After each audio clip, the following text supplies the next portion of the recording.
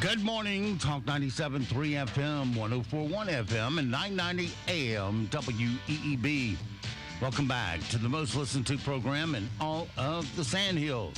It's time once again for Mornings with the LeaderMan. I am Steve Leader Adams, and don't forget, of course, we are being heard and seen around the world on our live video stream. That's available to you from our website at talk973.com or talk1041.com or WEEB990.com.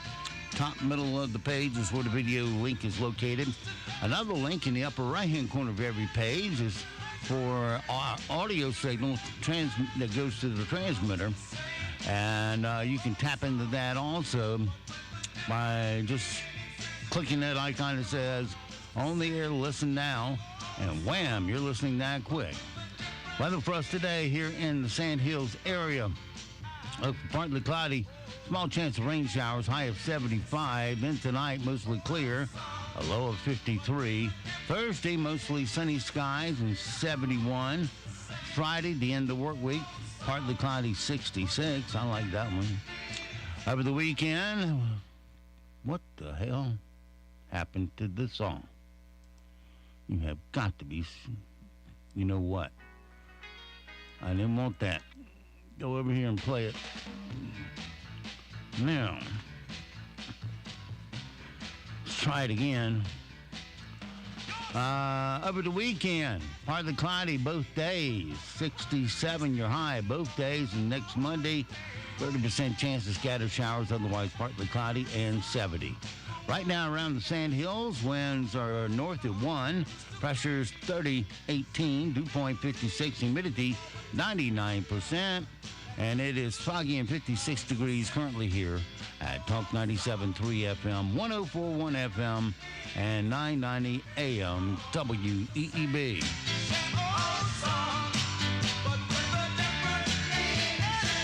Oh, did I mention that our video feed also has a chat room in it that you can chat with other listeners, or you can chat to me.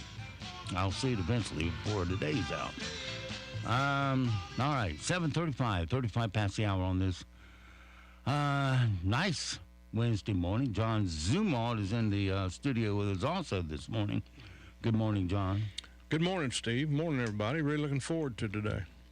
I think one thing that's bugging me is, and of course they won't give you all the facts to really get to the bottom of it, and that's this video I saw of a fight at Cranes Creek. I'm sure you've seen it, John. There was one guy pinned against the wall while two other guys were wailing on him. The first one was wailing on his top of his head and the side of his face, just bam, bam, bam, bam, bam, bam, bam, bam. Just back and forth. And the other guy sitting there going bam, bam, bam, bam on the back of his head and the back of his neck.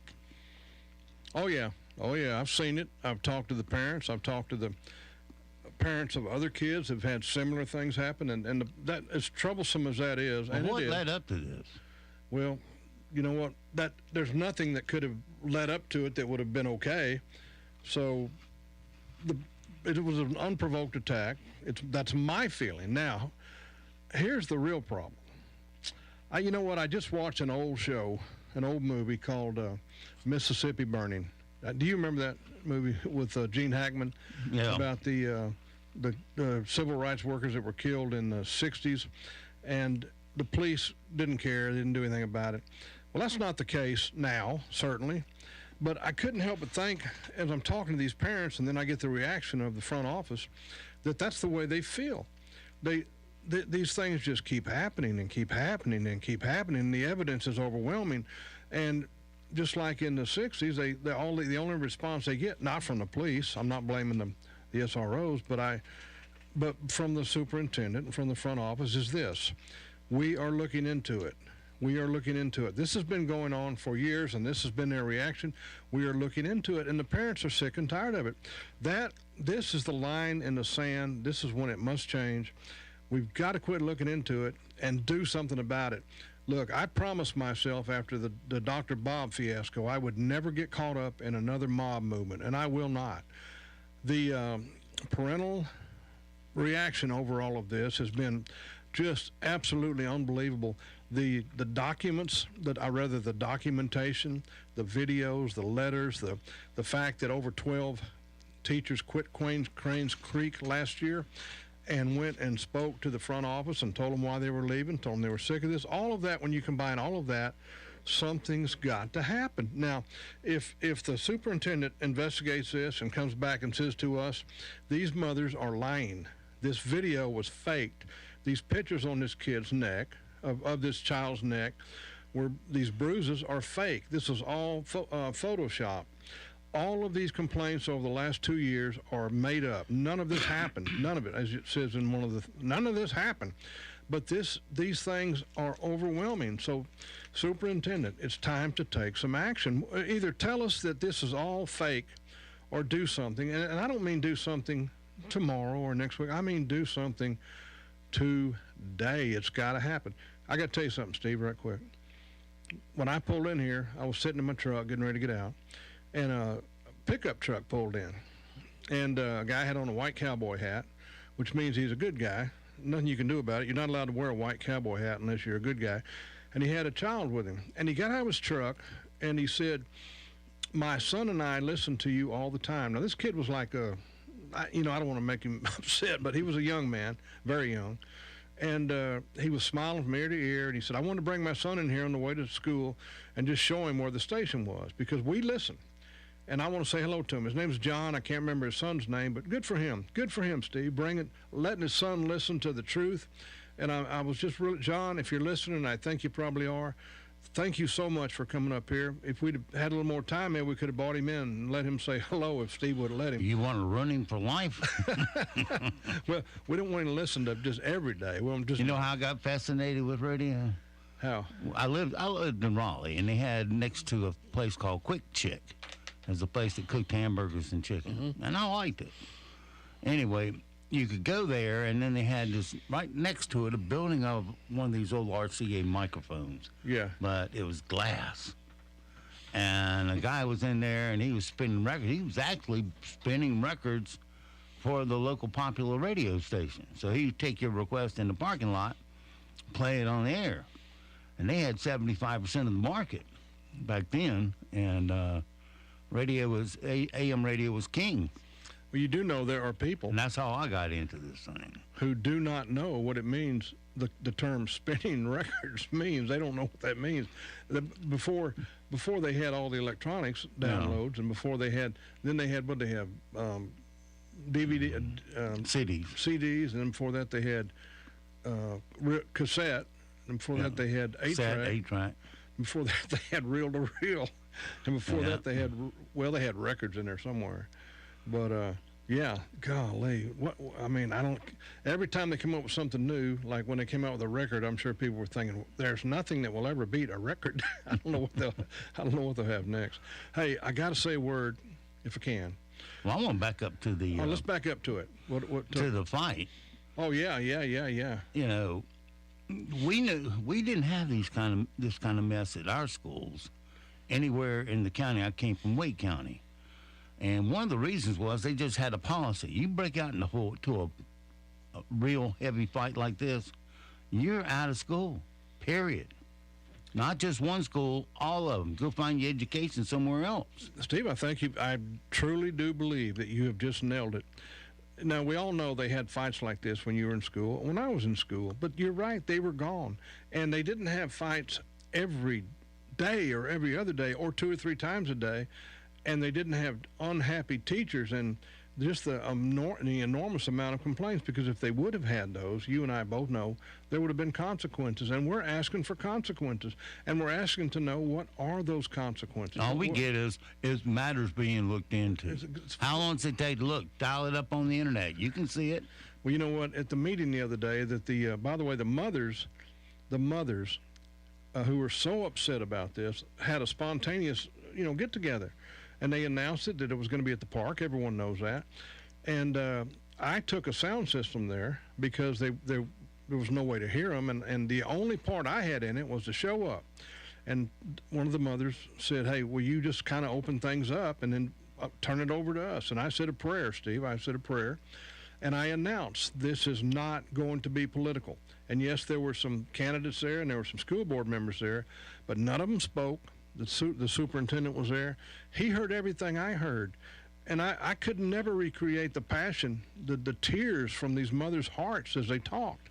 And I know that the front office doesn't want to hear this, but Dr. Locklear, how could you? And then yesterday, Steve, they released that statement, just dripping, Mrs. Nagy just dripping with contempt for these parents, and it was just, she might as well have written, I'm not even sure these parents are telling the truth. They're probably, there's a good chance they're not telling the truth, but if they are, don't worry, we're looking into it. Now, move on. We'll handle this later. Yeah, I make $100,000 a year. I suck at my job, and here we are getting nowhere. Something's got to be done. So, I mean, again, not tomorrow or the next, but today, right now, today. In fact, Dr. Locklear, I wish you'd call the station right now and announce to us, okay, you're right, we've had it. We can't keep this up. And to all the candidates who are running that have been in the school system for 10, 15, 20 years, come on, I want to hear you speak out. This has got to stop. This business as usual that we're running on the platform of the schools are so great. No, this has got to stop. That's why we're pushing so hard for these 3 new candidates. Well, like I said, if you boot them out of the school permanently, I'm talking about the school system, and mom and dad will have to find a private school in order to educate them. Maybe 2 things will happen. 1, they'll learn to behave, and 2, mom and daddy will learn how to raise them. And you know what, Steve? And for all of you who are saying to yourselves, well, that's a little harsh. No, it's not harsh at all. I'm talking about the children who are just the good little kids who just get forgotten. They get forgotten because they're not brilliant. They get forgotten because they are not doing terribly. They just want to come to school and sit there and do their work. And it's not just the fights. They've got to listen to all these sexual innuendos. They've got to listen to people ask them these horrible questions, which I'm not gonna repeat on the radio, and then go home and they're quiet to their parents because they're shocked. They're embarrassed. They don't want to tell their mom, this boy or girl asked me yesterday if, and again, you can use your own imagination because you can't think of anything probably as bad as what these kids are going through. All right, you got time for my little thing here? Go ahead. I wish you wouldn't have said, go ahead. I wish you would have said, oh, John, I can't wait. This is going to be I can't wait, John. All right. We can't wait another second. Last week in the pathetic pilot, the John Nagy and his cohort wrote something that I thought was so out of line, so terrible. I can't let it go. You all know already, if you listen to me more than once, how much I think that the pathetic pilot is just awful. And by the way, John Nagy is married to Mrs. Nagy, who is the communications director for the schools, which explains a lot, I think. And I can't believe it's not some kind of a... Well, I see where she gets the influence of sucking at your job. Well, it's got. Well, you think if John Nagy ever lost his job as editor of this paper, what would he do? Because he's a poor guy as an editor. He could toss them twice a week. Well, you know what? Anyway. So he wrote something about Shannon Davis. They had it in their editorial, and I my jaw dropped when I read it. And they wrote it in the most patronizing. No, it wasn't patronizing. It was critical, terrible, accusatory. And they mentioned the fact that she has never hidden that she was a mother at the age of 16, and that she had to drop out of high school, and that she had her GED, and like this was like she had leprosy, or something. No, worse than that, like something she had chosen to do. John Nagy, let me say this to you. I, John Zumwalt, do not want to compare my past moral stupidity in my life with anyone, ever. That's one reason why I would never, ever judge someone like Shannon, who I know to be a wonderful Christian, good lady who has lived her life hard to make up for the things that have happened to her. She's not made any bones about she's not happy about it, but she said, I've recovered. John, you want to go back 2 or 3 years and let's just compare your life 2 or 3 years ago, your moral indiscretions? Do you want to do that, John? Do you want to do that? I'm asking you. Because if you do, come on the station and we'll talk about you because no one put what you've done out there. No one put what I've done out there all my life, and I'm grateful that they haven't. And I imagine you're grateful too. And I know that you have a ferocious temper because I've talked to enough of the people who work with you, and I know you're fuming. John, shame on you, John Nagy. Who do you think you are talking about this lady, this grown woman who, however long ago it was, at the age of 16, had a baby, didn't give it up for, you know what? I think that you would have said, let's endorse Shannon Davis because she had an abortion. Let's go ahead and endorse her because you would have liked that. John, you're among the, you know, I've never liked you. Of course, you've never been crazy about me. But you are as big a hypocrite as who ever lived.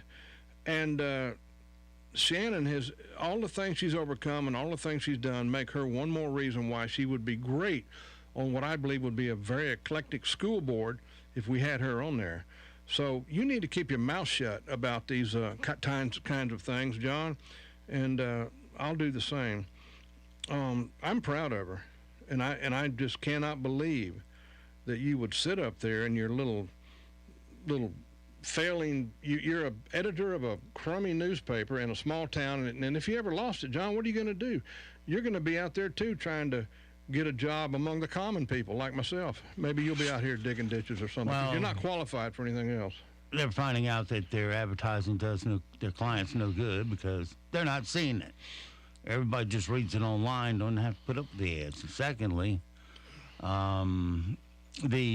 only thing propping them up are these slick magazines they put out, like Fine Straw. Yeah, and they're very good magazines. I like them. But as people are finding out, those slick ads don't produce any customers for the people who put them in there, although they're charged like $1,200 a page.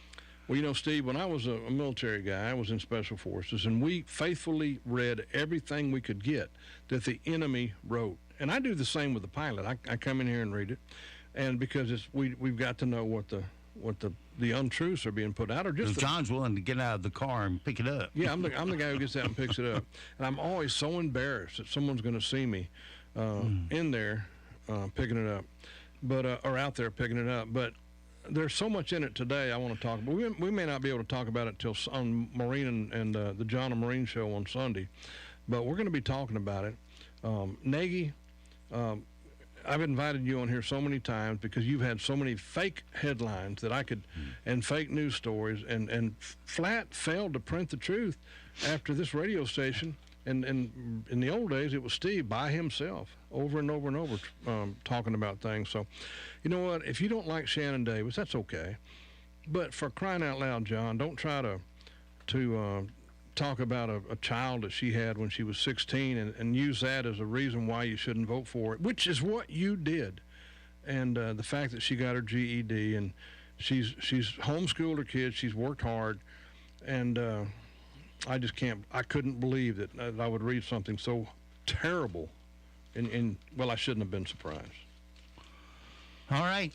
Well, speaking of schools, what's the proudest moment of when you were going through school? When I was going through school, oh my goodness, I had a really bland career as a student. Let me throw that right back at you. Well, of course, the proudest moment is you date a good-looking girl and she leaves a hickey on you. That's like a badge of honor there. See, you're as bad as Shannon. Not saying you know that Nagy will be writing about you. Well, considerate boys and girls would leave it where it's not seen. Well, I went to a classy school, and the girls wouldn't. No good-looking girl would have even thought of doing something like that. But no, it was a different generation. It's hard for people to imagine, but in South Texas in 1960s, it was a different generation. We just, things weren't like they are now, and I'll just leave it at that. Well, the teen shot a video of herself covering her eyes as her dad surprises her with a cake. You're going to be surprised as to her when she reads what's written on the frosting. It says, "Yippee for your hickey." Okay. No! It says yippee for your hickey? No! Well, that one lost me. Now, her dad did that? He made a birthday cake. And, the girl's proud of her hickey, so, like I said, you only get it in a spot where your friends can see it if you let them. I'm not joining the condemnation of the Nagy's camp. Or if you want a fake one, you can use a vacuum cleaner and put it on your skin. It'll create one. You've given us a lot of thought, haven't you? Let's see. Oh, let's get the best of the late night unit boys before it gets too late this half hour. Yeah, we sure don't want to miss them. Well, they took a whole week off last week, so maybe they got something here with their brains all refreshed. Here we go. After weeks of public pressure, Adidas finally ended their partnership with Kanye West due to his anti-Semitic remarks. I think we finally answered the question, is there such a thing as bad publicity? Yes, I think there is. Gap also announced that they're pulling all Yeezy products from their stores. Meanwhile, TJ Maxx is like, we'll sell whatever you got. We let it rip in this place.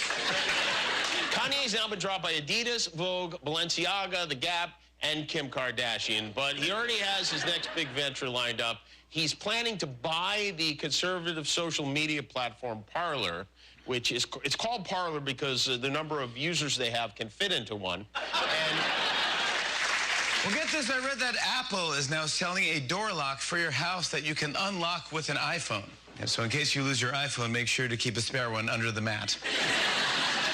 Breaking into someone's home is about to be super easy. Just stand on the porch and yell, Siri, unlock house!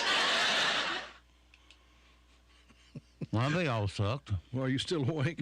Hey, I just got a text reminding me there's a protest right now. Right now, a protest is taking place at the old Mama's Kitchen. There's going to be another one at 2:30 to 3. So, Mama's Kitchen, go down there and support these mothers. They're angry. They're very upset. I can't. Somebody have to text me the address, and because I don't remember. It's you know where Mama's Kitchen was. Well, there you go. two people who never would have discovered America. Yeah. You know what? There's going to be another meeting too at Emmanuel Baptist Church, Pastor Mike Garner's church, and thank God for pastors like Mike Garner, strong men who are not afraid to speak up. No politics, no political speeches, only the mothers up there talking. It's going to be at 6:30 on November 2nd, Tuesday. Tuesday, November 2nd, I hope every single elected official in this entire place will go. It didn't take long. Here it is, 372 Union Church Road. 372 Union Church Road. They're taking a stand for Noah. And, you know, God bless them. I'm so glad they are. Superintendent, why don't you head out there right quick. 372 Union Church Road. I know you listen, and I hope you'll go out there as well. These are angry mamas. There's nothing more dangerous than an angry mother. Everybody knows that. About, don't mess with an animal, and don't mess with a mother animal, and don't mess with. Don't get between them. They want to see something done, Dr. Locklear, and you can't blame them. It's been too long, too many years, too many things, too many events have gone by. They're sick of it. Ed Dennison, you ought to go out there too. If you start, you might be able to make it by tomorrow sometime. Ed, at the rate you move, and unless you think it's an old people joke, I'm probably older than Ed, but Ed, why don't you go out there too and explain to these parents how the schools are doing great, nothing wrong with them. You can tell them that. They'll probably listen to you. Just tell them how great schools are doing and how proud you are of your time on the school board. Well, a great-grandmother out of Oakland, where they have all these kinds of problems, saved another senior citizen from being robbed in broad daylight, and she was only armed with her cane. Here is Miss Fay talking about why she had no fear of being a crime fighter. Fear never crossed my mind because I'm crazy, I guess. I don't know. It's just something that's in my nature. I do things. It doesn't bother me until maybe a couple hours later. That's the way I've always been. Man, I love that lady. You know, as an old guy, you know, I've had to endure old people jokes. I'm good with it. I don't mind. I always tell them. Well, I'm not going to tell you what I tell them. But, you know, it's always funny, folks. It's real funny until the Gray Panthers show up at your doorstep, and then it's not so funny. That lady is not going to be pushed. These another text says these parents want the school to take action to protect their kids. They're not going to sit back and watch another child be beaten. Dr. Lockley, you might as well do something. You might as well. I don't care if I've told you what to do, and it'll bring this problem way down. Well, there's always another opportunity, another possibility, Steve, and that is that these mothers have made all this up. This is all a bunch of lies, and if that's the case, that wasn't made up on that video. Well, they may have faked that video. So if that's the case, the point I'm making they here, were wailing on this guy. Oh, I've seen it. I've seen all of them. The point I'm making is, of course, that there's something happening, and it needs to be fixed. It absolutely needs to be fixed. I asked you this before we started, but Dr. Oz and Fetterman, you watched a little bit of that last night? Yeah. Steve, that was awful, wasn't it? I mean, it was. I quit watching it. I couldn't. There was no doubt that the moderator was trying to help Fetterman a little bit, but Oz didn't have any problems doing the debate. He was sharp. He was well informed, and Fetterman was looking there like, I'm for fracking. Yeah. Well, we got a quote here that says you're not. He said, I've never been for fracking, never will be. What about that? Well, that was then, this is now. Honestly, it reminded me of if there would be a prize fight, a boxing match against two boxers, and one of them was injured to the point where he just could not go on, and they would, of course, stop the fight. They couldn't stop this because they would have, only his camp could have, but it was terrible, terrible. All right. Currently here in the Sand Hills, we're looking at some foggy conditions and 56 degrees. Humidity 99%. Your latest news, sports, and weather is up next, and we'll be back on the backside of that. Good morning. A front is on the move. Ahead of it, expect areas of dense fog to start. Showers will be possible into the afternoon, and temperatures will persist in the upper 60s and mid-70s. We'll have to watch a few areas to the south that could see readings in the lower 80s. Overnight, temperatures will fall into the upper 40s and mid-50s. I'm meteorologist Peter Sherwood in the Weather Center. Broadcasting from the top of the North Carolina Sand Hills, 97.3 FM, 104.1 FM, and 990 AM, WEEB. Southern Pines, Pinehurst, Aberdeen. News this hour from townhall.com. I'm Rich Thomason. The midterm elections just 13 days away. Last night, several key debates, gubernatorial debates in Michigan and New York. Abortion, an issue in the New York debate between Democrat Governor Kathy Hochul and Republican challenger Lee Zeldin. Hochul asked if she would approve of any restrictions on abortion. What we have in New York State is simply a codification of Roe v. Wade. To which Republican Zeldin responds. A fundamentally disingenuous answer just now from my opponent. First off, you asked the specific question, whether or not my opponent supports any restriction at all on abortion. Of course, she doesn't answer it. That's not a coincidence, and she didn't forget. In Michigan, COVID school closures bringing a fiery exchange between Democrat Governor Gretchen Whitmer and Republican Tudor Dixon. In Pennsylvania, Republican Mehmet Oz, Democrat John Fetterman faced off in the lone debate of the U.S. Senate race.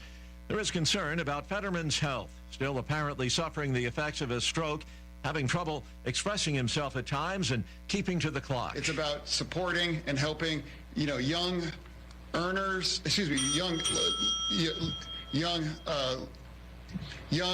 students to give them a break. I believe that supporting... All right, let me just ask. Dr. Oz saying that states should decide the abortion issue. There should not be involvement from the federal government in how states decide their abortion decisions. As a physician, I've been in the room when there's some difficult conversations happening. I don't want the federal government involved with that at all. And Republican Oz saying that he wants to return civility to the national debate over abortion and a whole host of other issues. Watching Wall Street this morning, stock futures pointing to a lower open. Right now, the Dow futures are down 38 points. NASDAQ futures off 190 points. More on these stories, townhall.com. Hi, I'm Al Abaroa, founder of Knight Strategic Wealth. Inflation is a problem, markets are volatile, and the risk of running out of money in retirement is real. That's why I love annuities, and you should too. Your financial advisor doesn't want you to know that with our annuity strategy, when the stock market goes up, you earn a market-linked return that locks in every year, and when the stock market goes down, your annuity won't lose a dime. There are no unnecessary fees, and it works for your investments, money at a brokerage firm, or even money at a bank. It's simple, it's safe, and you should only invest if you learn the facts. And that's why savvy investors work with us. Want to learn more? Text FREE to 833-898-0500, and we'll send our retirement readiness kit directly to your phone right now. If you want to use safe, low-fee annuities to build a retirement portfolio that will go up with the market and never lose money, get our retirement readiness kit today and see how this strategy can help secure your future. Text FREE to 833-898-0500. Text FREE to 833-898-0500. Differences between France and Germany dominate a Paris summit involving their leaders. BBC's Hugh Schofield in the French capital. Joint Franco-German cabinet meetings have been a routine for the last 20 years, so the cancellation was seen in France as worryingly symbolic. Chancellor Scholz, coming instead for a personal visit to the Elysee, is meant to reassure. But there's no hiding the anxiety in Paris about a Germany that appears bent on forging its own path in Europe. Gone the instinct to consult with France at every move. The war in Ukraine, of course, is what's wrought the change. Germany's economic and security models are being totally redrawn. The European Union's executive arm is looking to toughen pollution restrictions to ensure that harmful pollutants are eliminated by 2050, potentially saving hundreds of thousands of lives. The European Commission's proposals centering on air, waste, and water pollution. News and analysis, townhall.com. A former Levi's executive writes a tell-all book about the company. When it comes to woke corporations, Levi's is near the top of the list. Now, a former Levi's brand president has written a book titled Levi's Unbuttoned. The woke mob took my job but gave me my voice. Lifelong Democrat Jennifer Say says the company got rid of her when she spoke out on COVID school closures. She says woke capitalism is simply corporate America's attempt to profit off millennial and Gen Z activism. She refers to the younger generation of workers as, quote, ideological terrorists who are policing their peers and elders relentlessly, end quote. Tasha Stevens reporting. The Biden administration handing out grants totaling roughly $1 billion to hundreds of school districts around the country so those districts can buy mostly electric school buses, 2,500 vehicles in all. The big handout be announced later today in Seattle.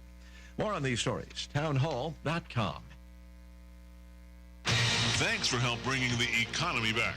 One local purchase at a time. Kind of uplifts you and you feel better. It's the greatest comeback of all time. With Talk 97.3 FM, 104.1 FM, and 990 AM. WEEB. New York, San Francisco, and now North Carolina. Professional criminal enterprises are looting our stores, stealing thousands. It's not just dangerous, it's driving up prices, hurting families who need relief from inflation. State Senator Tom McInnes knows getting tough on crime and lowering prices are not partisan issues. That's why Senator McInnes fought so hard in Raleigh to crack down on these professional shoplifters. Praised by Republicans and Democrats, Senator McInnes passed tougher penalties for thieves who steal from us. And Tom McInnes cut our taxes, the first $25,000, income tax-free. It's helping families fight inflation and helping small businesses get back on their feet. Senator Tom McInnes, making our communities safer, fighting higher prices, strengthening our economy. Tom McInnes, State Senate. Paid for by Main Street Merchants for a Better North Carolina. My name is Ward Roller. A good insurance agent has to put the needs of his clients first. As a law enforcement officer, I spent 11 years protecting and serving my community. It is my honor and privilege to serve Moore County and North Carolina residents with their insurance needs. Come in today or call 910-725-0915. Like a good neighbor, State Farm is there. It's our inventory reduction sale. Hi, this is Katherine Phelps, new owner of your local Sears Hometown store, where creating relationships is our business. Save up to 40% off all scratch and dent, discontinued, and clearance appliances. Hurry in and help us clean out our distribution center while quantities last. See store for details. And remember, we price match any in-stock local competitor at your Sears Hometown store in the Town & Country Shopping Center, Aberdeen. PCS Pavement and Soft Washing Pros is the go-to for your asphalt repair, seal coating, and pressure washing needs. Low-pressure power washing is the safest way to wash your home's exterior using the most advanced eco-friendly techniques to remove mold, mildew, and weather stains from all surfaces to restore your outdoor areas to their original glory. Call PCS Pavement and Soft Washing Pros at 910-944-0950 or visit them online at ProContractingServicesNC.com. This is the perfect time of the year to bust out all your Echo tools and equipment from Beaver Equipment. Thanks to all the storms, my new Echo chainsaw from Beaver Equipment has been getting a good workout. Beaver Equipment is the place to go for rough and rugged Echo equipment for real men.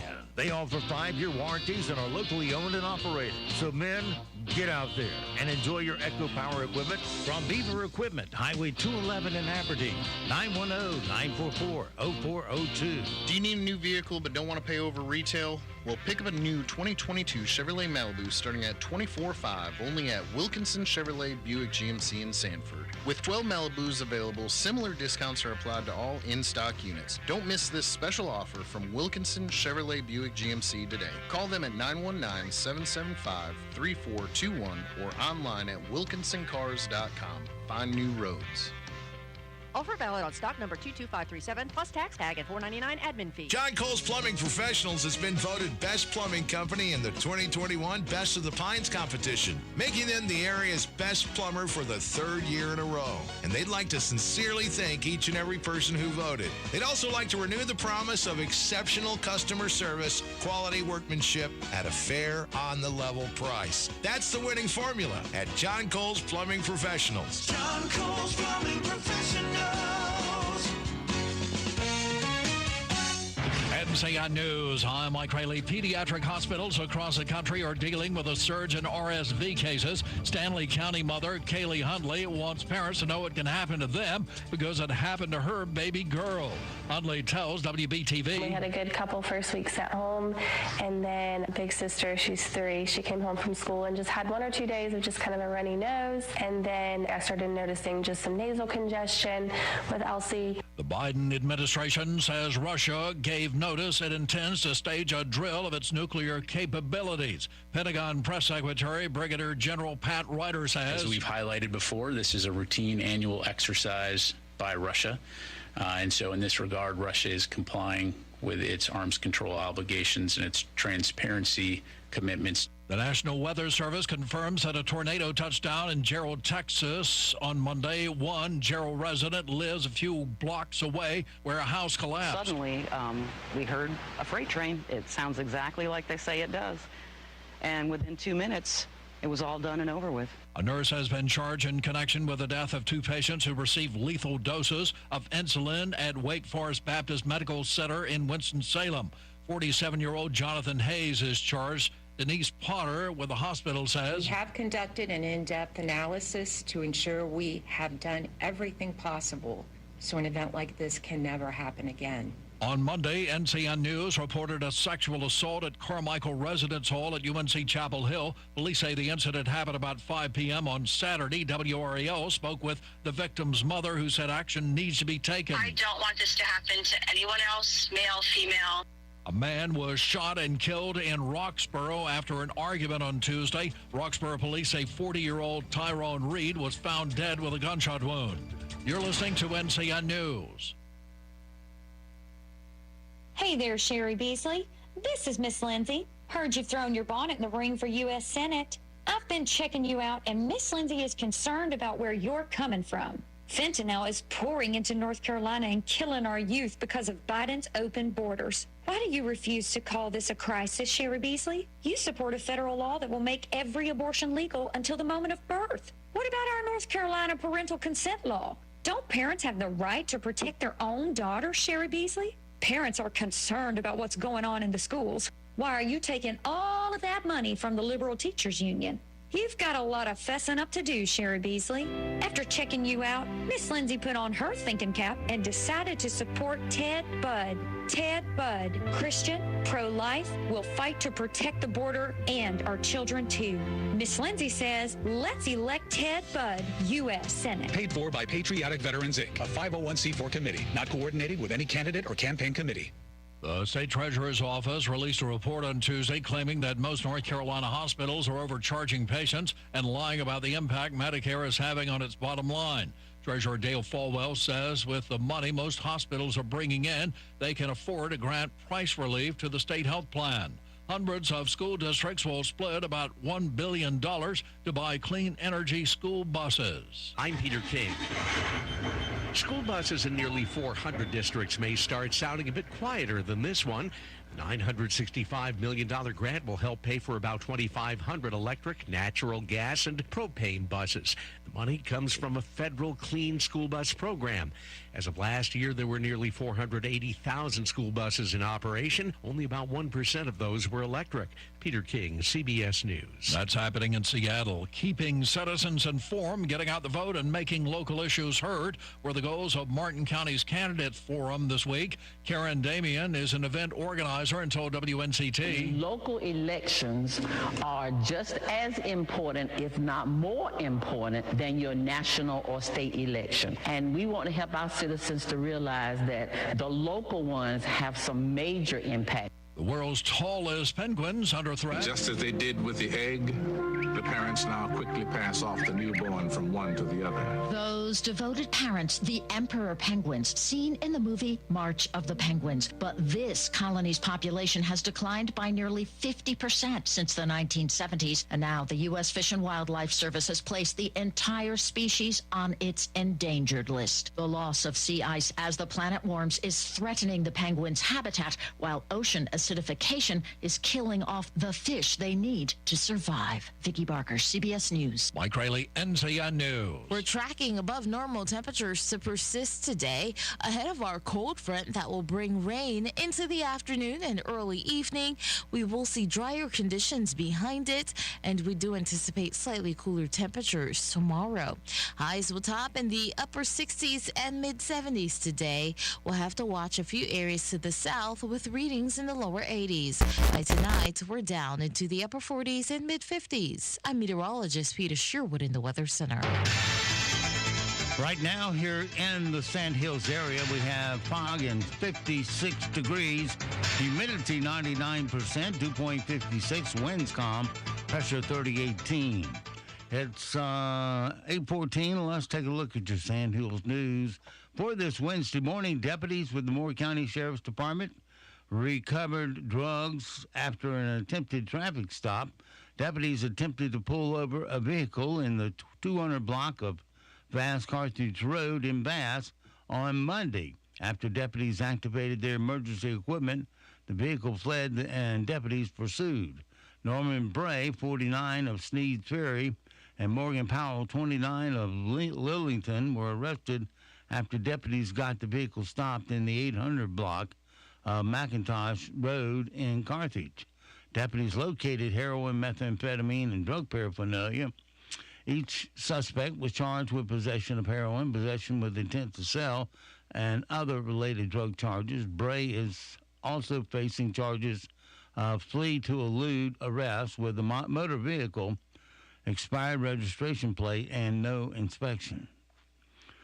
This past summer, Moore County District Attorney's Office identified 79 driving while impaired cases pending in Moore County's District Court with dates of offenses from July of 2021 or earlier.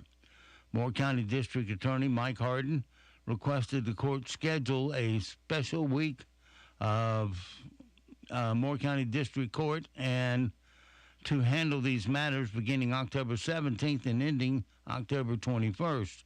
Last week, 55 cases were scheduled for trial and 38 cases were closed as a result of the special session.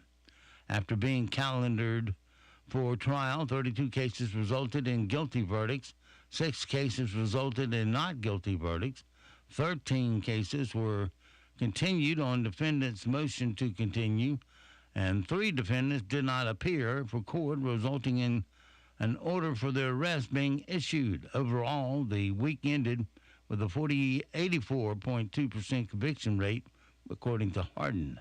That's your WEEB local news this morning from the Sand Hill Sentinel. And, of course, you can go online to sandhillsentinel.com for more information.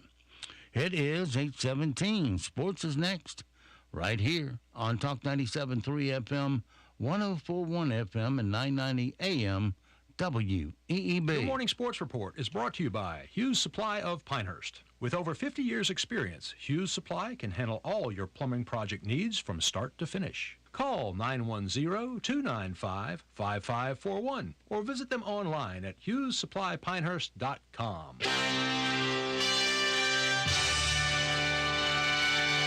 NCN Sports, I'm Nate Saunders. Number 24, NC State is preparing for its game tomorrow night against Virginia Tech.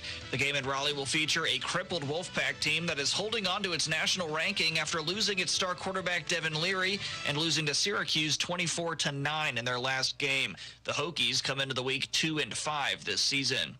Few NFL teams have managed to lose as much as Washington since Daniel Snyder was part of the group that purchased the franchise for then a record $800 million in 1999. The club has won a grand total of 2 playoff games in the 23 seasons completed since that transaction, and none since 2005. Only 2 of the NFL's 32 clubs own a smaller collection of postseason victories in that span, Detroit and Cleveland. Washington's winning percentage of 42% since the start of the 1999 season is better than those produced by just 4 clubs: Cleveland, Detroit, Jacksonville, and Las Vegas. Kansas City Chiefs defensive end Frank Clark was suspended 2 games by the NFL on Tuesday after pleading no contest last month to 2 counts of misdemeanor possession of an assault weapon in Los Angeles. And the Suns pick up a hard-fought win over the Warriors. Correspondent George Tanner has the details. Devin Booker led the way with 34 points as the Suns defeated the Warriors 134-105. Booker says the key was scoring 13 unanswered points in the third quarter after Klay Thompson was ejected with 2 technical fouls. We have an emotional team. We have a competitive team. Talked about them, and history speaking, we've gotten in those situations and kind of been sporadic and all over the place. So to go together as a team, bring it all in, and just keep hooping, and that's what we did. DeAndre Ayton added 16 points and 14 rebounds as the Suns improved to 3-1. Steph Curry led the Warriors with 22. George Tanner, Phoenix. You're listening to NCN Sports. Are you or someone you know a 2022 high school graduate who is not enrolled in college yet? Because a tuition-free education from any of the 58 North Carolina community colleges is now possible. New financial assistance just for 2022 grads can help you gain the skills you need to get a more rewarding career and a bigger paycheck. It's not too late. Learn how to enroll and get your tuition and fees covered. Visit yourhighereducation.com/tuition free. Your North Carolina Zoo is open year-round, and a family membership is a wonderful way to enjoy the zoo experience and support your zoo. Members can bring guests at a discount and enjoy exclusive membership areas. Usually after about 2 visits, an annual membership has more than paid for itself. And your membership is recognized by over 150 zoos and aquariums nationwide. Make your next visit to the North Carolina Zoo as a member rather than a visitor. Learn more about family memberships at nczoo.org. Skip Schumacher has been hired as the manager of the Miami Marlins. Schumacher comes to the Marlins from the St. Louis Cardinals, where he had been the bench coach. The 42-year-old played in the majors for 11 seasons, mostly with the Cardinals, and now gets his first managerial opportunity with Miami. Former manager Don Mattingly's contract expired at the end of the season, and he and the Marlins front office agreed he would not return. And Spain will look a lot different at this year's FIFA World Cup. Don't expect to see veterans like Sergio Ramos, Gerard Piqué, Andres Iniesta, and David Silva in the squad. Look for youngsters like Pedri Gonzalez, Gavi Paez, and Nico Williams instead. Spain is going really young to try to win soccer's biggest prize and lift a major trophy for the first time since 2012. Tonight in the NBA, Charlotte plays at New York at 7:30 p.m. You're listening to NCN Sports. We're proud to be working with our local businesses for the greatest comeback of all time. Come together. With Talk 97.3 FM, 104.1 FM, and 990 AM. WEEB. Hello, my name is Nick Paserno. As your commissioner, I have served you by lowering your taxes, supporting our law enforcement officers, expanding our first responder capabilities, and properly funding our schools.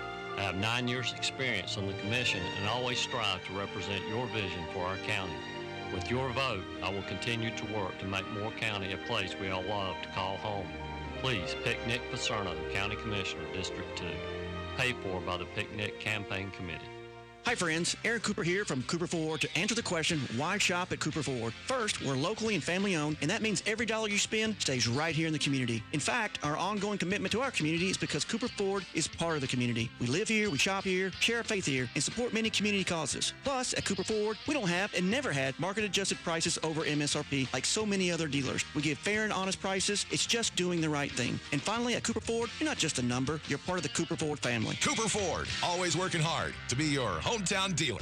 When you're ready for your next painting project, there's only one place to go for high-quality products. JB Short Carpet 1 in Southern Pines carries premium Benjamin Moore paints for any type of project.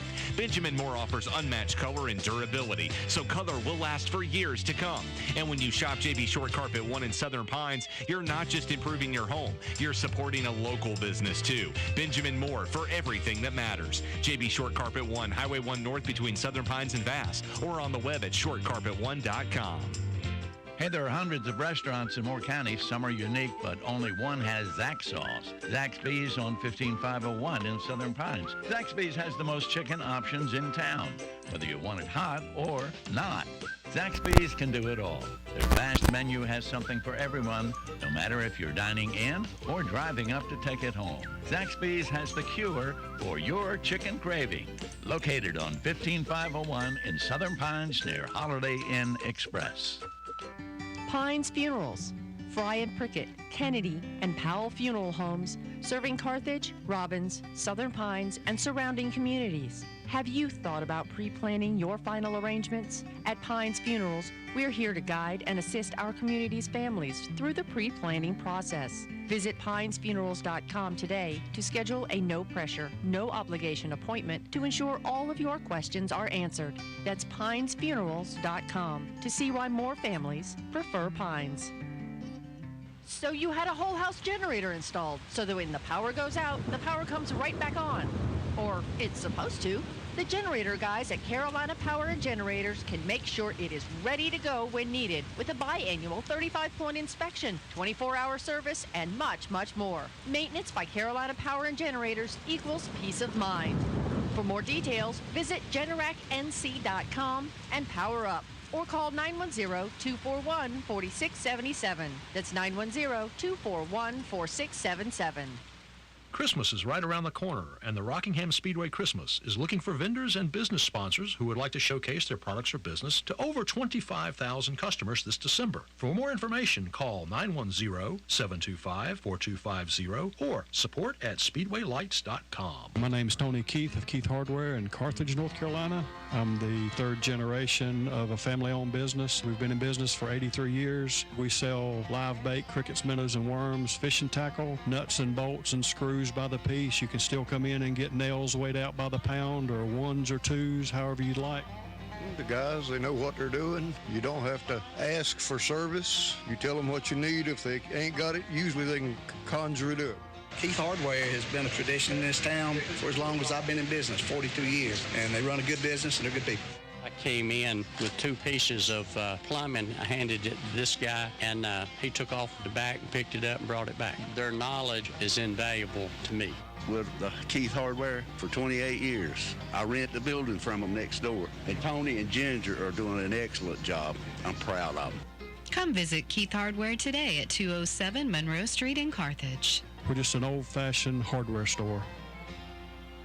Home care service for yourself or a loved one is a serious matter. I'm Bob Bonneville, owner of Griswold Home Care of Pinehurst, and I can help. We refer experienced and well-trained caregivers at a very reasonable cost. We come to your home first to make sure it's right for you, and then refer you to the perfect caregiver, short-term, live-in, or respite care. Call me, Bob Bonneville, at Griswold Home Care, 910-420-2360. That's 910-420-2360.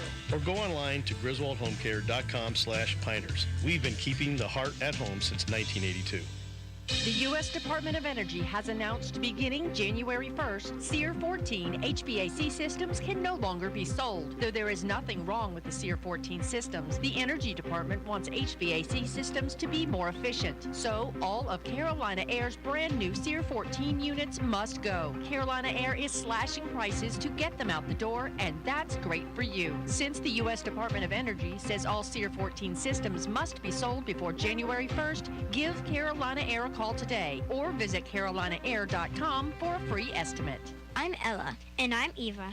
We and everyone in our family are patients at Sandhills Weekend Dental. We love going to the dentist, especially to get our teeth cleaned. Katie, the hygienist, told our brother Ashton he needs to brush his teeth really well every day to get rid of the poop that the sugar bugs leave behind, or else he will get cavities, and he doesn't want that. We feel everyone should go to Sandhills Weekend Dental and eat, kiss, and smile better, except we don't kiss. Make your appointment today. Call Sandhills Weekend Dental at 687-4423. War Dogs Army Surplus is Moore County's largest selection of Army surplus. They buy, sell, and trade Army surplus, and they'll match any legitimate offer from competitors with a price match guarantee. They'll match and beat any competitor's price by 10%. With the largest selection of vintage and modern gear and collectibles, War Dogs has everything you're looking for.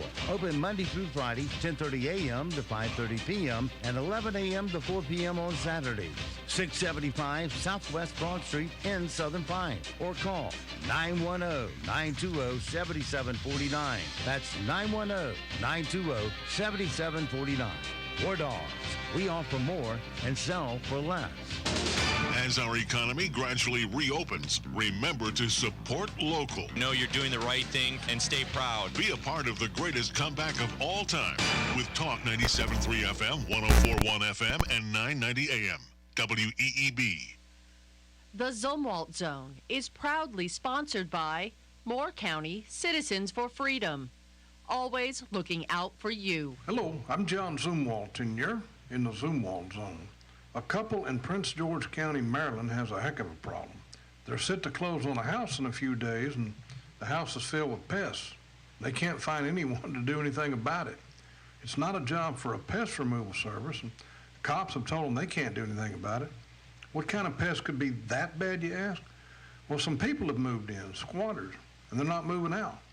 That's what our world has come to now. Bums can just occupy property, and you can't do anything. You know, but we can. We have a similar situation here. We had some people occupy our house, your house and mine. They snuck in, and it was our fault because we elected them. And they are absolutely making a mess. And of course, I'm talking about the school board. Our kids are not safe. They're not learning. They can't read or do math to standard. They're assaulted, and all we hear is, well, don't you worry about it, because we're looking into it. Parents spoke out last Sunday at a spontaneous grassroots rally. The superintendent was there, and I was glad to see him. I think it took guts, but what good did it do? Yesterday, we get a press release from Mrs. Nagy, dripping with contempt for parents. You could almost feel it coming through. You might as well have called all those moms liars, Mrs. Nagy, and I'm assuming that you do speak for the superintendent. We need change to occur, and we need it today. Promise, more to come. From the Zumwalt Zone. A front is on the move. Ahead of it, expect areas of dense fog to start.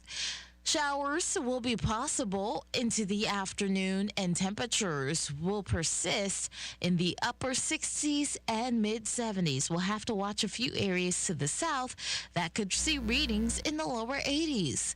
Overnight, temperatures will fall into the upper 40s and mid-50s.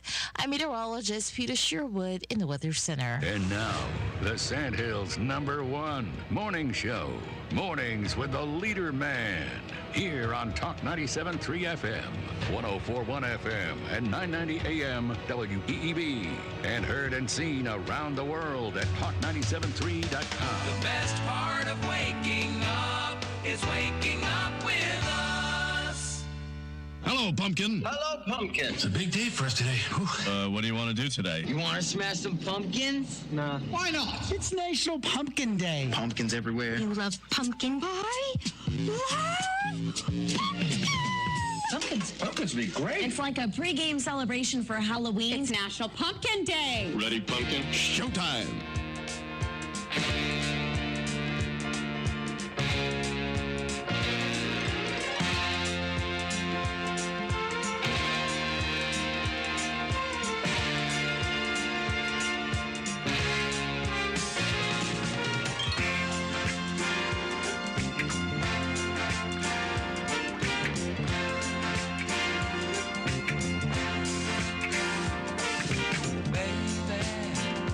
So they give you anything, darling, all the joy money can bring.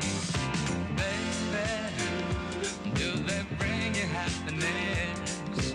Darling, you're no different from the rest.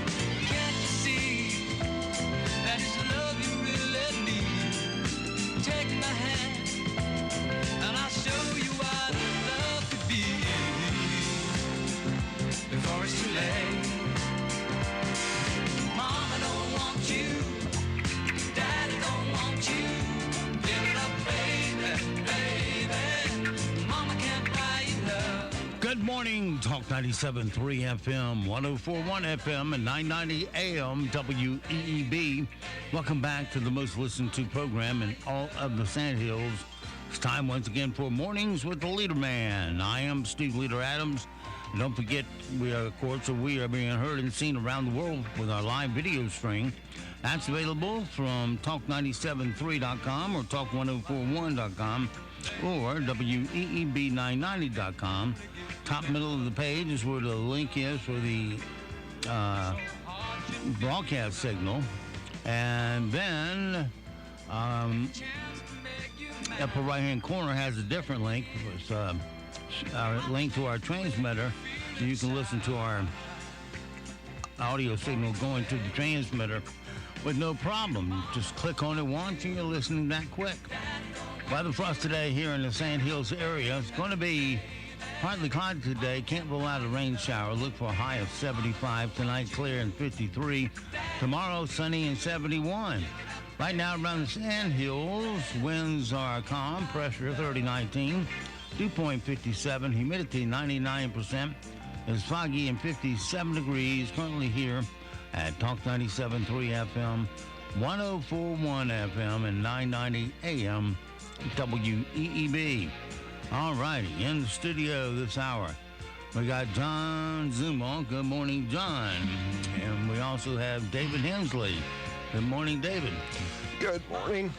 Good morning. Good morning, everyone. All right. Well, this is the Zumwalt Zone. It's not the Hensley Report today. David Hensley is my guest. Now, that sounds funny, doesn't it? Because he's on here a lot, but today he's on the Zumwalt Zone as a guest, which means I'm going to ask him questions. Now, David was a retired Marine Corps. He was a major in the Marines, which means he commanded Marines, which is not an easy thing to do. I was also a sergeant. Not to be confused with Marines, which he commanded Marines. And he's also owns several corporations, and that keeps him busy, so he's used to being in charge. But today he's not in charge. Today I am. So, and he's laughing, but it's the truth. And what we did was put out on Facebook a request for people to ask questions. And I wanted we invited the most leftist questions that anyone could possibly come up with from true leftists, and didn't really get a lot of leftist questions, but we did get, I'll never get to all the questions today.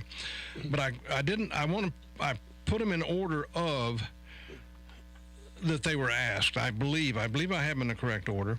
And we're going to probably stop and talk in between about all this mess at Cranes Creek because it is horrible. All right. David, hello. Hello. Thank you, JD, for letting me be a guest on your show. Just one ground rule is I'm not going to interrupt you. That was a pledge I made. And secondly, I'm going to give quick, succinct answers. No long-winded diatribes. Well, you've already violated that. But the first question, David. Out of the following. And by the way, folks, I promise you, I didn't give him these questions in advance. David and I talk almost every day. I have not given him the questions, nor has he asked for them, and they're really not that hard. I think he'll have a very easy time answering these. Out of the following, who's the most important group? Administrators, teachers, parents, or students to you? wow, that's a, they all have their unique role, right? Clearly, the parents and citizens should be in charge of our schools. The teachers, if you look at a military analogy, the teachers are the trigger pullers. The teachers are the teeth of Moore County schools, and that's what we should invest in. The administrators are the tail or the overhead, and the students are the focus of everything. So everyone should be working everyone is there to educate the students, right? So that is our mission, to educate the students. So they are by far the most important thing, because that's what we're there for. Out of the three remaining groups, the parents are in charge, the citizens are in charge, and the teachers are by far, far, far more important. And we need to invest in teachers, not administrators. Let me tell you how I would have answered that. I would have said students. Okay, question number two. Okay. Question number two. People have made a big deal out of Robin Calcutt giving money to get Joe Biden elected. Haven't you ever given money to someone and realized later you made a mistake? I have. Okay. Very good. This may take a little more than the last one did. This is a fellow who's I know who sent this question in, and he's not real happy with the same old answers he keeps getting. And I believe he's directed this directly to you, because you're the one who said this to him. What is the definition of "I'll check into it"? That was the answer for every question raised at the park Sunday. No one wrote anything down except Chief Hardy. So the question is, what is the definition of "I'll check into it"? So we have to be we have to be very careful. There are some very serious allegations that have come out of Cranes Creek. Quite frankly, if some of them prove to be true, if they prove to be true, some of them are criminal in nature. So Dr. Locklear has to be very, very careful, and he has to look into these issues, separate fact from fiction, figure out what's provable, and then take action upon what can be proved.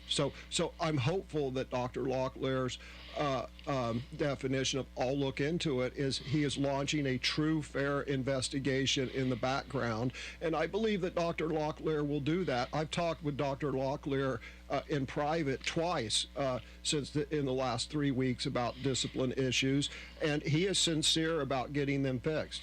And if he is not sincere about it, I will hold his feet to the fire. Okay, well, then here's my response. And I think it's the parents' response as well. Yesterday, Mrs. Nagy released a statement, and I read the two versions of it. One was the one in the Sand Hill Sentinel, and it sounded like she was just reeking with contempt for the parents. Oh, I've said this several times before, almost as though the parents had made all this up, had faked the video, had faked the bruises, had all the teachers had lied. All of it sounded like Mrs. Nagy was saying that. It sounded like that to us, not a drop of sympathy. And that's not going to do much towards making these parents, and myself, by the way, believe that they are truly investigating it. You know, David, it's kind of like going to the Charles Manson murder scene and saying, well, we're going to have to wait and look at all the evidence before we decide whether or not there's been a murder. This is not a court of law. There's 2 years of history of and without getting caught up in the mob mentality, because I don't want to do that. I do want a fair investigation. But the point is, something should have been investigated long before now. Your response? So Miss Nagy's response to the parents is a completely separate issue, but since you brought that up, I actually spoke with Dr. Locklear about the inappropriateness of Miss Nagy's response to the North State Journal and other media sources, because she actually called the parents liars. She called the parents liars in an official statement, the parents who came forth. And, you could hear her contempt for citizens stepping forward, bleeding through on her written word, and that is inappropriate. But that's a separate issue. But let me ask you, let me answer the second part of your question this way, or your comment.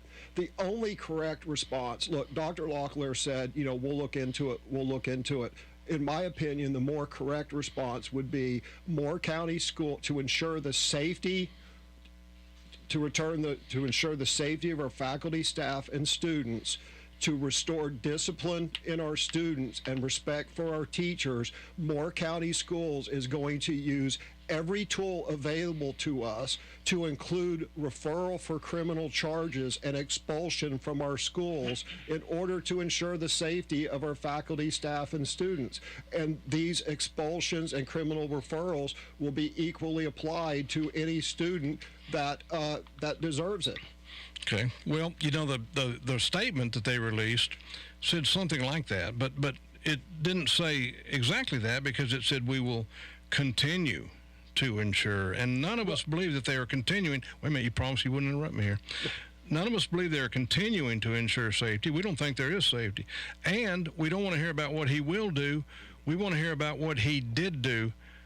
And so go ahead, David. Well, they're not continuing to use all tools available, because the fact of the matter is, in spite of the fact that Pam Thompson said at the VFW that Moore County Schools expel students, in the past 4 years, Moore County Schools has had zero expulsions,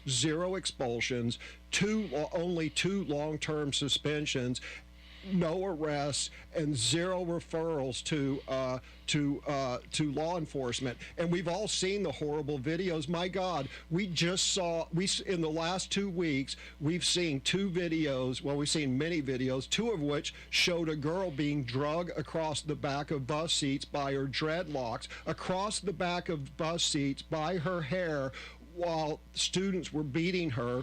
We saw another student run across a classroom, pick up a random boy, pick him up, body slam him, choke him in what I call the George Floyd chokehold, all the while shouting, "I'm going to kill you." Yet Moore County Schools has had zero expulsions in the last 4 years. So the fact of the matter is, the woke strategic plan, which Pam Thompson and Robin Calcutt developed and ruled our schools from 2018 until literally just 2 months. The woke strategic plan is what set the stage for all this. Okay. That's why, because the evidence is so overwhelming, that's why we're upset and want something done. Here's a question that's completely different from all the others. The CDC has unanimously voted to add COVID-19 vaccine as a recommended vaccination for children to attend schools. What will you do to allow parents' choice in this matter, as it typically is a school board issue? If North Carolina passes a bill to require it, what will you do to commit to the combat the overreaching of the government and the purge of children from public schools? So they're asking, as a school board member, how will you allow parents to have some choice in whether or not their children are vaccinated if the CDC tries to force it?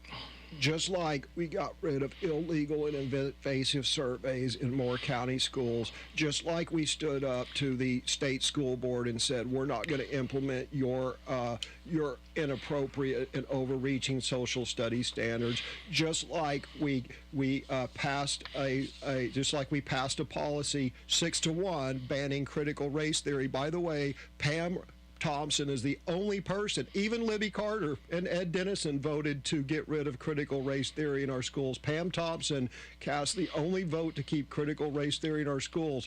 Just like we did that, we, your elected officials, are going to tell by the way, here's an important point about that CDC thing. The CDC added it to the list, but said it's up to the states as to whether they're going to adopt it or not. So if it's so important, why didn't the CDC make it mandatory? If it's optional by the state, then it should be optional by the school board. So I'll introduce a resolution saying that, it's not mandatory in Moore County schools, because if it's not mandatory for a state, why should it be mandatory for a local school board? Okay, good, David. You're definitely on record. I think you answered that question to the satisfaction of the parent. You went on record. Yeah. One second. Yeah. And so now we'll see who votes with you or does not vote with you. Go ahead. Just one thing, I get a lot of criticism. Oh, Hensley, blah, blah, blah.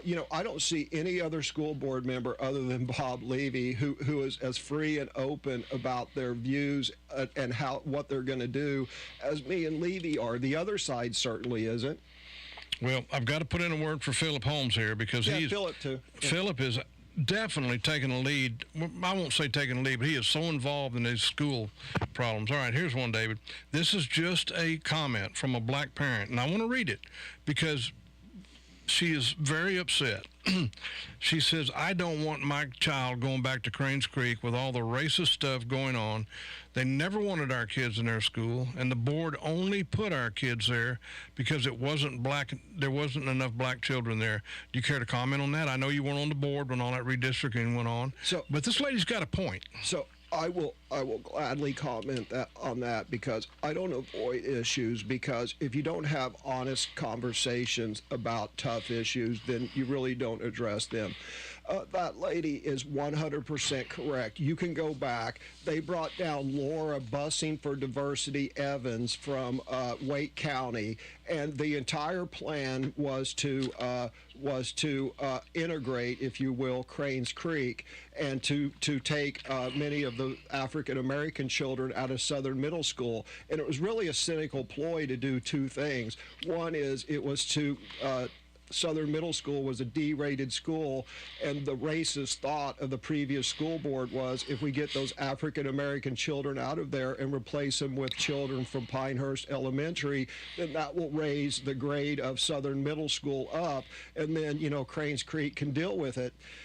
So that lady is absolutely right. That was the intention, and we are dealing with the results. And the other result that nobody talks about, there are two other results that nobody talks about. One is if you look at Pinehurst Elementary and Southern Pines Elementary, all the children from Pinehurst Elementary, they used to stay together as a cohort. Once they graduated elementary school, they went to West Pine Middle, and then once Southern Pines Elementary graduated, they as a cohort would go to Southern Middle School. They don't do that anymore. Now, upon graduation, they break half the kids in Pinehurst Elementary go to Southern Middle, the other half go to West Pine. Half of the children from Southern Pines Elementary go to Southern Middle, and the other half get bused to Cranes Creek. So, they're splitting up those cohorts. It's not good for the children. It's not good for our society. It causes all kinds of problems. And the Washington Post, maybe it was the Wall Street Journal, just a month ago, I need to pull this out and post it. They did an article, I almost fell out of my chair, because it talked about how minorities they're the ones that get bused everywhere. It's always the minorities that pay the price in busing, and that lady is 100% correct. I need to meet her. I think I'd like to have lunch with her. Okay. We're kind of getting down to a time crunch, so I want to, here's the next question. Over a dozen teachers have quit Cranes Creek. For some reason, it sounds like a tongue twister from my old brain. Have quit Cranes Creek in the past year. The front office was told about why they quit. I had to add that because it's not a given. And yet, nothing has been done to fix the problem. In fact, it's not even talked about. Will you look into this, David? I've been looking into this since those fight videos came to light 3 or 4 weeks ago. I've been looking into this. Teachers are quitting, not just Moore County schools, but other public schools, and it's the working conditions. It's the violence. People want to say, oh, it's Hensley hates teachers. That's not true. That is not true.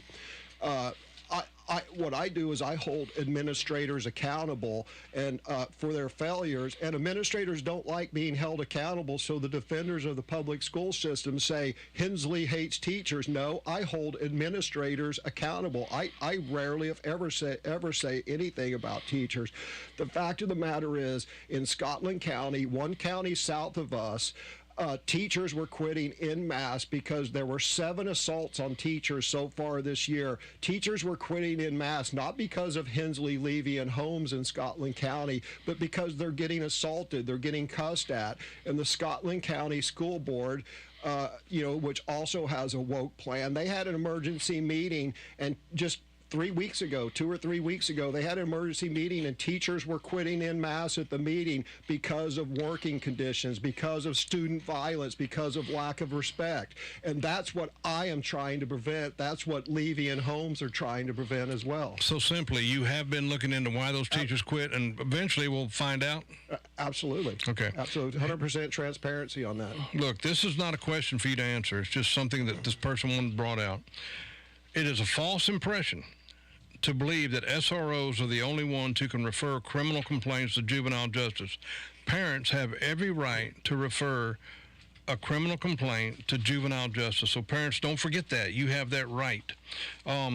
David, here's one for you. And we'll try to keep these relatively short, but not ridiculously short, so you can't answer them. As parents, this is about the child who, in a text, threatened to bring a gun to school and shoot people. He had a list of 5. And parents weren't notified until 2 o'clock the following afternoon. It says, as parents, we know that the version of the boy who threatened to shoot that came from the principal is not true. The version she sent is not true, in other words. Also, we should have been notified the second the threat was received, not the next afternoon. The front office said they will investigate, but we know they will let this die.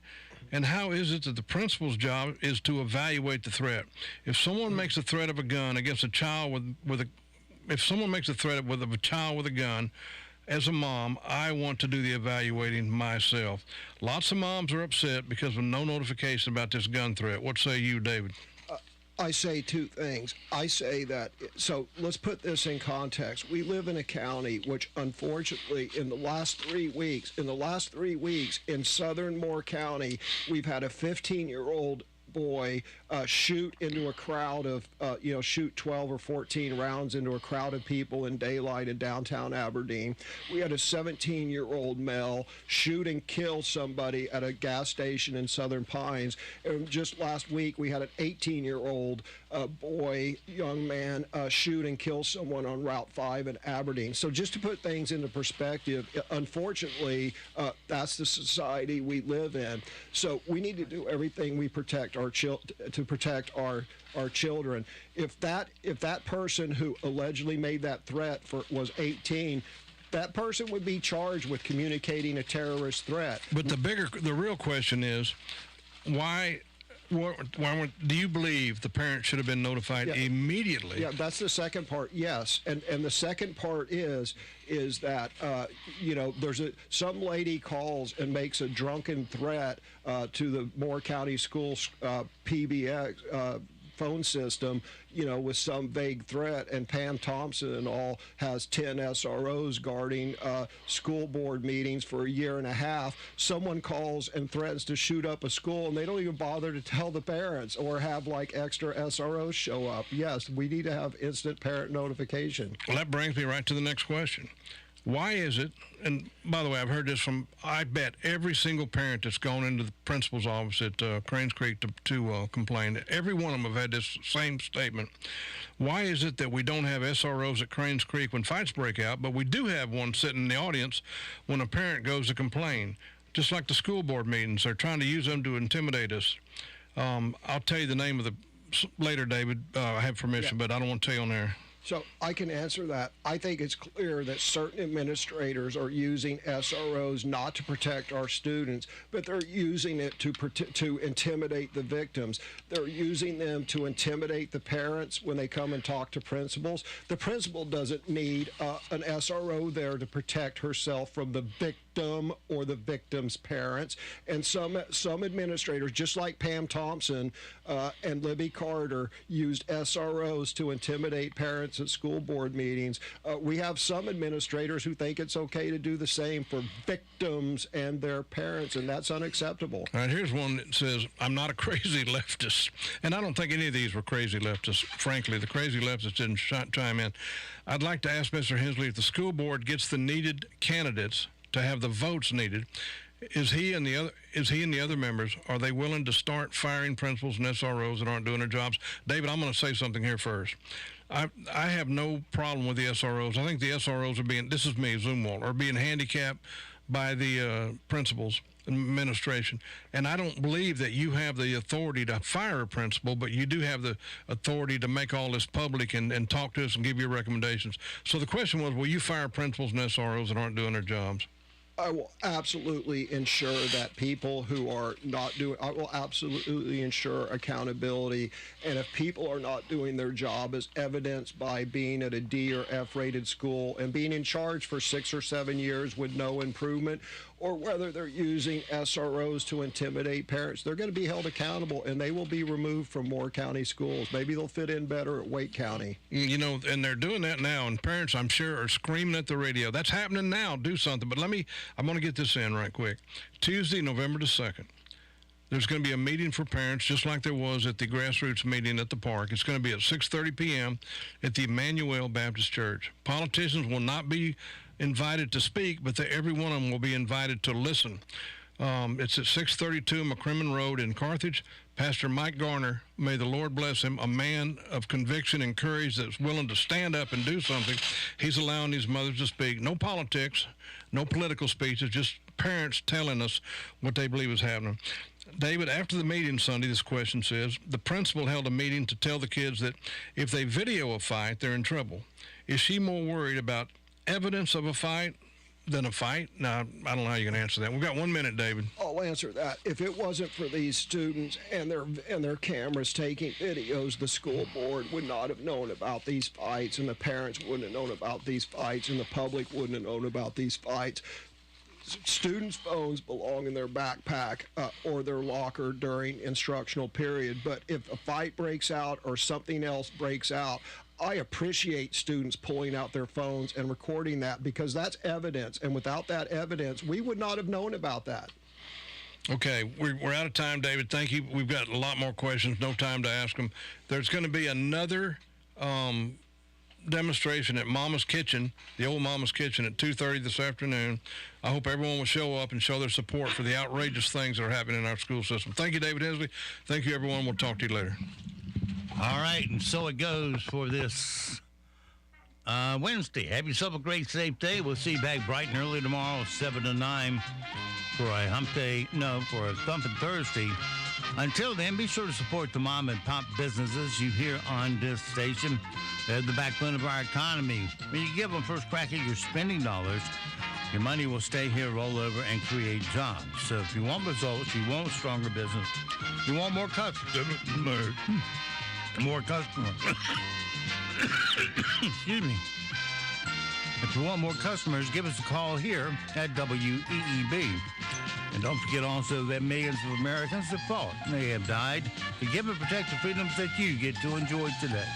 Live today worthy of their and their families' sacrifice. I'm Steve Leader Adams, and the Leader Man and Nick and Colt the Dog will all see you at 2 o'clock this afternoon at the dog park.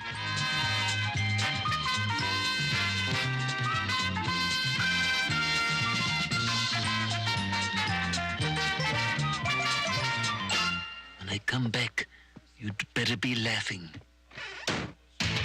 So, what have we learned? Heck, I don't know. But this is one crazy show. Bye now.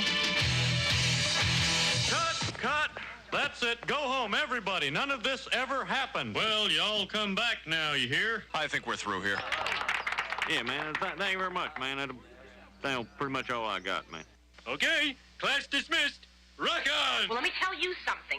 Everything comes to an end. Broadcasting from the top of the North Carolina Sandhills, 97.3 FM, 104.1 FM, and 990 AM. WEEB Southern Pines. News this hour from townhall.com. I'm Rich Thomason.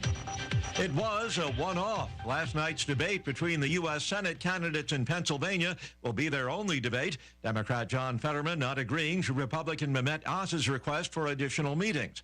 Fetterman's health surfacing as an issue in last night's debate because he apparently still suffers the lingering effects of a stroke.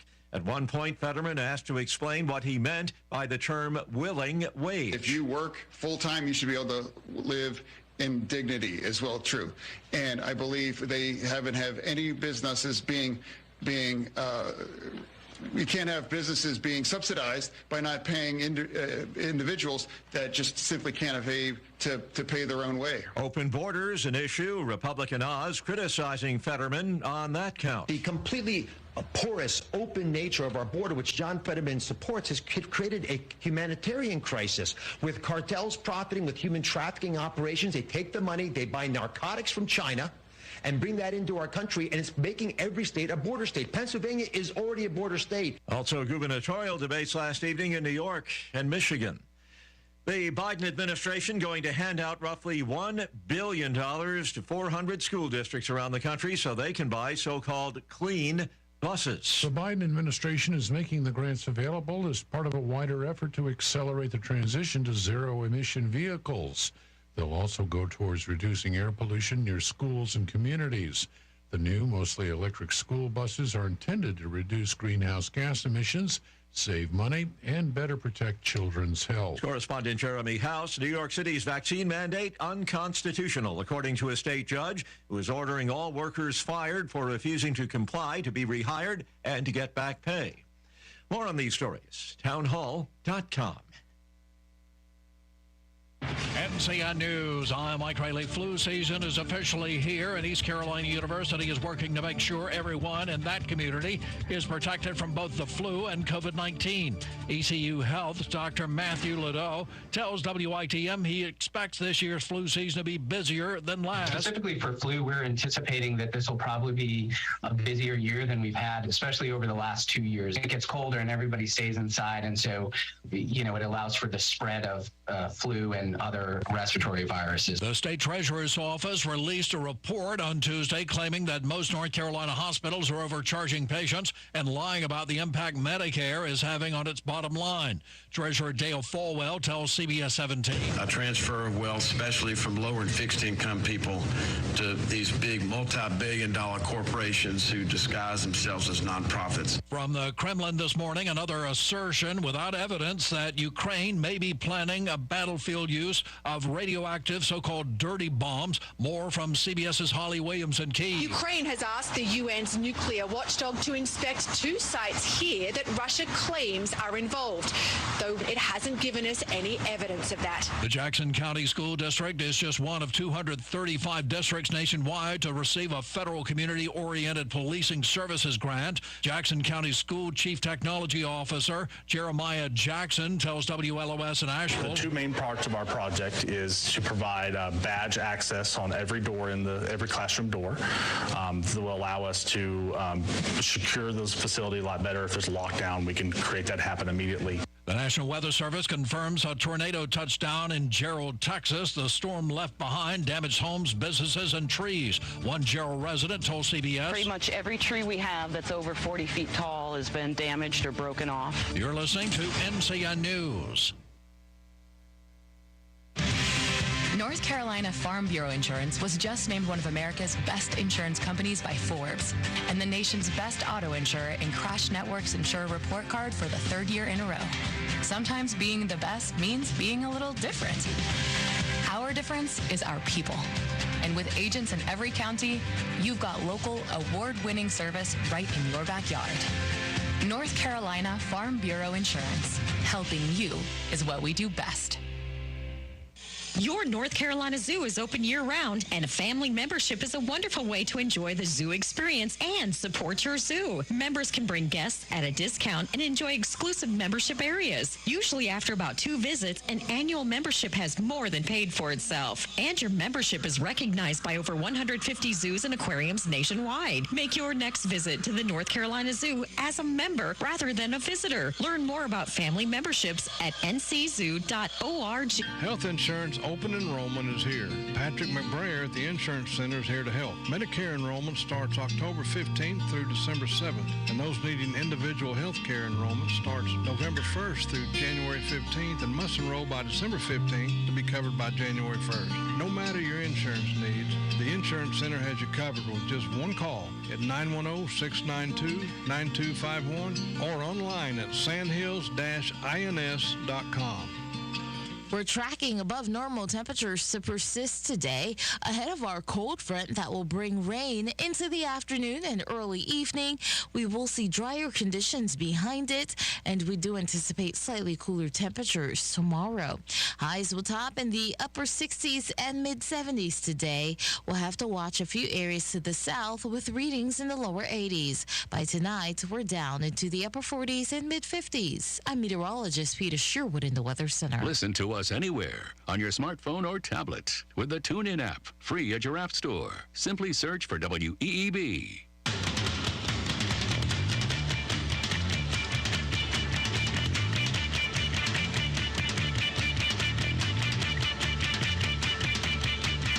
It's critical that we be consistent, and I do not believe in supporting the Supreme Court. Well, you know, that puts him right in the mainstream of the rest of the Democrat Party. That is, of course, you know, the man that makes Uncle Fester look like George Clooney. Fetterwoman. It's a goiter. He's running for the United States Senate. But the polished medical doctor TV guy, he's the villain of the story. And Lurch over there, he's the hero of the story. Honestly. Whenever he walks out on stage, they should really play the theme music to the Addams Family, shouldn't they? Wherever he goes, the sound should just come out of his shoes or something. The fingers snapping and the whole thing. Well, happy Wednesday to you and welcome. It is Hump Day in America, and I suppose all over the world, isn't it? But certainly at the Clinton house in Chappaqua, or maybe their mansion off of Embassy Row in Washington, D.C. Where else do they have houses? You know, because they're humble servants of the people with multiple mansions. The usual Democrat Party thing. Yeah, but, you know, Bill Clinton, he loves Hump Day, and Hillary Clinton doesn't love it so much. She gets out of the house altogether because it's just good policy. But she typically wakes up on Wednesday morning face down in a pool of her own dried vomit on the kitchen floor of one of their various mansions with an empty cardboard 1-gallon box of cheap New Zealand Chardonnay next to her, and the Secret Service standing over her, shaking their heads once again. There she is, Miss America. She, yesterday, you see, there are actually a couple of people who were saying, I played the audio for you yesterday of Hillary Clinton, saying that she can see the future. She can see right into the future. She's like a clairvoyant. She's Jean Dixon. She's Tom Cruise in Minority Report.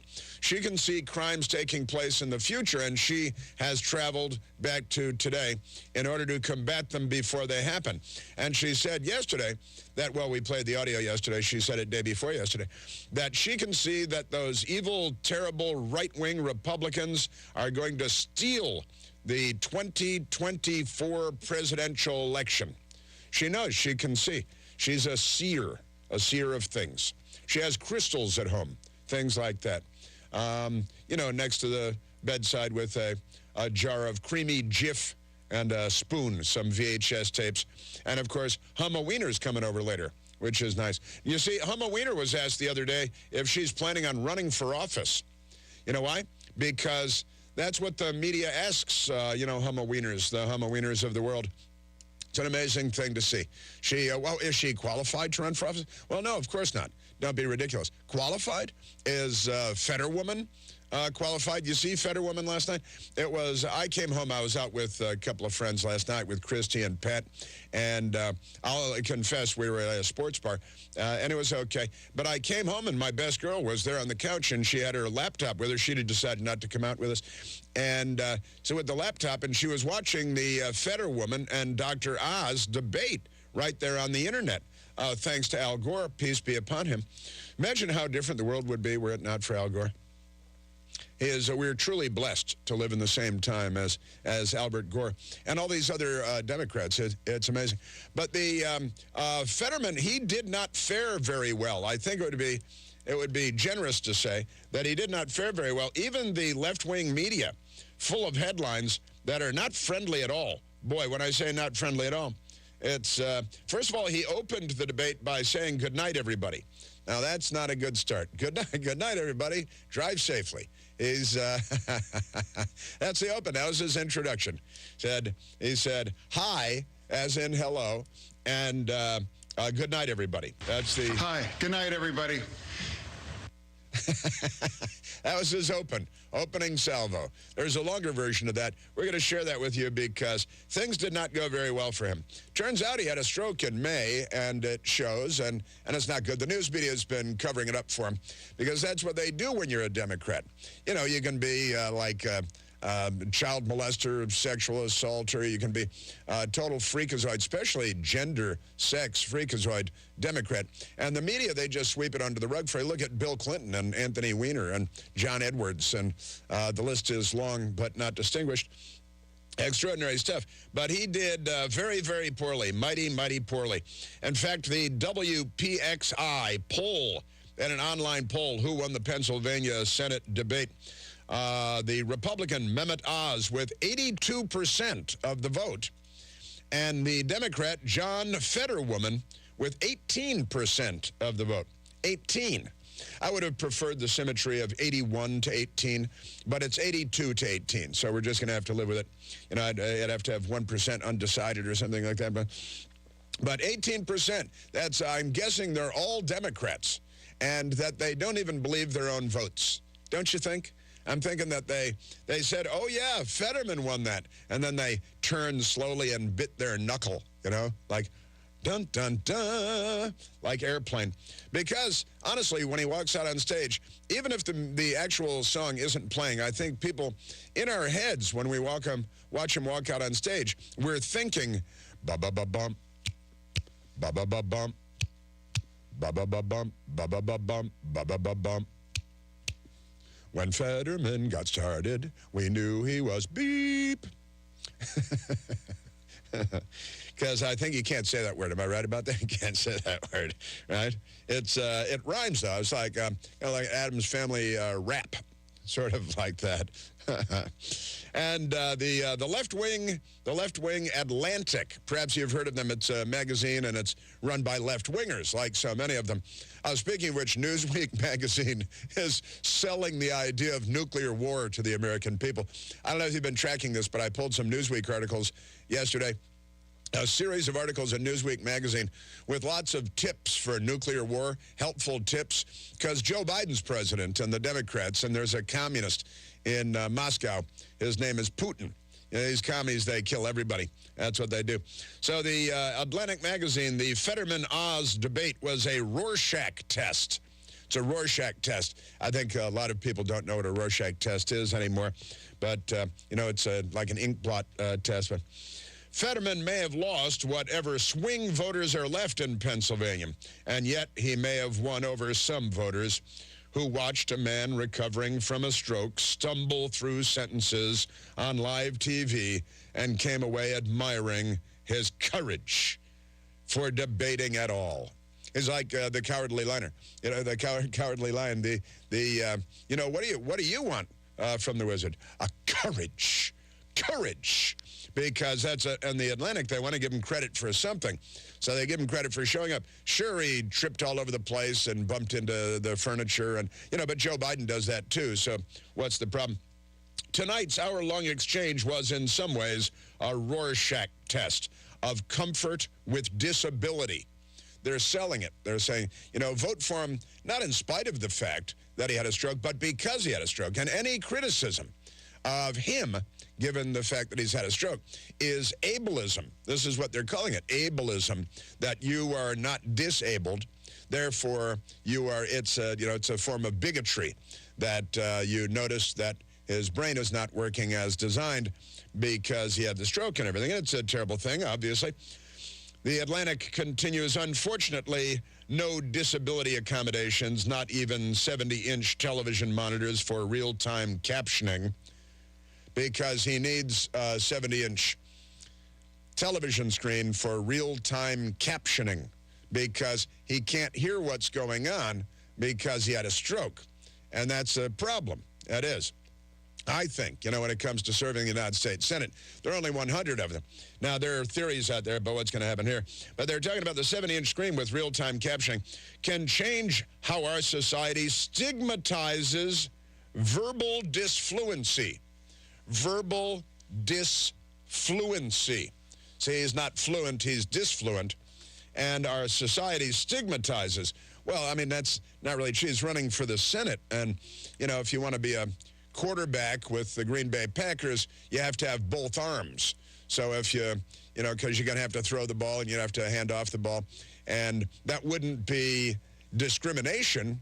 That would just be, well, he's not really up to the job because he doesn't have any arms. See, that would be a problem if you want to be quarterback. And then you could just say, well, you're just discriminating against me because of my digital disfluency, something like that. And this is the news media. They spin it for you because they're a bunch of fluffers. So not even the 70-inch television screen, the monitors for real-time captioning can change how our society stigmatizes verbal disfluency. That's quite a turn of phrase, isn't it? Michael and I were sharing this back and forth today, and Michael sent along this poll. He pulled the lines from the Atlantic magazine, and my response was, verbal disfluency. Good. Real good. That's pretty good. This is what the media does for you. The media can do a lot for you, and they do a lot when you're a Democrat. They do a lot for you. When you're a Republican, they do a lot to you. So we're a culture of sound bites, mic drops, and clapbacks. Clapbacks and sound bites and mic drops. Like this is the moment when the rise of the oceans began to slow. Sound bites like that. That's good stuff. And, of course, the famous never underestimate Joe Biden's ability to beep things up. That's Barack Obama talking about his own vice president. To speak in any way that deviates from the norm is to summon ridicule and judgment. Well, it's not really any way. I noticed the news media was happy to attack Herschel Walker last week in his manner of speech. But that's okay because he declared that he's a Republican. So now it's fair game to go full racist on him, which the Democrats, of course, did. I mean the media. I mean the Democrats. She's my sister. She's my daughter. That's already happening to Fetterman and his campaign as he now faces an extraordinarily difficult situation. He does. It's an 82-18 victory there. So also Justice Samuel Alito of the United States Supreme Court. Did you see this? We have the audio for you. He gave a speech with the Heritage Foundation. It was an event that he held at the Heritage Foundation where he talked about, the leak. We still don't know who leaked that draft opinion from the Supreme Court. Everything takes several years in Washington. You order lunch. You better order lunch for like June 15th, 2025 if you're coming to Washington, because it might take that long for lunch to get to you. Uber Eats takes 3 years here in Washington, D.C. You order a sandwich from Uber Eats, and they tell you they'll be there in 2025. That's the thing. They're still investigating. The Durham investigation is allegedly still going. There are grand juries that never end, and Hunter Biden, and years and years go by before, and then some report pops at 5 o'clock on Friday that nobody cares about, and then we all move on after spending $30 billion to get to the bottom of nothing. But Samuel Alito says leaked abortion opinion, which may, the leak may never be solved. You could call in a teenage gumshoe that could solve this in an afternoon. Honestly, call me an Uber. I'm going down to the Supreme Court. I'll solve this before the sun goes down this afternoon. But never mind that. The Supreme Court can't figure it out. They have their own damn police force. Solve the damn thing. Do something about it. Pardon me for my harsh language. Alito says leaked abortion opinion made conservative justices, quote, targets for assassination. Yes, that's true. And he did say that. You know why he said that? Because it's true. And I'll get to that, too. We have the audio for you on that. We are naturally at 888-630-9625, 888-630-9625. We've got the spokesmodel, Cringe. We call her Cringe, Jean-Pierre, the White House spokesmodel, again yesterday with this crazy stuff. And, President Biden saying that the new Republican voting laws in Georgia, Jim Crow of the 21st century, yet their midterm early voting turnout, because voting now goes on forever. We don't have election day because Democrats can't figure out what day it is. So they need about 90 days to vote. They're a little slow. It's like investigations take 3 years. Democrats take 3 months to vote. I don't know what their thing is, moving at the rocket speed of a snail. But turns out that they have record turnout in Georgia with Jim Crow. Should have implemented these Jim Crow laws long ago, I guess. You know, the Democrats, they did back in the day. They're the party of Jim Crow. Every single Jim Crow law was a Democrat law every single time. Crazy. University of Wisconsin at Madison canceled an event because a conservative was to speak. And the left, they lost, did they have minds to lose? It's terrorism is what it is. It's changing behavior by violence, intimidation, and threat of violence. And that's the very definition of terrorism. And the Democrats do that all the time. The media hasn't noticed yet. The transgender person who is a woman with a penis and testicles that Joe Biden was playing with the other day. Was he sniffing that person and stuff? Made a video, this transgender person. And we're going to share that with you. We're going to share the audio portion. The video portion is too gruesome, but I'll describe it for you. And we got crazy stuff. See the little girl Joe Biden tried to touch and rub and sniff this little tiny girl. And she's doing karate chops and pulling away like a pro. A little girl with great instincts. That's coming up. We're at 888-630-9625. There's only one Chris Plant. The Chris Plant Show.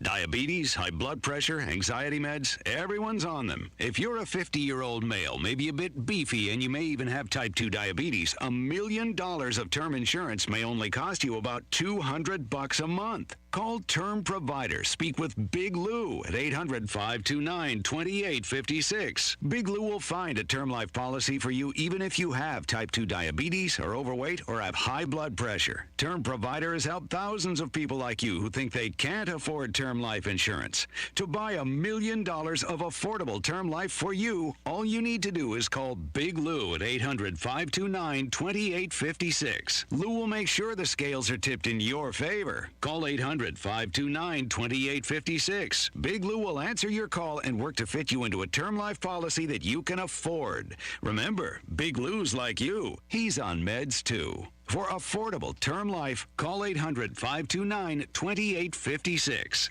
How long does it take to tackle a home project? With Angie, you could cross it off your list before this ad is over.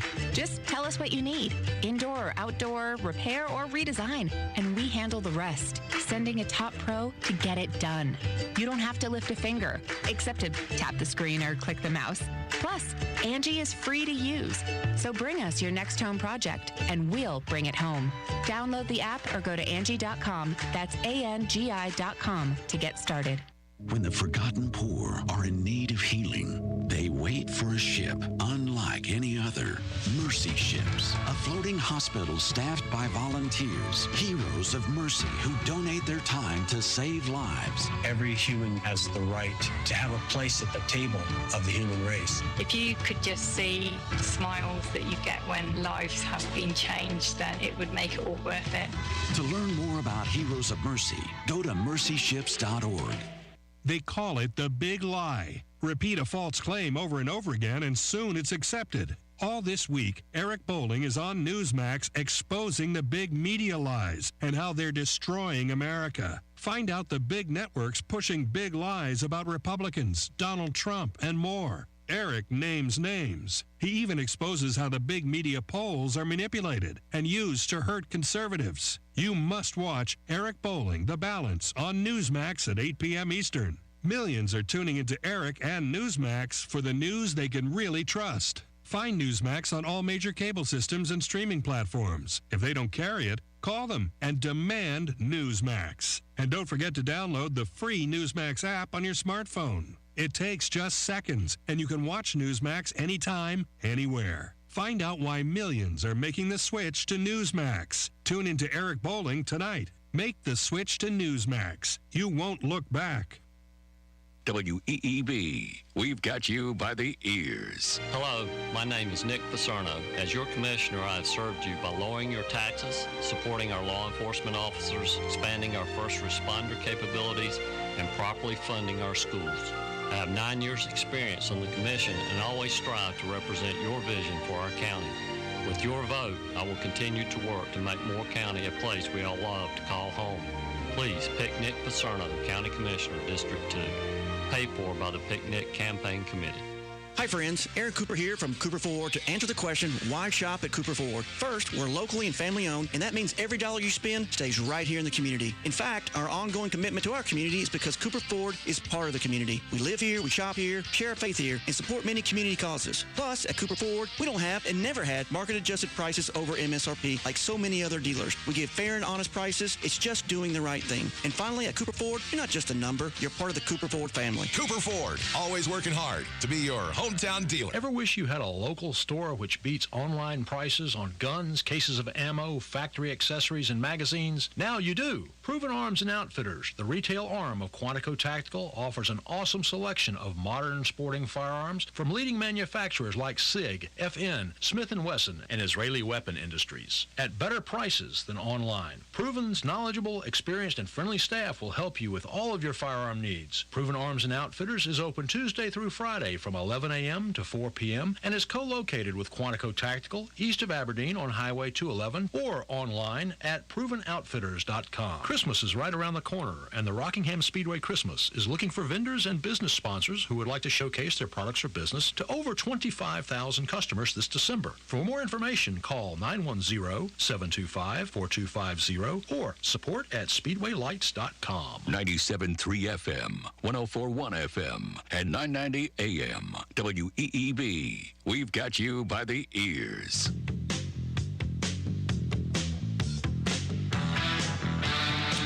Biden got his 5th vaccine. Then he had a heart attack and died. It was kind of sad. He didn't really, but I'll get into that because turns out some people are dying of heart attacks that have never died of heart attacks before. Let's go to the telephone. So we got transgender Joe Biden story. Democrats, they love that stuff. Let's go to Chris calling from Marshall, Virginia. Christopher, you're on the Chris Plant Show. And yet again, sir, thank you for the opportunity to participate. I'm calling, of course, from the front line of the heartland. You mentioned Lurch, but I found a more fitting analogy. Every time I see him, I think of Blazing Saddles. Mongo's only pawn in Game of Life. Wait, he's Mongo from Blazing Saddles, and I say that because his wife is definitely taking advantage of him. She wants to be Cher, I think. She, I tell you what. I wonder how would anybody feel if their school bus were to pull up and they're putting their 6-year-old on the school bus and he's behind the wheel. That's honestly, I have an idea. I would love to hear Jason and Mike the Lib go at it for a full hour. Can you get Mike the Lib on payroll? I think he's just priceless. He would be. Your ratings would skyrocket. He is a treasure. He is no doubt a treasure. And Michael Piercy has a special gift for you, Chris. Mongo only pawn in Game of Life. Now I love the imagery of the school bus pulling up, and there is the man that makes Lurch look like George Clooney. Ba-ba-da-dum. Ba-ba-da-dum. He's a scary man. The Democrats and the media, but I repeat myself, they love him. They protect him. They want to coddle him. They want to lay down next to him and spoon, which might be awkward, maybe a little. We got trannies coming up. Who is this Mongo anyway? Well, Mongo ain't exactly a who. He's more of a what. This is the Chris Plant Show. Hello, everyone. This is State Representative John Sauls, former pastor for 22 years in Sanford, and now I've been serving in Raleigh for 10 years. And I am endorsed by the National Right to Life, the National Rifle Association, National Federation of Independent Businesses, the North Carolina State Troopers Association, and the Lee County Sheriff. And I'm going to get to know your sheriff soon. Vote John Sauls, November 8th. Paid for by Sauls for NC House. When you need a plumber to do it all, John Cole's Plumbing is the place to call. 639-4933, 639-4933. You know Big John Cole's a local guy. When you need a pro, he's the one to try. 639-4933, 639-4933. Repair it, replace it, he does it all. John Cole's Plumbing is the one to call. 639-4933. It's our inventory reduction sale. Hi, this is Katherine Phelps, new owner of your local Sears hometown store, where creating relationships is our business. Save up to 40% off all scratch and dent, discontinued, and clearance appliances. Hurry in and help us clean out our distribution center while quantities last. See store for details. And remember, we price match any in-stock local competitor at your Sears hometown store in the Town & Country Shopping Center, Aberdeen. I'm Ella. And I'm Eva. We and everyone in our family are patients at Sandhills Weekend Dental. We love going to the dentist, especially to get our teeth cleaned. Katie, the hygienist, told our brother Ashton he needs to brush his teeth really well every day to get rid of the poop that the sugar bugs leave behind, or else he will get cavities, and he doesn't want that. We feel everyone should go to Sandhills Weekend Dental and eat, kiss, and smile better, except we don't kiss. Make your appointment today. Call Sandhills Weekend Dental at 687-4423. Hey, there are hundreds of restaurants in Moore County. Some are unique, but only one has Zaxby's. Zaxby's on 15501 in Southern Pines. Zaxby's has the most chicken options in town, whether you want it hot or not. Zaxby's can do it all. Their vast menu has something for everyone, no matter if you're dining in or driving up to take it home. Zaxby's has the cure for your chicken craving. Located on 15501 in Southern Pines near Holiday Inn Express. This is the perfect time of the year to bust out all your Echo tools and equipment from Beaver Equipment.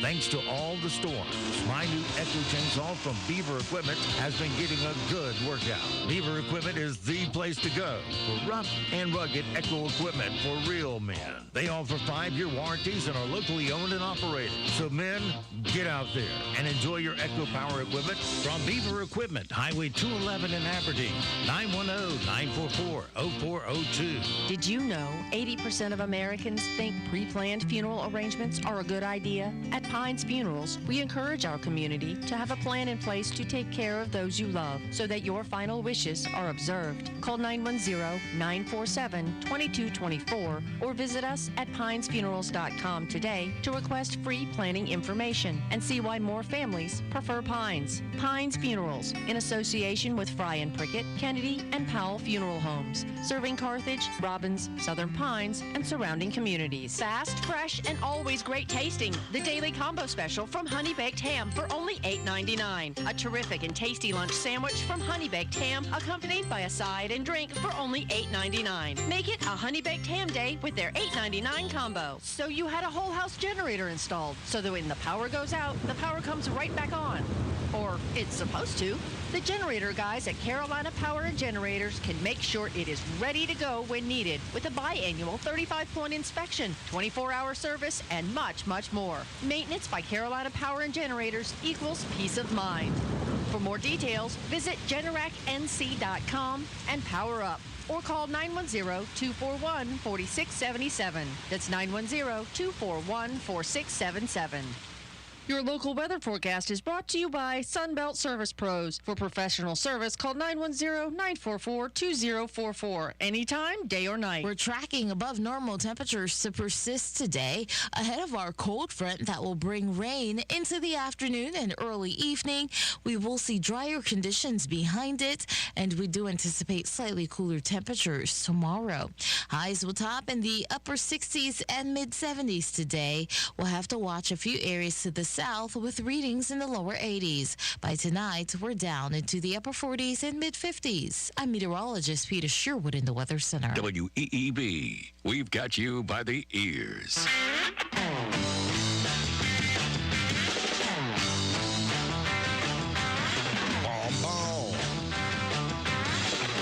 Yeah. Mongo, but pawn in game of life. Not so much of a who as a what. Honestly. The Democrat Party is, what is the proper and polite phrasing, Michael? A sexual freak show.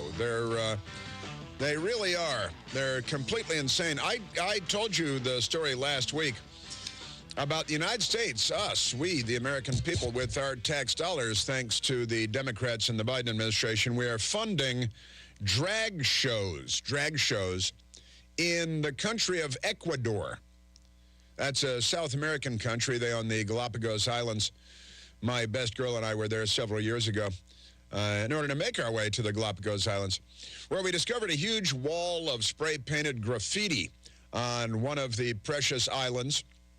And it was explained to us that that wall was graffitied years earlier by Jacques Cousteau's crew, because they're environmentalists and graffiti artists. That's the thing. But the Washington Times has the story today. Republican targets grant for Ecuador drag shows. See, the Democrats are going to fight because they want to use our tax dollars to pay for drag shows, ideally for children in Ecuador, because, demands answers on administration's thinking. That's a big word. They use the word thinking there. That's kind of funny. The Washington Times with their story. Joseph Clark with the story, lead story today in the Washington Times about the Democrats, paying for drag shows in Ecuador because they're insane. Also, the next story, Valerie Richardson has the story. Middle of the road Kelly. This is the Kansas governor, Laura Kelly. Middle of the road Kelly tries to swerve past drag show fuss. In Kansas, the Democrat governor is funding drag shows for people of all ages, which means children, the drag shows for children.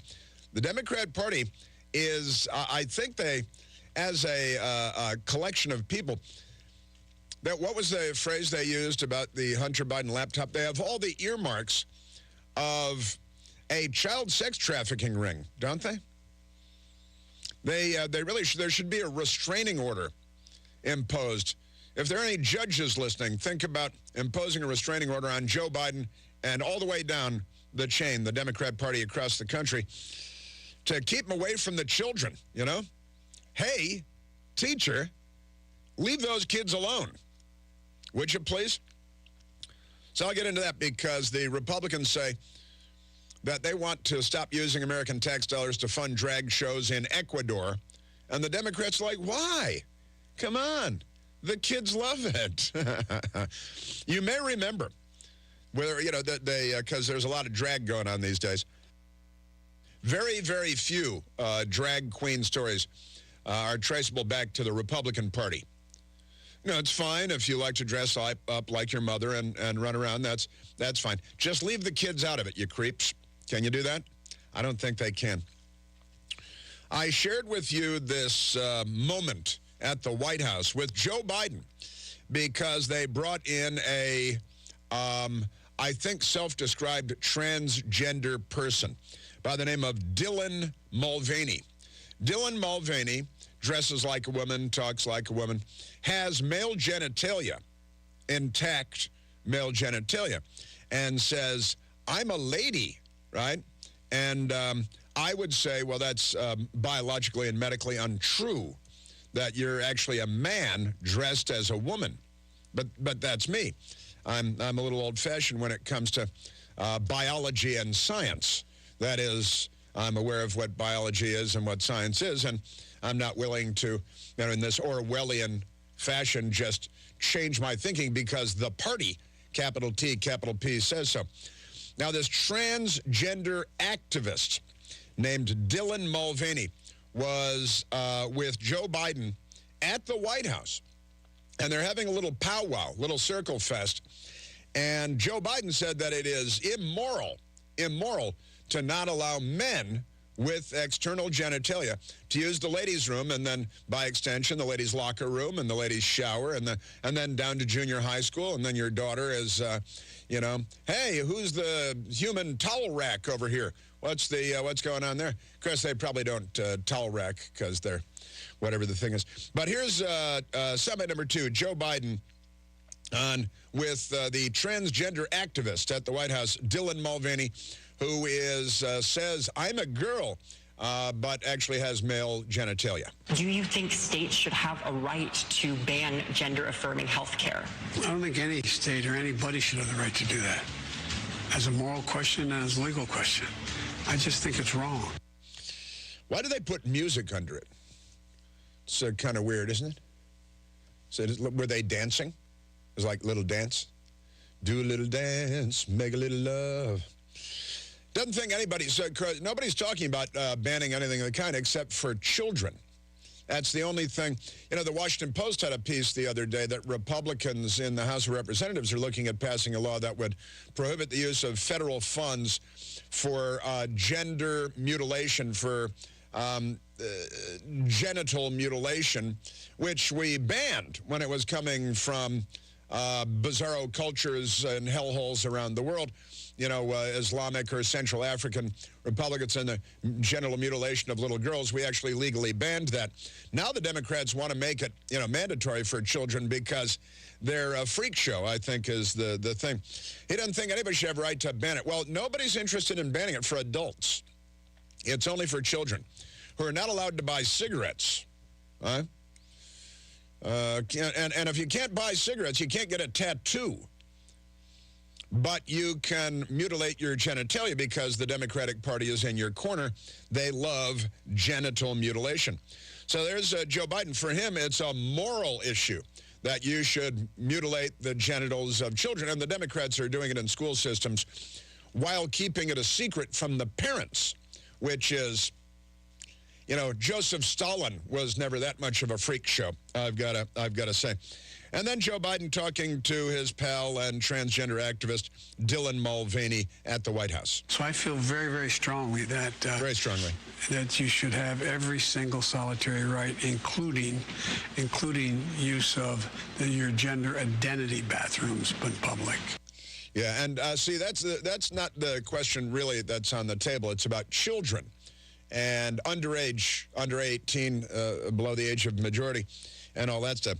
Just crazy. Now, this transgender activist, Dylan Mulvaney, decided to go on the internet, to take Dylan Mulvaney's phone and make a video of Dylan Mulvaney, who is dressed in, and I'll describe the video, standing at a doorway in what looks like Dylan Mulvaney's home. It looks like an apartment, wearing, what would you call that, a knit tank top. It's a top. Men wear shirts, women wear tops. And it's a top, and it's kind of a tank top. It's black and white check, and it's got a little pattern on it. And then who wears short shorts? Dylan wears short shorts. They look to be leather or vinyl. They're black. They're very tight and form-fitting and snug, and they reveal the contours of Dylan Mulvaney's male genitalia, which is obvious because that's the way Dylan Mulvaney wants it, right? And the short shorts, too tight, and then no shoes, barefoot.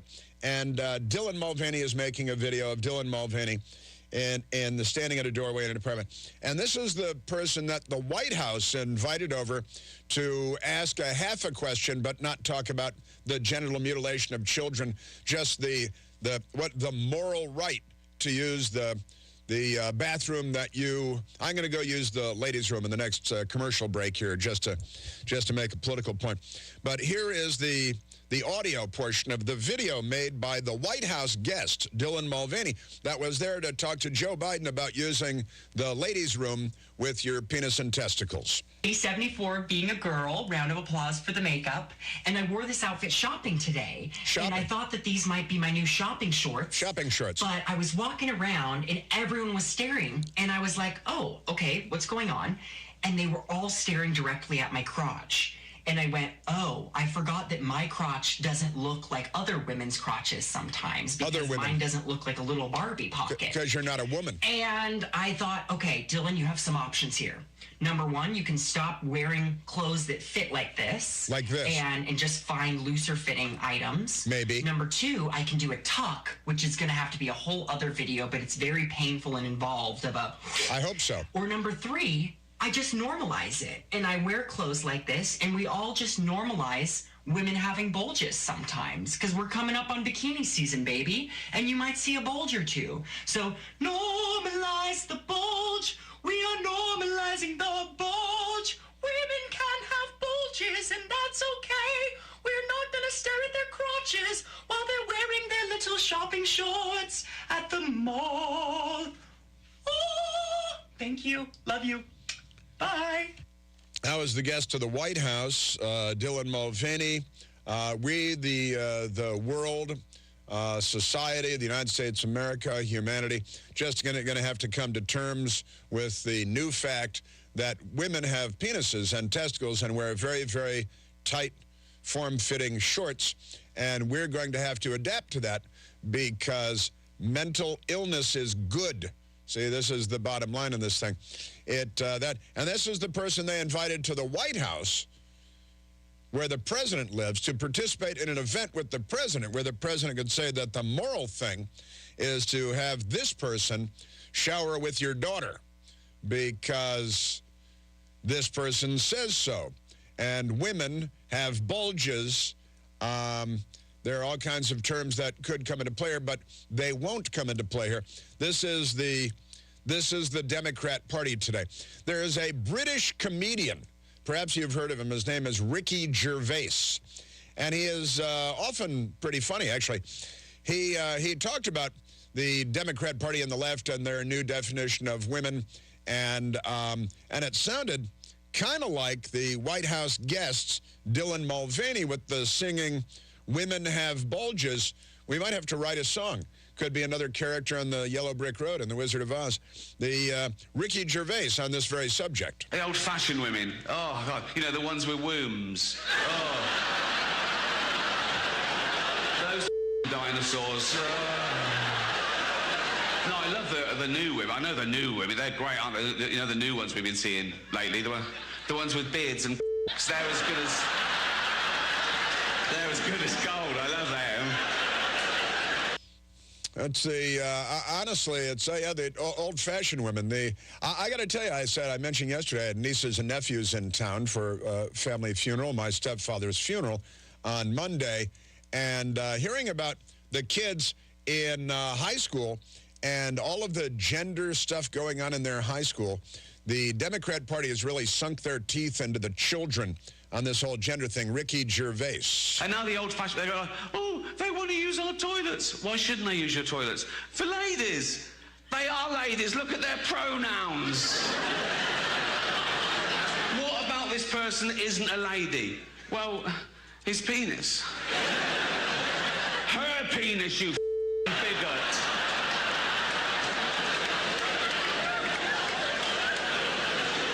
Now, that is comedy, but... What if he rapes me? What if she rapes you? You turf whore. So, I mean, and that's, you know, we do this again and again, but the things that used to be Monty Python are now everyday realities because of the Democrat Party. We used to satirize things like this. Now the Democrats have normalized things like this. And again, Republican targets grant for Ecuador drag shows demands answers from the Democrats on the administration's thinking. The top Republican on the House Foreign Affairs Committee is demanding answers after the State Department approved a grant to fund a dozen drag shows in Ecuador as part of its global cultural outreach program. You know, we used to export The Wizard of Oz and Ozzie and Harriet, and now it's Life in Hell, murder porn, and drag shows. No wonder we're not as popular as we used to be. In a letter to Secretary of State Antony Blinken, made public Thursday, Representative Mike McCall of Texas highlighted the recently awarded grant totaling nearly $21,000 to Ecuador's Abraham Lincoln North America Cultural Center to host 12 drag theater performances designed to, quote, promote diversity and inclusion. I'm sorry, you guys are abusing Ecuador's Abraham Lincoln North America Cultural Center to do singing drag shows? And the answer is yes. That's what the Democrats are doing. The award raises significant questions about the administration's foreign policy objectives, Mr. McCall said. What makes you think that? See, it's their theme song is Lola, because boys will be girls and girls will be boys. It's a mixed-up world. She's a mixed-up girl. That was Lola. It's difficult to imagine how the department determined that funding drag theater performances would be a worthwhile use of taxpayer dollars or consistent in any way with the program objectives outlined above, Congressman McCall wrote. That's your Democrat Party. We cruise for them on our tight slacks, which give us great ball jazz. You're listening to the Chris Plant Show.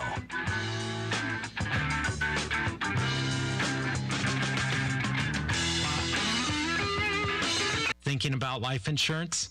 What if you could make one free phone call and learn your best price from nearly a dozen highly rated, price-competitive companies? Well, that's exactly what happens when you call SelectQuote Life. For example, George is 40. He was getting sky-high quotes from other companies because he takes meds to control his blood pressure. But when I shopped around, I found him a 10-year, $500,000 policy for under $25 a month. I'm SelectQuote agent Dan Savino. And believe me, if SelectQuote isn't shopping for your life insurance, you're probably paying too much. For your free quote, call 800-613-7996. That's 800-613-7996. 800-613-7996. Or go to SelectQuote.com. Since 1985, we shop, you save. Get full details on the example policy at SelectQuote.com/commercials. Or price could vary depending on your health, issuing company, and other factors. Not available in all states. Are you the parent of a 2 to 7-year-old? Listen closely for an exciting free radio offer. By now, you've probably heard of ABC Mouse, the Parents' Choice Award-winning online learning program that's actually changing the lives of early learners everywhere. ABC Mouse is like a little one-on-one teacher. It has helped her so much. Right now, we're offering a special radio promo to try it free for a month. But you have to go to abcmouse.com/radio to claim your free month. That's abcmouse.com/radio. Sponsored by Age of Learning. On the battlefield, there's a saying America's military men and women live by. Never leave a fallen warrior behind, ever. Off the battlefield, Wounded Warrior Project operates with the same goal. Wounded Warrior Project was created to help our men and women returning home with the scars of war, whether those scars are physical or mental. Wounded Warrior Project. We never leave a fallen warrior behind, ever. Learn more about what we do at woundedwarriorproject.org. 97.3 FM, 104.1 FM, and 990 AM. WEEB. We've got you by the ears. Hey there, Sherry Beasley. This is Miss Lindsay. Heard you've thrown your bonnet in the ring for U.S. Senate. I've been checking you out, and Miss Lindsay is concerned about where you're coming from. Fentanyl is pouring into North Carolina and killing our youth because of Biden's open borders. Why do you refuse to call this a crisis, Sherry Beasley? You support a federal law that will make every abortion legal until the moment of birth. What about our North Carolina parental consent law? Don't parents have the right to protect their own daughters, Sherry Beasley? Parents are concerned about what's going on in the schools. Why are you taking all of that money from the Liberal Teachers Union?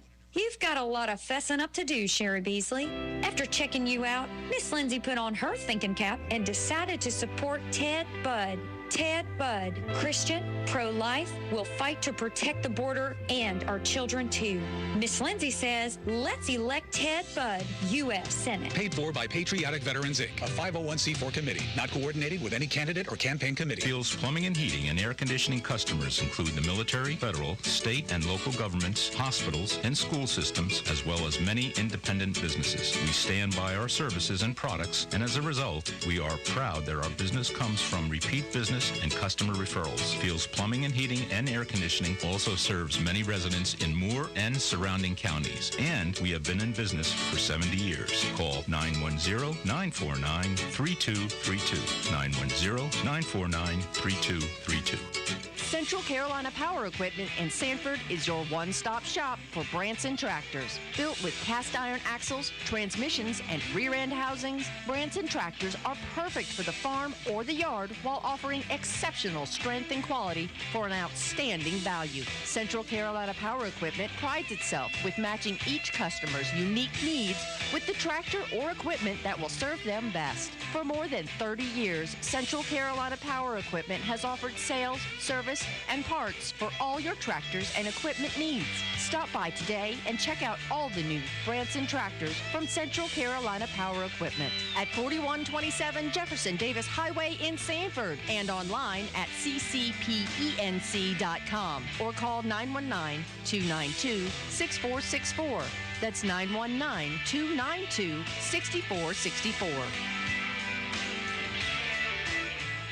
When you're ready for your next painting project, there's only one place to go for high-quality products. JB Short Carpet 1 in Southern Pines carries premium Benjamin Moore paints for any type of project. Benjamin Moore offers unmatched color and durability, so color will last for years to come. And when you shop JB Short Carpet 1 in Southern Pines, you're not just improving your home, you're supporting a local business too. Benjamin Moore, for everything that matters. JB Short Carpet 1, Highway 1 North between Southern Pines and Bass, or on the web at shortcarpet1.com.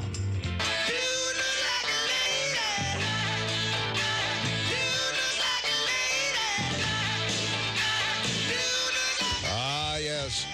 See, these used to be songs we kind of laughed along with. Now the Democrat Party's taken it all very mainstream. RuPaul might be their next presidential nominee. Although he was always funny. I think he still is funny. He got it, Funny guy. Sometimes he shows up as a guy. Sometimes he shows up dressed like RuPaul. Let's go to the telephones, Michael. Let's go to Lisa, calling from Manassas, Virginia. Lisa, you're on the Chris Plant Show. Hi, good morning, Chris. How are you? Very well, thank you. Good, thanks. I was just listening about the transgender in the schools and all that, and I've always been curious about if we allow children, minors, to choose their gender, then are we going to also let them choose when they begin to become sexually active and with whom and with what age person they decide that? I just wonder where we're going to draw the line as a society. And that's what I wanted to say. Well, it's a very fair question. There was a school teacher in high school in Texas just a few weeks ago now. A student in the high school class made reference to a child molester, and the teacher jumped in to correct the high school student. We don't say child molester anymore. We're not going to call them that. We're going to call them MAPs. No. Minor attracted persons. No. So don't judge people just because they want to have sex with a 5-year-old. See, Lisa, it's not a slippery slope. It's a cliff to Roman Polanski's hot tub, Yeah, exactly. Yeah, parents better think about that, Everybody better think about this. The Democrat Party has lost its mind. If it had a mind, it lost its mind long ago. And this sexual thing is completely off the rails. Honestly, oh no, we call them minor attracted persons. MAPS. we're going to say MAP instead of child rapist. And, you know, at the when Kyle Rittenhouse was being chased down by psychopaths in Kenosha, Wisconsin, and the media tried to lynch him with a rope that they brought and a tree, he was being chased down by this guy, Joseph Rosenbaum, that had been in prison for raping 5 little boys between the ages of 9 and 11 years old. And he became the hero of the story in the media. And Kyle Rittenhouse, the community lifeguard, the swimming pool lifeguard, who was defending himself and property against rioters and looters and arsonists, he was the villain of the story.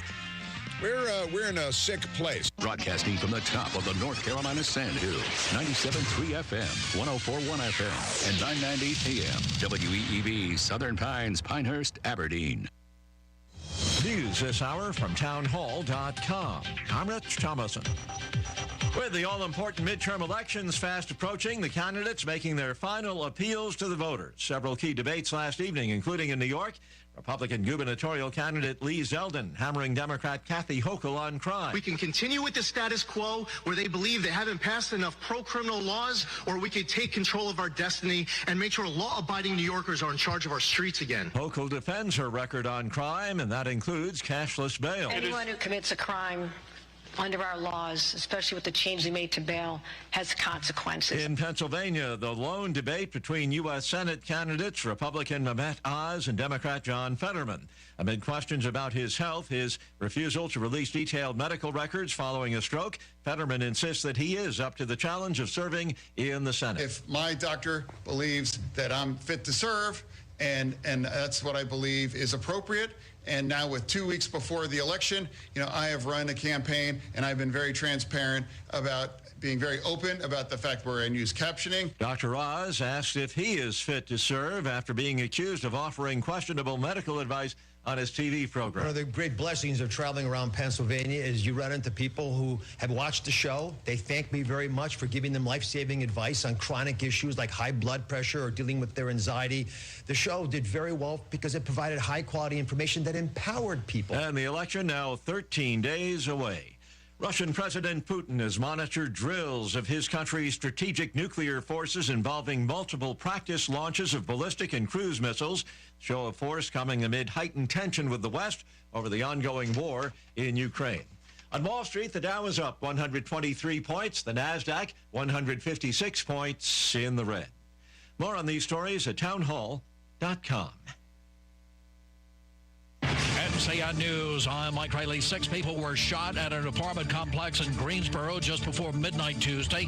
Fox 8's Lauren Crawford tells us. An investigator confirmed that they are now investigating this as at least a double homicide, and we know that 4 other people were shot here. Now, officers tell me this is known to be off-campus housing for a lot of North Carolina A&T State University students. A man was shot and killed in Roxborough after an argument on Tuesday. Roxborough police said at around 4:30 p.m. in the 1200 block of Pointer Street, 40-year-old Tyrone Reed was found dead with a gunshot wound. 47-year-old Crystal McLean has been arrested and charged with murder. She's being held at the Person County Jail without bond. I'm Nate Saunders. The opponents in the Pennsylvania Senate race faced off Tuesday night in their only debate in a race that could determine the control of the U.S. Senate. The Democratic candidate, Pennsylvania's Democratic Lieutenant Governor John Fetterman, suffered a stroke 5 months ago and told voters he is capable of doing the job. Fetterman would not say if he would release more of his medical records, but argued that he has been transparent. I believe if my doctor believes that I'm fit to serve, and that's what I believe is appropriate. Western North Carolina mountain counties continue seeing an uptick in cases of respiratory illness. Dr. Teresa Herbert, Advent Health's chief medical officer, told WLOS. Today, Advent, we have only 3 patients with COVID in-house, and we have had some flu admissions, but the numbers are low. Kia is recalling more than 70,000 older vehicles a second time. This comes after 8 fires in 08 and 09 model year Sportages that had apparently been repaired as part of a recall 6 years ago. Kia is now trying to work out a permanent repair to the problem in a hydraulic unit. Kia is advising owners to park the vehicles outside until repairs can be made. You're listening to NCN News.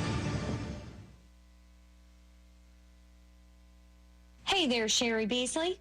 This is Miss Lindsay. Heard you've thrown your bonnet in the ring for U.S. Senate. I've been checking you out, and Miss Lindsay is concerned about where you're coming from. Fentanyl is pouring into North Carolina and killing our youth because of Biden's open borders. Why do you refuse to call this a crisis, Sherry Beasley? You support a federal law that will make every abortion legal until the moment of birth. What about our North Carolina parental consent law? Don't parents have the right to protect their own daughters, Sherry Beasley? Parents are concerned about what's going on in the schools. Why are you taking all of that money from the Liberal Teachers Union? You've got a lot of fessing up to do, Sherry Beasley. After checking you out, Miss Lindsay put on her thinking cap and decided to support Ted Budd. Ted Budd, Christian, pro-life, will fight to protect the border and our children too.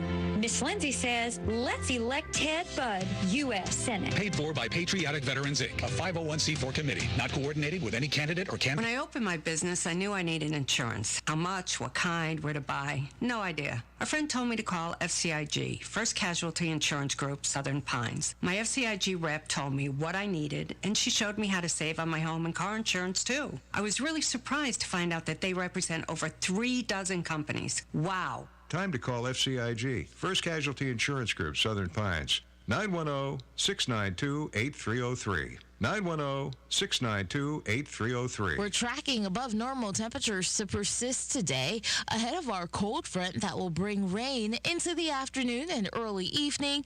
We will see drier conditions behind it, and we do anticipate slightly cooler temperatures tomorrow. Highs will top in the upper 60s and mid-70s today.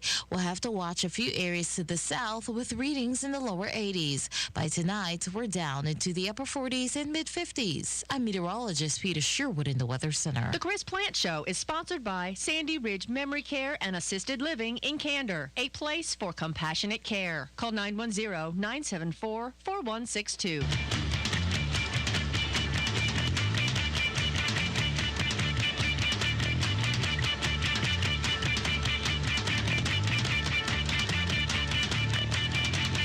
That's it.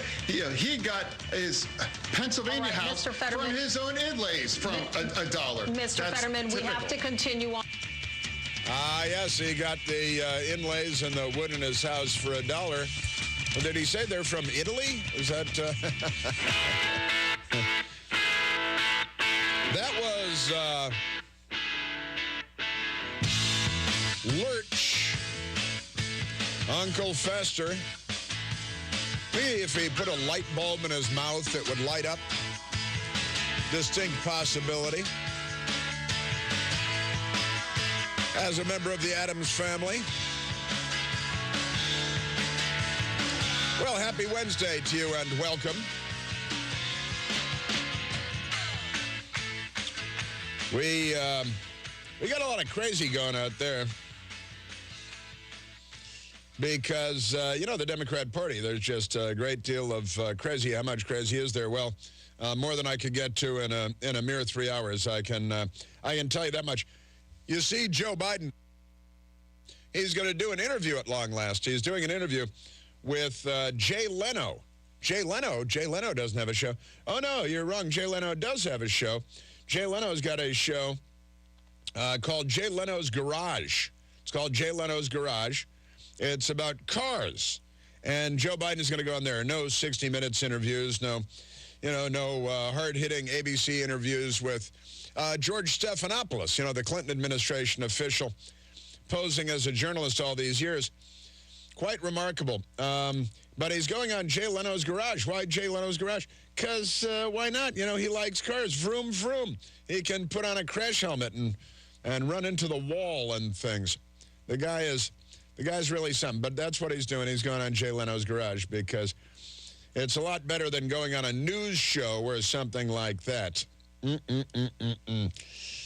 what you heard was John Fetterman, or Fetterwoman, because they've got a lot of gender confusion. And that was during the debate last night with Dr. Mehmet Oz. The headline from the Washington Examiner today, "Don't bring a stroke victim to a debate with a television star." Seems like good advice. In fact, the Fetterman campaign, he's got a campaign. Can you believe that? What is going on in this country? This is, buddy, you need some time off. Just take a little quiet time for yourself. Maybe have that thing on your neck looked at. If you got an extra day, there are doctors everywhere. You should go see one.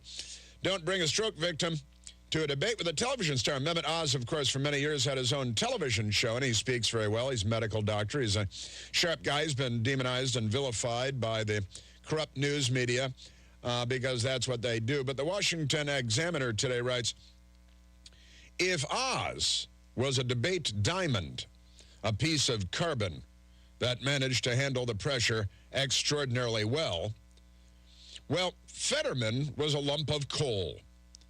President Biden and former President Barack Obama, you see, are going to be barnstorming Philadelphia and Pittsburgh November 5th with the party's nominees, including Fetterman, and the Pennsylvania governor and Senate races, the Fetterman and the governor's race. I wonder if Obama decides to pretend he got COVID and cancel. This was written in the Washington Examiner because, you know, honestly, they got Obama. They're pulling Obama out of retirement to go and do some campaign stops around the country because Joe Biden is not up to it, and he wanders around and bumps into stuff like a jellyfish. He is not the brightest man in the world. That would be a generous characterization of what's going on there.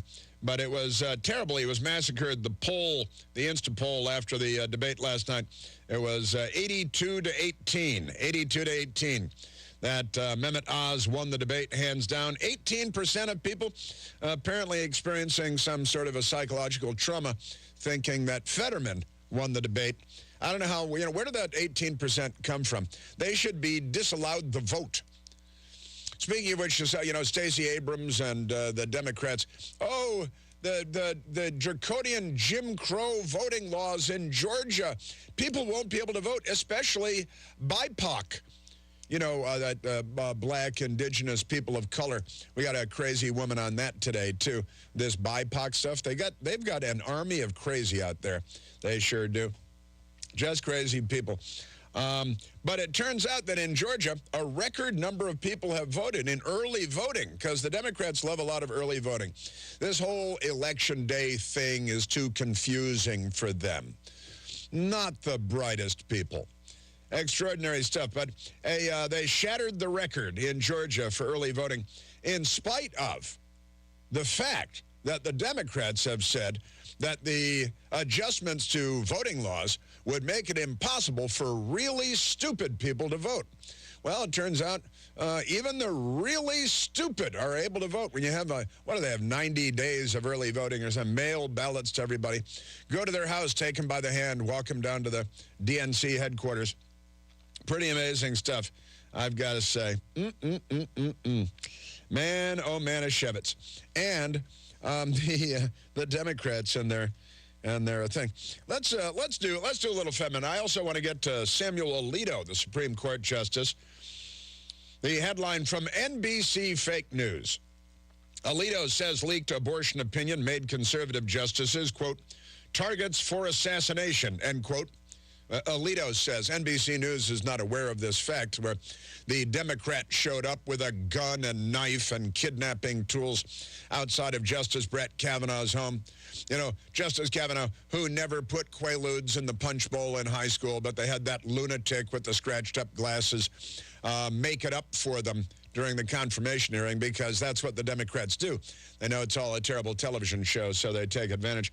But we've got the audio of Justice Samuel Alito, who was with the Heritage Foundation yesterday, talked about how the Democrats are stirring up psychotic killers, would-be assassins. The Democrat captured outside of Brett Kavanaugh's house actually had plotted and schemed and planned to murder 3 Supreme Court justices because one would not be enough. It's abortion. They love abortion. Is a man, but, you know, Democrat men can get pregnant, and that means they may need an abortion because it's not just for kidney stones anymore. It's pretty crazy stuff. Man, oh, man. John Fund tweeted, the Philadelphia Inquirer's editorial writers, columnists, and contributors collectively thought Fetterman performed better than Oz in the debate. Now, this is the Philadelphia Inquirer's editorial writers, columnists, and contributors collectively thought that John Fetterwoman performed better in the debate last night than Mehmet Oz, Dr. Mehmet Oz. And John Fund writes seriously. They actually did. Whereas the public, the poll, found that PXI poll, 82% said Mehmet Oz won, 18%. I guess all news media thought that John Fetterman, who again makes Lurch look like George Clooney. Let's go to some more. Let's start with number 6 because it's too good to not do again. When he started, he came out on stage, and when he was introduced, this is how he said hello to the audience. Hi, good night, everybody. Hi, good night, everybody, is how he opened. Don't forget to tip your waiters and waitresses and drive safely. Hope you enjoyed the evening. But wait, John Fetterman, we just started. You're only being introduced, and he said good night. What qualifies you to be a U.S. Senator? You have 60 seconds. Hi, good night, everybody. I'm running to serve Pennsylvania. He's running to use Pennsylvania. What? Hi, good night, everybody. I'm running to serve Pennsylvania. All right, I'd like a bottle of Bud Light and large fries. That's pretty amazing. Pretty amazing. Now, what has John Fetterman, the moderator, asked? What's he going to do if Biden has overspent and we've got high inflation? You want to be a member of the United States Senate. What are you going to do about that? Your opponent has criticized Democratic spending, as you heard. Has the Biden administration overspent? And if so, where do you think spending should be cut? You have 60 seconds. You have 60 seconds. Here's what I think we have to fight about inflation here right now. That's what we need to fight about inflation. Right now, because it's a tax on working families. We have to fight about inflation now because it's a tax on working families. Now, you're not supposed to make fun of him because he had a stroke, and that's a medical condition, and it's not funny. But he is not up to the job. Here's one of the problems they have. If they admit that he is not up to the job, then someone's going to say, Joe Biden's not up to the job either. Then what do they say? What do you think about that? Just crazy. And honestly, John Fund points out, the Philadelphia Inquirer and their writers, there's the story, who won the Oz-Fetterman debate. Our opinion staff weighs in. Their opinion staff weighs in at the Philadelphia Inquirer. And you'll be surprised to learn Mehmet Oz and John Fetterman faced off for the first and last time. And the collective wisdom at the Philadelphia Inquirer is that John Fetterman won. What metric they use is impossible to say. And also, apparently, the Democrats, they want to pack the Supreme Court. They don't believe in the Electoral College. They want to make Washington, D.C. and Puerto Rico states so they can lock in 4 Democrat senators in the Senate forever because they're third world, Carmen Miranda hat-wearing, corrupt banana republic leftists. John Fetterman. It's critical that we be consistent, and I do not believe in supporting the Supreme Court. That's right. We've got to be consistent, and I do not believe in supporting the Supreme Court. He is kind of amazing. He said again and again, he's been saying for years that he's absolutely against fracking, which is an important industry in Pennsylvania. And it provides us with clean-burning natural gas, which is good for the environment, and it keeps energy prices low because, the more abundant energy is in the United States of America against the Democrat wishes, the less expensive it's going to be.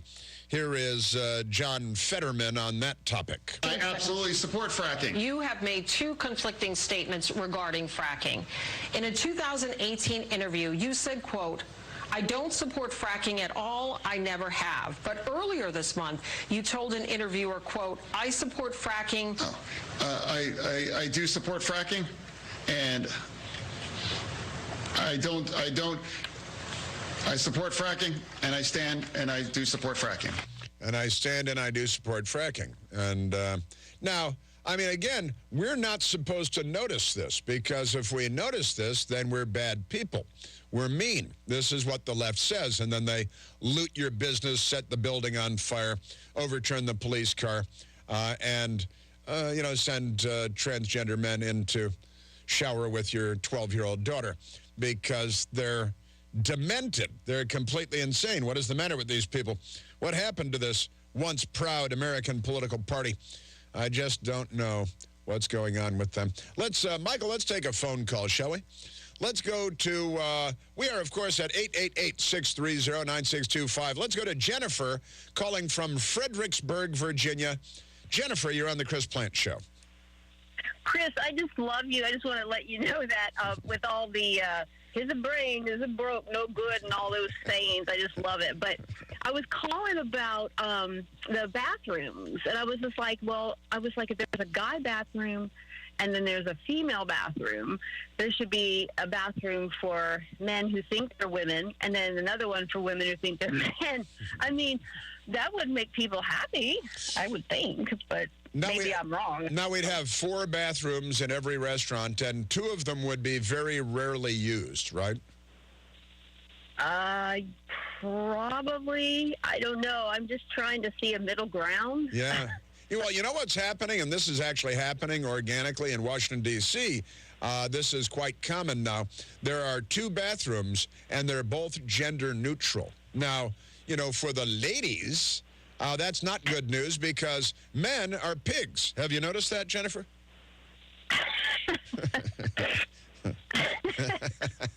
So really everything's a men's room, and then the ladies are stuck with the men's rooms. Yeah, okay. The whole thing isn't, listen, I'm all for whatever, be who you want to be and all, but it's common sense. Yes, it is. Well, and also, the U.S. military is having a lot of trouble recruiting because we're not raising a lot of Chuck Norrises these days. We're raising a lot of, of course, the chairman of the Joint Chiefs is still trying to get in touch with his white rage and wants to have, I think, an entirely transgender military. Is that possible? Like Operation Petticoat, the submarine force is going to be, what are they, this is the Democrat Party is insane. By the way, there are no other countries doing this. This is not happening even in France. See? That's how bad it is. Certainly not Japan or any place else. Crazy, crazy Democrat Party. Jennifer, thank you very much. There's an election day coming up in less than 2 weeks now. More transgender men showering with your daughter, vote Democrat. More murder, more carjackings, higher inflation, vote Democrat. War in Europe, vote Democrat. Completely berserk. Thank you, Jennifer. You know that the best-selling Eden Pure Thunderstorm air purifier uses proven oxy technology, which quickly destroys viruses, odors, mold spores, and a lot more. People all over our great nation are raving about how well the Eden Pure Thunderstorm freshens the air in their homes, in their offices. Musty, mildewy smells vanish after just a few seconds with the thunderstorm being on. More than 265,000 units already sold. It works like a champ, working in my living room right now as we speak. Any odor is going to disappear when you use the Thunderstorm. Odors from litter boxes, trash cans, cigarette smoke, even Michael Moore are no match for the Eden Pure Thunderstorm. And best of all, no filters to buy and replace over and over again, spending money, setting up a schedule. Right now, you can also save $200 American on an Eden Pure Thunderstorm 3-pack because you hang out with me. You get the 3-pack for whole home protection. 3 units for under $200. That's a fraction of the cost compared to other purifiers. Can cost $600 each. You can hold one of these in your hand. Put one in your basement, your living room, any place you like to breathe clean, fresh air.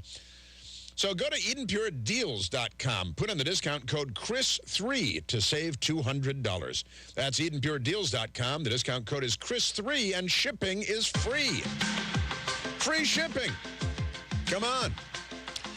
Yeah. There is 2 weeks from yesterday, there's a big election coming up. Vote like your gender depends on it. There's only one Chris Plant. The Chris Plant Show.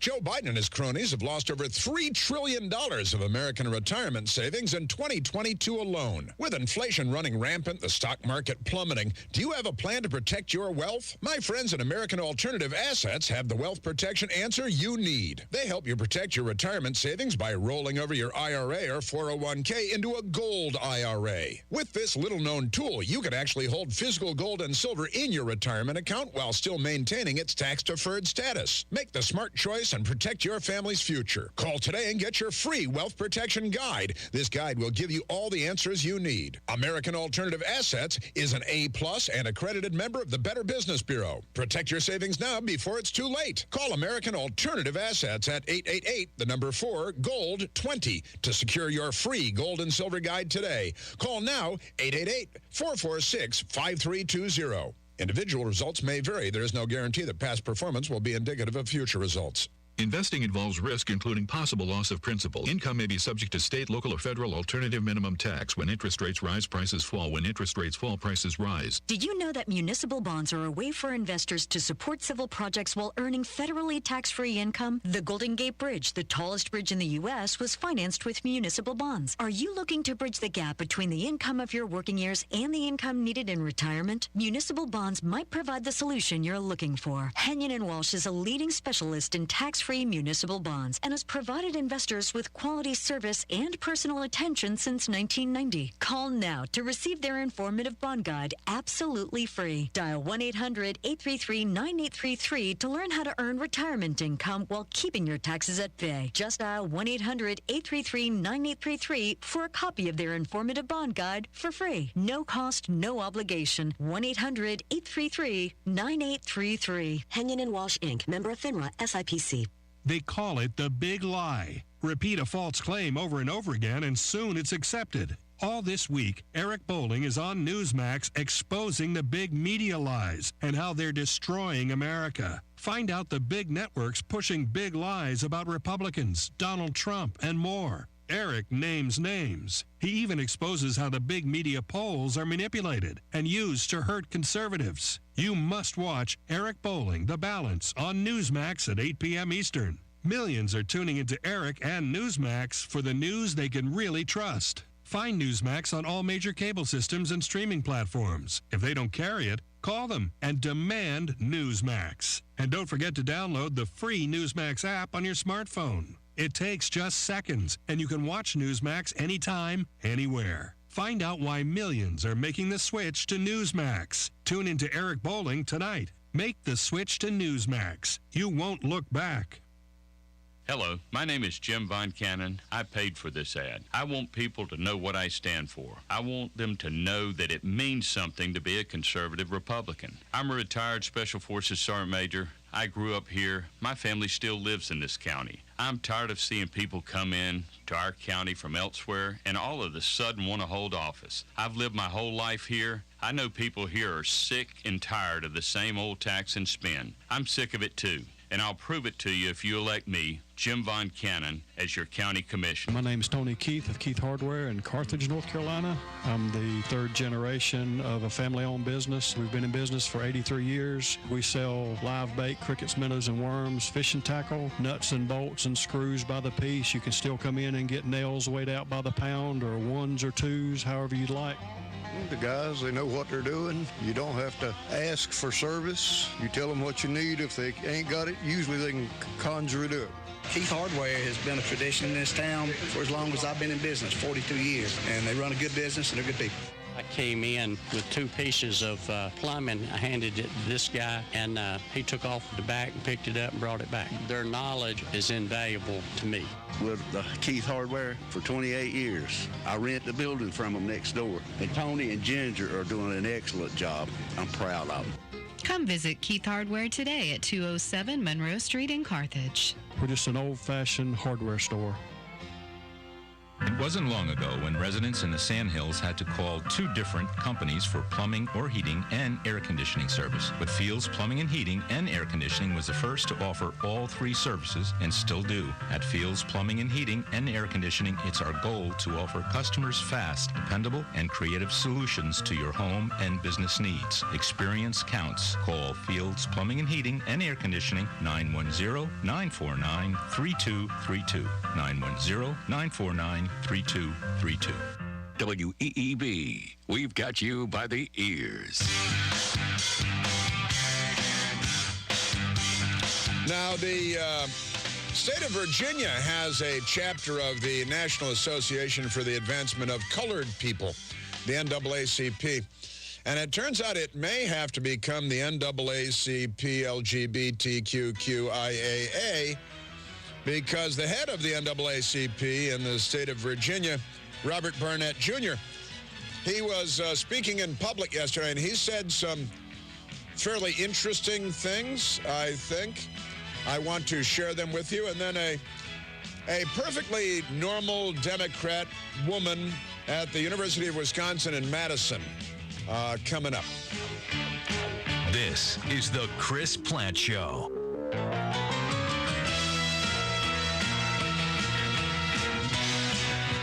.97.3 FM, 104.1 FM, and 990 AM. WEEB. We've got you by the ears. New York, San Francisco, and now North Carolina. Professional criminal enterprises are looting our stores, stealing thousands. It's not just dangerous, it's driving up prices, hurting families who need relief from inflation.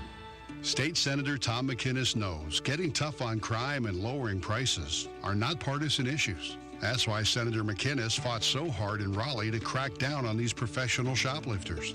Praised by Republicans and Democrats, Senator McInnes passed tougher penalties for thieves who steal from us. And Tom McInnes cut our taxes, the first $25,000, income tax-free. It's helping families fight inflation and helping small businesses get back on their feet. Senator Tom McInnes, making our community safer, fighting higher prices, strengthening our economy. Tom McInnes, State Senate. Paid for by Main Street Merchants for a Better North Carolina.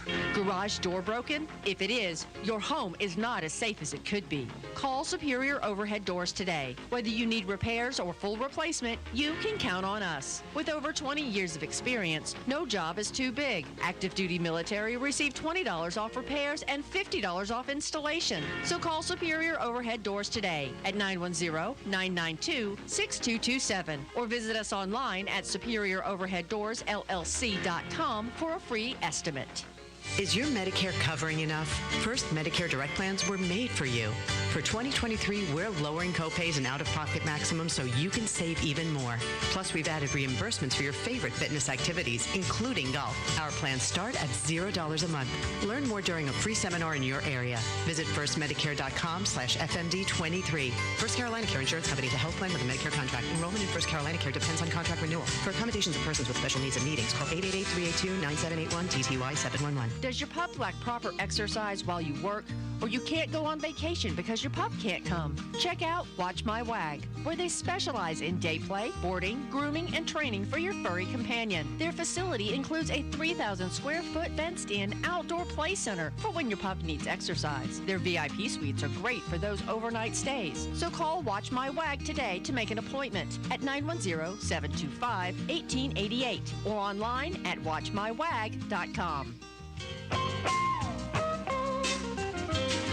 This is Chuck from Sunbelt Service Pros. Are you just not feeling it anymore with your AC service provider?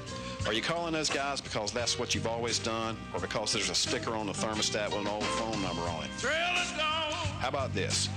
Take a chance and you'll be thrilled to find that you're getting real value for your heating and cooling dollars. When you call Sunbelt Service Pros, you are dealing with a professional and reliable service provider. Our technicians are highly trained and certified and can quickly address any issues. Our customers find our technicians and office staff courteous, friendly, and professional throughout the whole process. We're doing something right here. You need to check us out. Find out what you've been missing and call us today. Sunbelt Service Pros at 910-944-2044 or go online to sunbeltservicepros.com. Girl, it's gone away from me. American Water Treatment has grateful customers, and this is one of them, Allison Burlingame in Southern Pines. Allison, what was the problem that caused you to call American Water Treatment?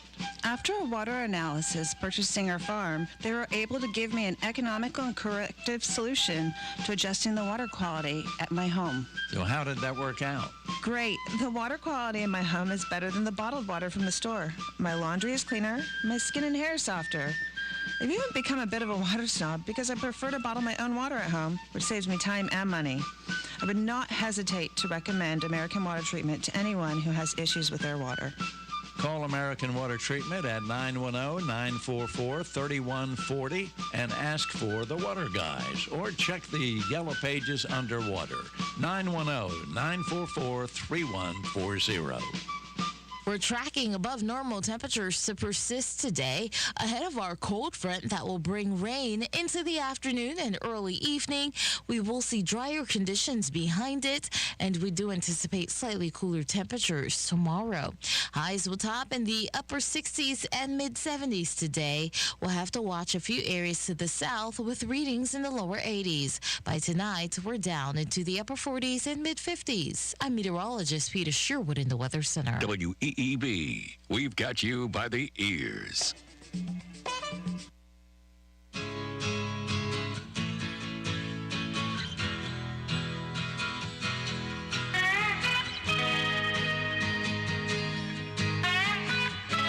Now, there were political debates last night, and I have more audio for you in addition to the already played John Fetterwoman, Mehmet Oz debate, which the Philadelphia Inquirer, they decided that Lurch won. Kind of amazing. Also in the news today in Virginia, the Democrats have enlisted the help of the NAACP, the National Association for the Advancement of Colored People. They've gone back to colored people, the Democrats. Now, the NAACP has stayed the same, their name, all these years. And now they have BIPOC. You familiar with this? Black Indigenous People of Color, which I think is supposed to be all-inclusive except for white people because, listen, just calm down and appreciate the electricity and the air travel and the cell phones and stuff and the food supply chain and the paved roads. Please, thank you. You're welcome. Now let's go to the let's go to this NAACP guy, because in Virginia, the Commonwealth of Virginia, the Democrat Party does this, people. Now, why the NAACP is coming out in favor of transgender people using the opposite bathroom, shower room, locker room, I don't know. Well, actually, I do know.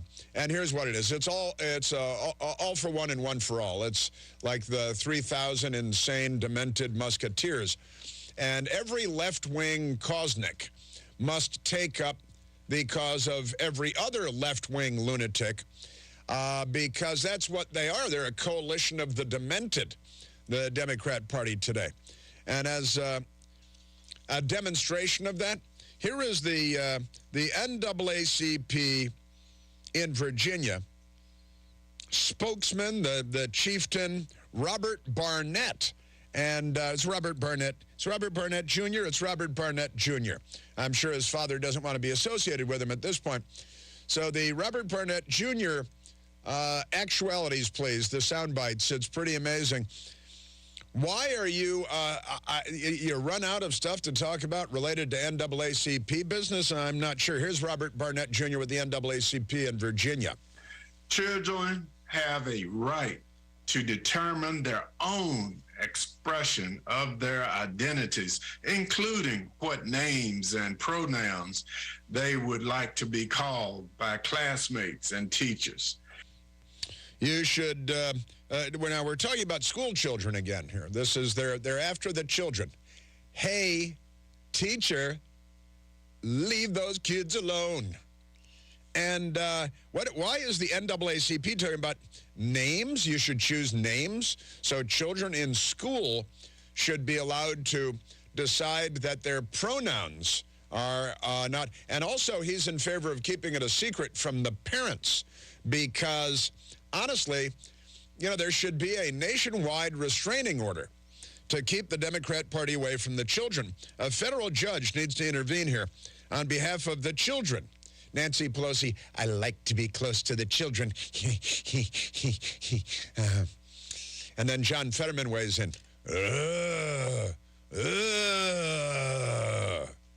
That's thank you. And I have a follow-up. Keep him away from the kids, too. So school children we're talking about. And why the NAACP? Because it's just another left-wing group. And they're all after your children in a sexual way. Genders, pronouns, drag shows, children, the Democrat Party. Robert Barnett Jr. of the NAACP. Requiring a parent to provide a written request for the school to, for the school child to be able to choose a nickname for themselves. Nickname. The child's First Amendment rights. Students do not shed their constitutional rights of freedom of speech or expression at the schoolhouse gate. Well said. That is pretty incredible stuff. You know, I have been sharing with you the Vladimir Lenin, the Soviet Bolshevik terrorist, mass murderer, and the things that he has said about the children. The children. Give me your children for 4 years.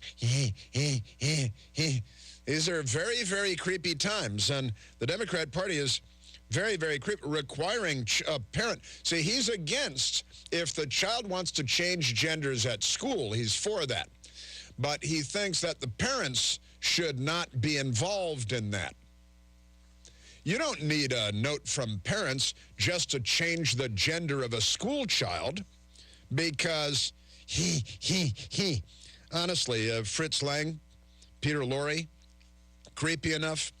Here is, and then listen to this phony stuff. They always, you know, hey, abortion's right there in the Constitution. And also changing genders. Now the Democrats are pretending right there in the Constitution. The 2022 model policies requirement that students must use bathrooms that correspond with their sex is discriminatory and violates federal law under the U.S. Constitution. That's right. The federal law under the U.S. Constitution says that you should shower with the little girls even though you have male genitalia because you've decided today that you're a girl. It's right there in the Constitution. It's in Article 75, subset 26,422. That is, it's not in the Constitution. It's not a constitutional protection.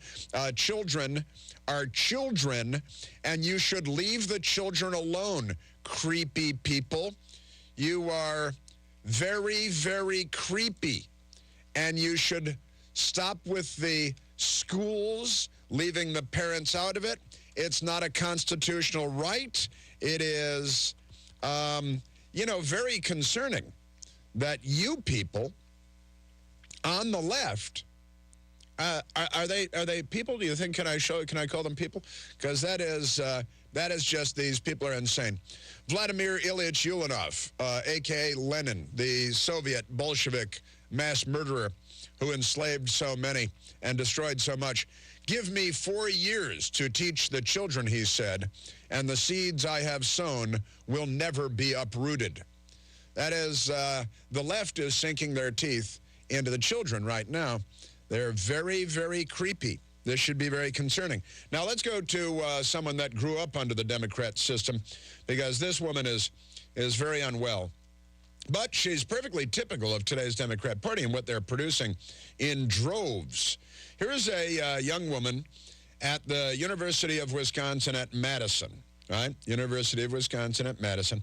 And they're having a rally because, you know, they love to rally. And the woman has a bullhorn. I would say that she is apparently of Asian descent, appears to be a person of Asian descent. A woman, although who am I to judge whether she's actually a woman or not? But she's obviously a woman who appears to be of Asian descent and an American. Andy No and the good people, the Young Americas Foundation, posted the video. University of Wisconsin far-left protester against conservative Matt Walsh, you see, because Matt Walsh was invited to speak on campus. The Washington Post is very excited to announce today that the event was canceled because the left had vandalized the hell out of the campus and a veterans memorial, because they're the left and they destroy, they make the Taliban look like, you know, the Corps of Engineers. They're insane. So these people at the University of Wisconsin, and here is this woman of Asian descent who has kind of, she have rust-colored hair. Would you say it's kind of rust-colored hair? And people responding in tweets are making fun of her attire, too, but I think that's inappropriate, don't you? So here are a bunch of lefties, and they have insane signs, and they, you know, call everybody Nazis and racists, and then they kill 40% of the black babies in the womb and harvest their organs and give out awards for it because they'd never be Nazis or anything like that. Then they trample free speech, and they destroy the First Amendment, and they're against the Second Amendment. Really, the Bill of Rights is not something that they support at all. So here's this woman at the University of Wisconsin at Madison. She is, I think it would be fair to say, a lefty. Matt Walsh was scheduled to speak there, and they've canceled the event because of the vandalism, the terrorism, and the violence that the left perpetrated. So naturally the left-wingers running very left-wing school, University of Wisconsin at Madison, they canceled the event because terrorism, which is violence and the threat of violence and intimidation to change political points of view. So it is the dictionary definition of terrorism. Here is the lady, and listen carefully for the BIPOC, that's an acronym that they've come up with for Black Indigenous People of Color, of which she is one. There's an idiot white woman standing next to her, nodding her head with a mask on like a moron. So much of the time, organizing spaces are dominated by white people who don't give BIPOC voices a chance to speak. Woo! White people, stop being racist. All of you, I don't care. It's ingrained in me. I'm not white. It's ingrained in all of us. But white people, you need to realize your positionality. You need to realize the space you take up. And you need to realize how hard it is every single day for BIPOC people, especially at this institution, okay? That is, now she's obviously disturbed. She's, all white people are beeping racist, which is the definition of racism, what she just said. She is a virulent racist, a vile, vulgar racist. She is obviously unwell. Organizing spaces, she says, organizing spaces are dominated by white people, and white people are all racist, which is the most racist thing that anybody can say, but never mind that. I think all Asian people are racist. I don't really think that, but to say that, you'd have to be a demented, insane person. But when you're a lefty, you can say that about white people, and you're protected by the Democrat Party and ipso facto, the news media. So there it is, organizing space dominated by white people who don't give enough BIPOC, Black Indigenous People of Color, which is everybody except white people, enough space to speak. I got to tell you, I think that I'd like to just kind of cut bait here. You're on your own. And I mean, like, for electricity and air travel and telephones and things, too. Just in medical care, things like that. She's unwell. But I was reminded when I saw this of the Pew study that doesn't get nearly enough attention. The Pew study that shows that 56.3% of young white liberal women have been diagnosed by a medical professional with a mental illness. 56.3% of young liberal women. And if you go with extremely liberal or very liberal, then the number is even higher. The Free Beacon did the story, the Washington Free Beacon did the story. Now, the Pew Research study came out in 2020. I don't think things have changed that much, and then they buried it. But Andrew Stiles at the Washington Free Beacon, April 19th, 2021, Science, they love their colons, white libs more likely to have mental health problems, and apparently some Asian women too. Majority of young white female libs have a diagnosed mental health condition, according to Pew Research. This is not some made-up thing. This is Pew Research. And in fact, if you identify as liberal, if you're a young white woman, the chances are better than 50-50 that you've been officially diagnosed by a medical professional with a mental illness. That's pretty extraordinary. Now, nearly half of young white liberals, male and female, 46%, reported being diagnosed with a mental health condition, significantly higher than the percentage of young white moderates, 26% versus 46%, and young white conservatives, 21% versus 46%. And they've kind of taken over everything. The mentally ill people are the zombie apocalypse, it turns out. The Democrat Party is the zombie apocalypse, you know, that we've all been dreading. And here they are. And they have bullhorns. Pretty amazing. Did you see the incident at Penn State with the student? I don't know if you pulled the audio on this woman spitting on, did you see this? Shocking moment. Penn State. This is Penn State, different university altogether, same mental illness. Student spits on conservative activists. All right, campus comedy event by Proud Boys, Gavin McInnes, is canceled after protests erupt. Pretty amazing stuff. Proud Boys founder, Gavin McInnes. You know, Proud Boys is headed by Enrique Tarrio, who's black and Cuban. And they call him a white supremacist because I think of the mental illness. But this insane left-wing woman who has more rage in her face than you've ever seen on a person's face. Completely insane. And this guy, Alex Stein, who likes to troll lefties, was there. And this woman came up and worked up a big old loogie and spat on him with this huge loogie and screamed, "I beeping hate you," before spitting on him. Later, Stein and McInnes were recorded hurriedly escaping the scene into a waiting car under police escort because the left wing is extremely violent, criminally violent, and mentally ill. There's honestly, the mental illness, it's a serious issue. You people need help. And maybe that'll help straighten out the gender dysphoria that you're suffering from. From pumpkin spice to apple cider, fall is, of course, the tastiest time of year. And HelloFresh makes it easy for you and for me to savor all the season has to offer with mouth-watering recipes delivered right to my door. We've had last delivery was about a week ago at our house. Everyone's looking to save money these days, and HelloFresh helps me do just that and can help you do just that. In fact, HelloFresh is less expensive than going to the grocery store. It's 25% less expensive than getting takeout. For yourself, for the family, right now, you can treat yourself to gourmet meals and pick up some cooking tips along the way with their new limited-time Harvest Dinner Series, a collection of seasonal recipes and helpful video tutorials that are easy to follow and fun to watch. Hosting has never been easier. Looking at a tailgate party, Oktoberfest, just gathering with the family or the gang. Fall flavors from HelloFresh Market. They've got a rotating selection of fall-inspired brunch kits, dessert boards, and a whole lot more available for a limited time this season.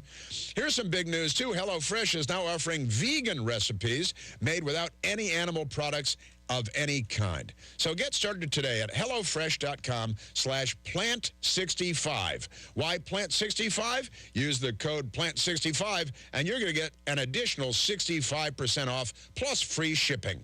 That's code Plant65 for 65% off plus free shipping at HelloFresh.com/plant65.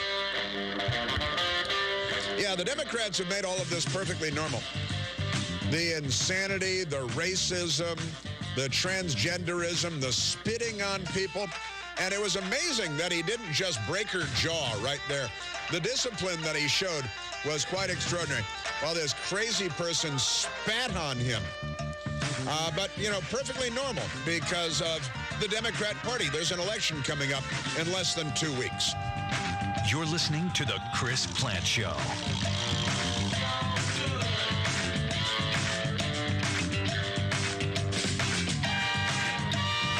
We tried Dynovite nutritional supplement, and after a couple of weeks, we noticed a big difference. Our little Gizmo's coat was shinier, and there was a lot less scratching and shedding. My dog smelled and scratched constantly. We bathed and sprayed her, took her to the vet, but no results. Now, a little Dynovite in her food helps Bella keep her beautiful coat with no scratching or smell. Happier, healthier with every bite. Over 1 million pets helped with Dynovite. As the stock market slumps and instability this year got you concerned, would you like a way that could protect your retirement when the markets are down? Gold Alliance would like to give you 2 free reports, the Inflation Survival Plan and the Stock Market Correction Plan. Both give actionable insights you can use now that could protect your savings in uncertain times. Absolutely free. Don't wait. Call 800-200-2079. 800-200-2079. 800-200-2079. All investments involve risk, including losses. Past performance does not guarantee future results. We expect our information in real time. U.S. Med carries continuous glucose monitors, which provide real-time readings of blood glucose levels. U.S. Med is an approved provider for Medicare and over 500 private insurers. So call 800-730-8405 today for a free insurance and Medicare benefits check. As easy as, that's 800-730-8405. When the forgotten poor are in need of healing, they wait for a ship unlike any other. Mercy Ships, a floating hospital staffed by volunteers, heroes of mercy who donate their time to save lives. Every human has the right to have a place at the table of the human race. If you could just see the smiles that you get when lives have been changed, then it would make it all worth it. To learn more about Heroes of Mercy, go to mercyships.org. 97.3 FM, 104.1 FM, and 990 AM. WEEB. We've got you by the ears. Sandy Ridge Memory Care provides all the amenities of home while providing personalized resident care and a dedication to a safe, secure, and comfortable environment for your loved one. Providing care for dementia and Alzheimer's population has been our specialty for over 20 years. Research has proven that a loving, structured, and intimate home environment successfully fulfills the needs of both the one affected by dementia and Alzheimer's, as well as the family caregivers. As one of the largest memory care facilities in North Carolina, we feature 3 separate secure units within our community. Each wing is designed for individual needs and preferences. Call for an appointment or just drop in to tour our facility and discover for yourself the care that sets us apart. Located only minutes from Moore County and surrounding areas, Sandy Ridge Memory Care is the right place at the right time. On Bowman Road in Candor or online at sandyridgeliving.com. Call 910-974-6000.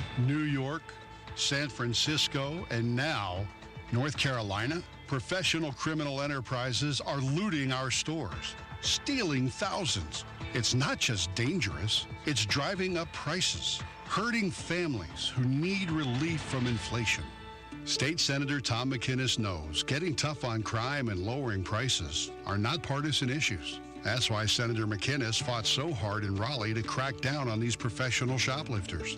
Praised by Republicans and Democrats, Senator McInnes passed tougher penalties for thieves who steal from us. And Tom McInnes cut our taxes, the first $25,000, income tax-free.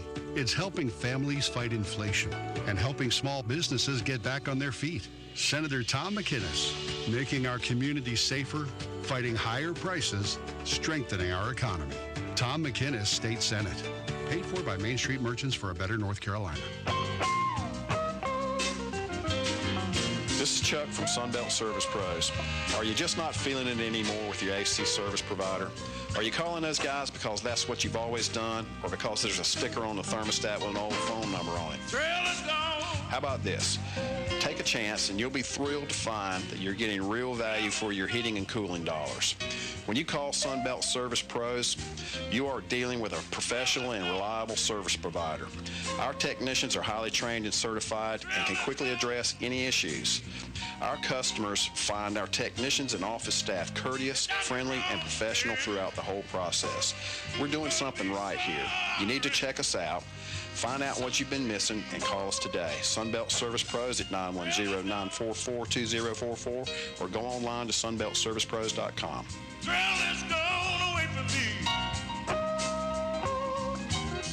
WEEB, we've got you by the ears.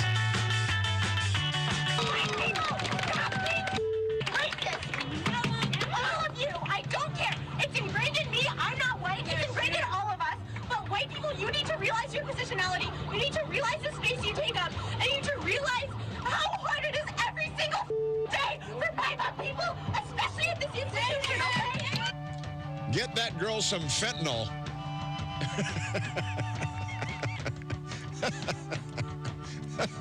She needs a little pick-me-up, I think. All white people are racist, which is the definition of racist. Now, at the University of Pennsylvania, where the radical left-wing lunatics go to, and this white woman spat on the provocateur. He prides himself. He's the one who talked about AOC's booty and stuff, Alex Stein. And this Penn State cutie, as he called her, spat in his face with a huge loogie. Well, due to the threat of escalating violence associated with tonight's event, Penn State University police determined it was necessary to cancel the speaking event in the interest of campus safety. The definition of terrorism right there. Broadcasting from the top of the North Carolina Sandhills, 97.3 FM, 104.1 FM, and 990 AM, WEEB, Southern Pines, Pinehurst, Aberdeen. News this hour from townhall.com. I'm Rich Thomason. They are hitting the campaign trail hard. The candidates heading down the home stretch to Election Day. Several key debates last evening, including in Pennsylvania, where Republican Mehmet Oz and Democrat John Fetterman are vying for a U.S. Senate seat. Fetterman taking heat for his fracking flip-flop, which was highlighted during last night's showdown. You're saying tonight that you support fracking, that you've always supported fracking, but there is that 2018 interview that you said, quote, I don't support fracking at all. So how do you square the two? I do support fracking, and I support fracking, and I stand and I do support fracking. Fetterman, who suffered a stroke, did appear to have problems expressing himself at times. For his part, Dr. Oz says it's time to change the tone of the national debate. Washington keeps getting it wrong with extreme positions. I want to bring civility, balance, all the things that you want to see, because you've been telling it to me on the campaign trail. And by doing that, we can bring us together in a way that has not been done of late. The crucial midterms now just 13 days away. Ratcheting up tensions with the West, Russian President Putin overseeing drills involving his country's strategic nuclear forces. Russian Defense Minister Sergei Shoigu says the drills are intended to simulate a massive nuclear strike by Russia in retaliation for a nuclear attack on Russia. As a part of the exercise, Tu-95 bombers also launched cruise missiles at practice targets. And that's correspondent Charles Della Desmond. Stocks are mixed on Wall Street right now. The Dow is up 231 points, while the NASDAQ Composite Index trading 75 points lower. And the S&P 500 Index up by 6 points. More on these stories at townhall.com. NCI News, I'm Mike Rayleigh. 6 people were shot at an apartment complex in Greensboro just before midnight on Tuesday. One of the people killed has been identified as a 19-year-old NCA&T freshman from Statesville named Kenacha Turner. WGHB's Lauren Crawford has more. When Greensboro police got here, they found 2 people who were shot. I've just confirmed with an investigator those are the 2 people who died. And when they were on scene, 4 other people who were shot showed up at the hospital. The state treasurer's office has released a Tuesday report noting that the North Carolina hospitals are overcharging patients and lying about the impact Medicare is having on its bottom line. Treasurer Dale Falwell tells WRAL-TV. This is like an onion. It gets bigger, and the more we peel it, the more we cry. Russia notified the United States that today it is testing its nuclear capabilities. CBS News national security contributor H.R. McMaster says it's theater meant to appease far-right elements of his government. He's rattling his nuclear saber with thinly veiled threats of the use of a tactical nuclear weapon. And now this dirty bomb scenario, as well as these nuclear tests. 2 Stanley County schools will be temporarily shut down as they are experiencing high incidences of respiratory illnesses. Lisa Rubel took her grandson to Aquadale Elementary and told Fox 46. We did notice when we pulled in that it was very quiet. It was kind of a strange feeling, and we're always on time, but we were like one of the only kids walking up to the school. A major West Coast utility company is being held accountable for a fatal wildfire. CBS's Jim Crisula. State regulators have proposed fining Pacific Gas and Electric more than $155 million for sparking a deadly 2020 wildfire in Northern California. The blaze in Shasta County left 4 people dead and destroyed 200 homes. You're listening to NCN News.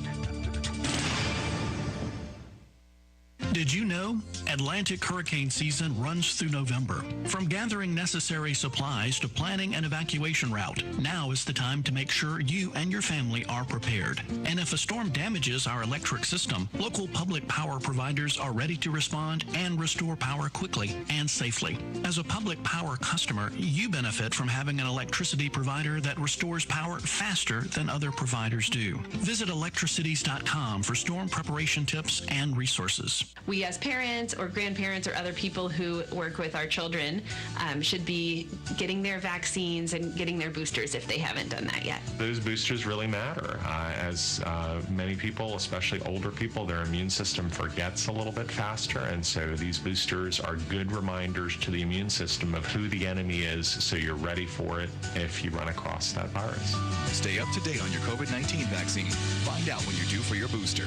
Visit myspot.nc. Health insurance open enrollment is here. Patrick McBrayer at the Insurance Center is here to help. Medicare enrollment starts October 15th through December 7th, and those needing individual health care enrollment starts November 1st through January 15th and must enroll by December 15th to be covered by January 1st. No matter your insurance needs, the Insurance Center has you covered with just one call at 910-692-9251 or online at sandhills-ins.com.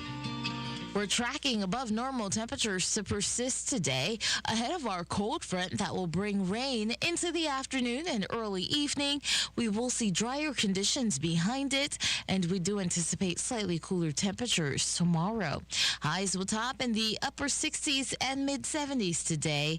We'll have to watch a few areas to the south with readings in the lower 80s. By tonight, we're down into the upper 40s and mid-50s. I'm meteorologist Peter Sherwood in the Weather Center. This hour of the Chris Plant Show is sponsored by John Cole Plumbing Professionals. Need a plumber? Call the professionals at John Cole Plumbing Professionals, 639-4933. 639-4933.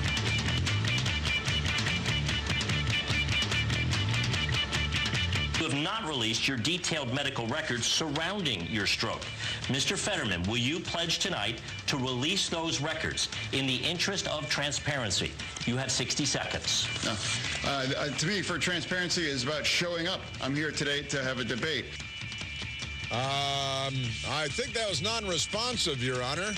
Can we use the taser on him again? Because this isn't really how this is supposed to work, Fetterwoman.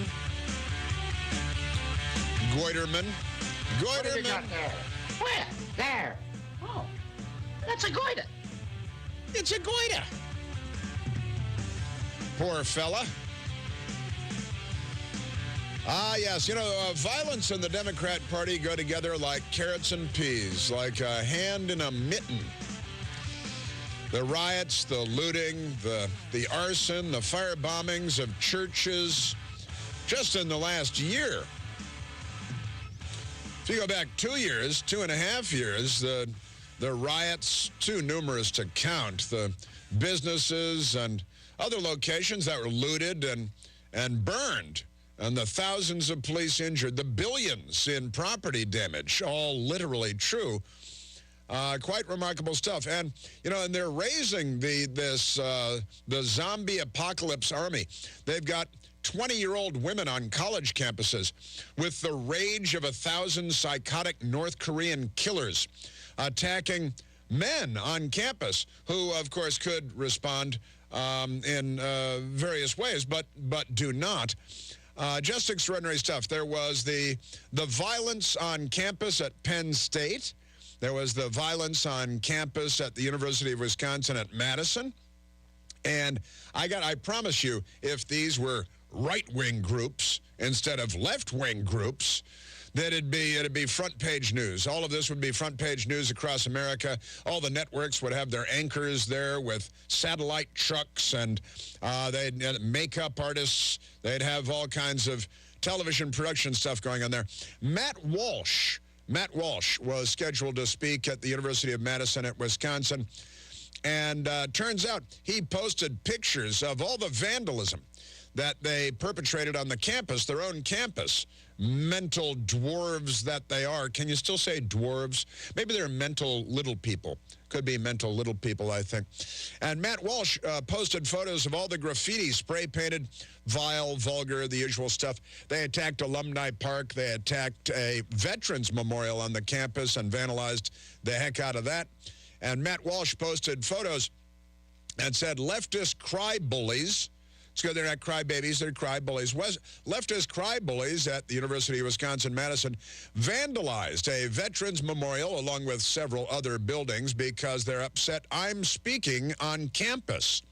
The university responded by apologizing to the vandals and taking their side.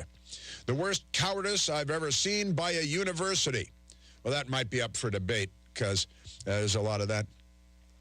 And the university, they posted pictures of all the vandalism and the paint and the Veterans Memorial and Alumni Park and the steps and the stands, and they spray painted and vandalized everything because they're a vile, violent gang of utterly intolerant radicals, and violence is their method. And it is the definition of terrorism, violence and intimidation to produce a political outcome.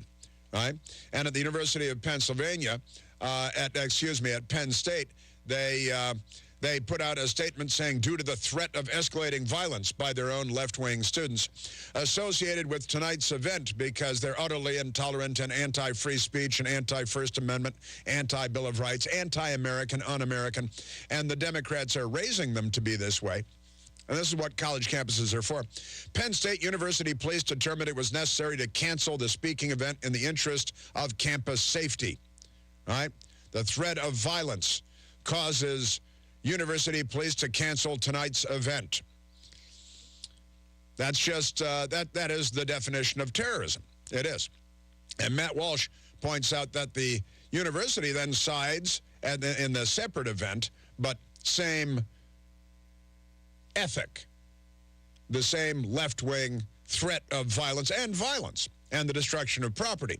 And again, if these were right-wing groups, front-page news. Left-wing groups, everyday stuff. Ignore it. No big deal. Not a problem. Dear University of Wisconsin-Madison community, we are aware that a speaker is coming to campus on Monday whose viewpoints we believe are harmful toward our trans community. Toward their trans community. Because Matt Walsh has views that, what does he believe, that we shouldn't have transgender kindergarten classes, drag shows for first graders, the trans community. But that's what you get in a box of Cracker Jacks because these people are insane. Speaking of communists, CBS News reports Russian court upholds WNBA star Brittany Griner's 9-year prison sentence. See, because they're communists, and that's what they do. They put people in prison, and they kill people, and they destroy everything. That's the thing. CBS, a Russian court on Tuesday rejected an appeal by U.S. basketball star Brittany Griner of her 9-year prison sentence for a drug possession, a step that could move her closer to a possible high-stakes prisoner swap between Moscow and Washington. The reality is she's a hostage. Now, she did apparently bring a vape and some illegal drugs in the category of marijuana into Russia. Perfectly normal in the United States. Walk around Washington, D.C. Half the city smells like pot. Smoking, people smoking pot. The smoke, not the bud. You can't walk around and smell bud everywhere, but the smoke. The 8-time All-Star Senator with the WNBA's Phoenix Mercury and 2-time Olympic gold medalist, I like that, was convicted in August after police said they found a vape and vape canisters containing cannabis oil in her luggage at Moscow's airport. 32-year-old Griner. And now CBS News is already talking to the administration now. Now, we'll give them a spy. And we'll get our WNBA basketball player back. Because that's what commies do. They kill, they throw people in prison. You see Xi Jinping and Hu Jintao. Xi Jinping at the big gathering of the communists in China had his predecessor arrested by thugs right next to him. Well, he acted like there was nothing going on, and everybody acted like there's nothing going on because they might be next, because that's what communism is. Then maybe they'll take him out like Kim Jong-un, lash him to a pole, and kill him with anti-aircraft guns for everyone's enjoyment. It's more fun that way for everyone. That's what communism is. And socialism is communism. It's not communism light. It's communism. And the Democrat Party, And also keep in mind that Pew research found that 56.3% of young white liberal women have been diagnosed with a mental illness. Imagine if you're a young, normal white man out there. It kind of narrows down the field of possible dates and mothers of your children going forward. Yes, sir. And that was at Penn State, spitting on the guy and screaming the F word at him and all this stuff. Penn State graduate student. She has been charged, however, which is kind of nice, kind of fun, because she's a filthy, despicable pig of a young woman, wouldn't you say? I think that'd be the polite description of what she is. Charged in multiple alleged spittings. This is actually a previous Penn State woman, a student, and going around spitting on people because it's what they teach. They teach this stuff. Amazing. All right, speaking of criminal activity on the left, the Supreme Court Justice Samuel Alito, perhaps you're familiar with him. He spoke yesterday at an event at the Heritage Foundation, which is just doing an amazing job these days. The Heritage Foundation has really, really stepped up their game. New president over there. Alito says leaked abortion opinion made conservative justices, quote, targets for assassination. Gee, why'd he say that? Justice Samuel Alito said in remarks at the Heritage Foundation that he and his colleagues want things to get back to normal in the Supreme Court. This new term just started this month, of course, the first Monday in October and all that stuff. And Supreme Court Justice Samuel Alito said Tuesday night that the leak of the draft opinion to overturn Roe versus Wade, God, they love abortion, earlier this year endangered the lives of justices by putting targets on their backs. Here is, and there's still no word on who leaked that. They just can't get to the bottom of that. It had to be one of the clerks. It's a left-wing clerk working for one of the left-wing radicals on the Supreme Court who should be purged from the court and replaced with more conservative justices. See, I don't really believe that, but the left, liberals, they say stuff like that all the time. Here's Justice Samuel Alito at the Heritage Foundation last night talking about the assassin that was arrested outside of Justice Kavanaugh's home, who had plotted to murder 3 Supreme Court justices. Then Joe Biden would get 3 picks for the Supreme Court, just like Donald Trump did, and the radical left would, get their love of abortion affirmed by the court again. They like it so much. Justice Alito. It was a grave betrayal of trust by somebody, and it was a shock because nothing like that had happened in the past. So it certainly changed the atmosphere at the court for the remainder of last term. Yeah, I bet it did. What with, and you remember Chucky the Schmuck Schumer, as Mark Levin likes to call him, Schmucky Schumer, the great Mark Levin. He stood on the steps of the Supreme Court and threatened Kavanaugh and Gorsuch by name, because the Democrat Party at the very highest levels are as dangerous as the Democrat Party at the lowest levels. And they inspire lunacy. They inspire suicide attacks on police in New York City, in Dallas, in Baton Rouge, and on Capitol Hill 3 months after January 6th, another suicide attack. Chucky Schmucky Schumer. I want to tell you, Gorsuch, I want to tell you, Kavanaugh, you have released the whirlwind, and you will pay the price. Now, a Democrat by the name of Nicholas John Roski was arrested outside of Samuel Alito's home. He came in from the Simi Valley in California. Is that where they make porn? Is that where they make porn? I think it is. And so it's a big Democrat hotbed. And bring a moist towelette and not a black light. So Nicholas John Roski, a Democrat from Simi Valley, California, was armed with a handgun and magazines, additional magazines, lots of ammunition, a knife, pepper spray, burglary tools. He was arrested outside of Justice Brett Kavanaugh's home. It was after the leaked draft by a Democrat working in the court, a law school, Ivy League, doubtless, law school grad, clerking at the U.S. Supreme Court. Justice Samuel Alito. The leak also made those of us who were thought to be in the majority in support of overruling Roe and Casey targets for assassination, because it gave people a rational reason to think they could prevent that from happening by killing one of us. And we know that a man has been charged with attempting to kill Justice Kavanaugh. And we still don't know who leaked the draft opinion from the Supreme Court all these months later.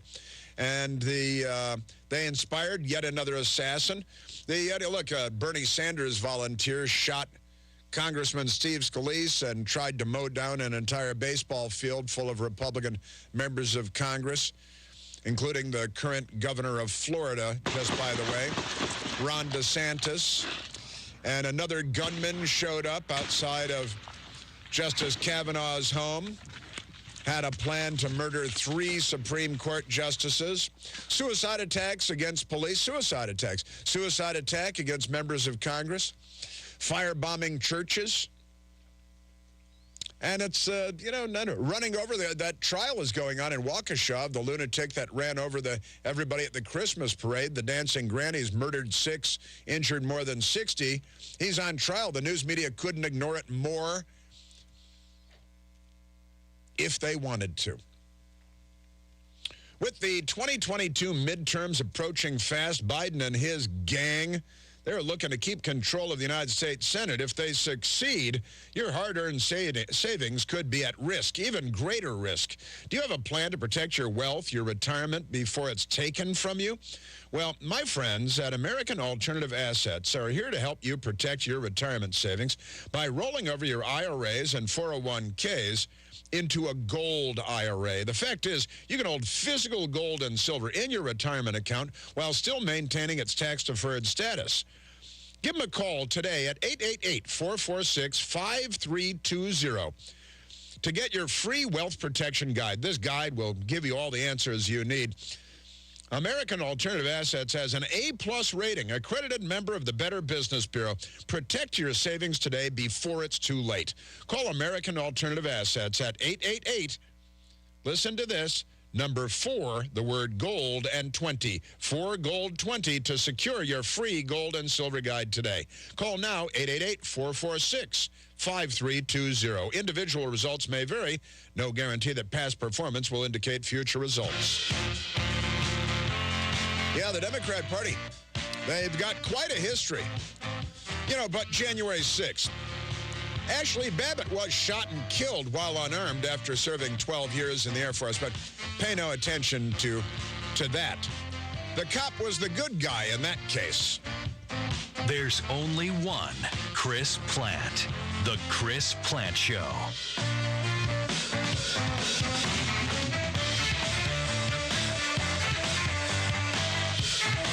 I'll second guest dinners with friends because they can be interrupted by diarrhea, gas, bloating, stomach pain, or oily stools. It turns out I have EPI, or exocrine pancreatic insufficiency, which means I'm missing the enzymes needed to digest food. My doctor prescribed Creon, pancrelipase, an oral prescription medication that replaces pancreatic digestive enzymes. Creon treats EPI due to cystic fibrosis, chronic pancreatitis, pancreatectomy, or other conditions. Creon may increase your chance of fibrosing colonopathy, a rare bowel disorder. Tell your doctor if you have a history of intestinal blockage or scarring or thickening of your bowel wall, if you're allergic to pork, or if you have gout, kidney problems, or worsening of painful swollen joints. Call your doctor if you have any unusual or severe gastrointestinal symptoms or allergic reactions. Take Creon as directed by your doctor and always with food. Do not chew capsules as this may cause mouth irritation. Other side effects may include blood sugar changes, gas, dizziness, sore throat, and cough. These are not all the side effects of Creon. Creon is the #1 prescribed EPI treatment. Ask your doctor about Creon for EPI and visit creoninfo.com or call 800-633-9110 to learn more. That's CREONinfo.com. Diabetes, high blood pressure, anxiety meds, everyone's on them. If you're a 50-year-old male, maybe a bit beefy, and you may even have type 2 diabetes, $1 million of term insurance may only cost you about $200 a month. Call Term Provider. Speak with Big Lou at 800-529-2856. Big Lou will find a term life policy for you even if you have type 2 diabetes, are overweight, or have high blood pressure. Term Provider has helped thousands of people like you who think they can't afford term life insurance. To buy $1 million of affordable term life for you, all you need to do is call Big Lou at 800-529-2856. Lou will make sure the scales are tipped in your favor. Call 800-529-2856. Big Lou will answer your call and work to fit you into a term life policy that you can afford. Remember, Big Lou's like you. He's on meds too. For affordable term life, call 800-529-2856. Let's see, if something costs less, but people are happier with it, that sounds like something to look into, and that's MediShare. Maybe you've heard switching to MediShare to pay for healthcare can save the typical family $500 a month, and that's huge, but it's also true that people are way more satisfied after making the switch, too. The customer satisfaction rate for MediShare is double that of the typical health insurance plan. Double. MediShare works. It's been around for more than a quarter century, and members have shared more than $3 billion of each other's bills. People love having telehealth and a huge nationwide PPO network. So yeah, you can save a ton and like it better. Imagine being happy with how you're taking care of your health care. So if you're self-employed or part of the gig economy, or you just want a plan you're happy with, you can call right now and get a price within 2 minutes. A very, very smart use of 2 minutes. Here's the number you need. 844-94-BIBLE. That's 844-94-BIBLE. 844-94-BIBLE. Paid for by Christian Care Ministry. 97.3 FM, 104.1 FM, and 990 AM. WEEB. We've got you by the ears. I am Virginia Saunders. I had the honor to serve as Moore County Commissioner for 9 years. I know Moore County. Moore County is my home. I fully support Phil Vandercook for Moore County Commissioner. He is a veteran of 32 years of service. He is a strong, conservative leader who will bring experience and energy to our Board of Commissioners. We need young people to handle the growth and change that we are seeing and needing in our county. Phil Vandercook is running as an unaffiliated. He is not driven by a political party or ideology. Phil's campaign is to serve all residents of Moore County. Vote for people, not politics. Vote for Phil Vandercook. Look for Vandercook on the ballot for the future of Moore County. Paid for by Veterans for More.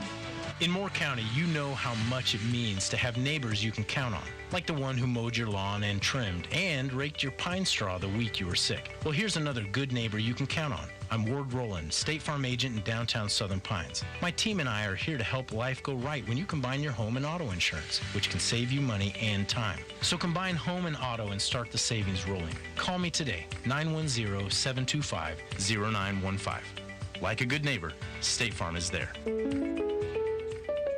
Hi friends, Aaron Cooper here from Cooper Ford to answer the question, why shop at Cooper Ford? First, we're locally and family owned, and that means every dollar you spend stays right here in the community. In fact, our ongoing commitment to our community is because Cooper Ford is part of the community. We live here, we shop here, share our faith here, and support many community causes. Plus, at Cooper Ford, we don't have and never had market-adjusted prices over MSRP like so many other dealers. We give fair and honest prices. It's just doing the right thing. And finally, at Cooper Ford, you're not just a number, you're part of the Cooper Ford family. Cooper Ford, always working hard to be your hometown dealer. WEEB, we've got you by the ears.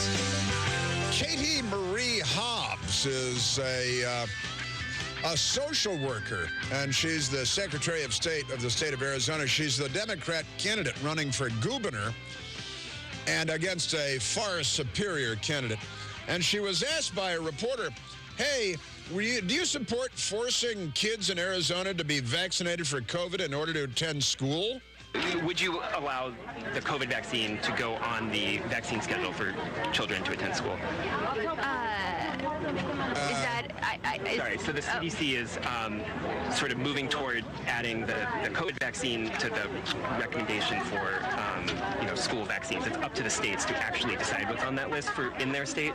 So, would your Department of Health Services put the COVID vaccine on the list of required vaccines for children in school?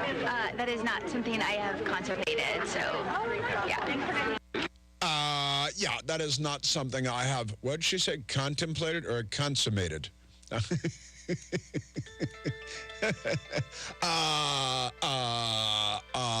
Mouth hanging open. She needs to lose. She's terrible. Carrie Lake is great. She needs to be the next governor of Arizona. And maybe, the states will secure our borders since the Biden administration is incapable of doing that. Joe Biden on vaccines yesterday. He's clueless again. The guy's so clueless. And response to that. That is not something I have contemplated. This is the Chris Plant Show.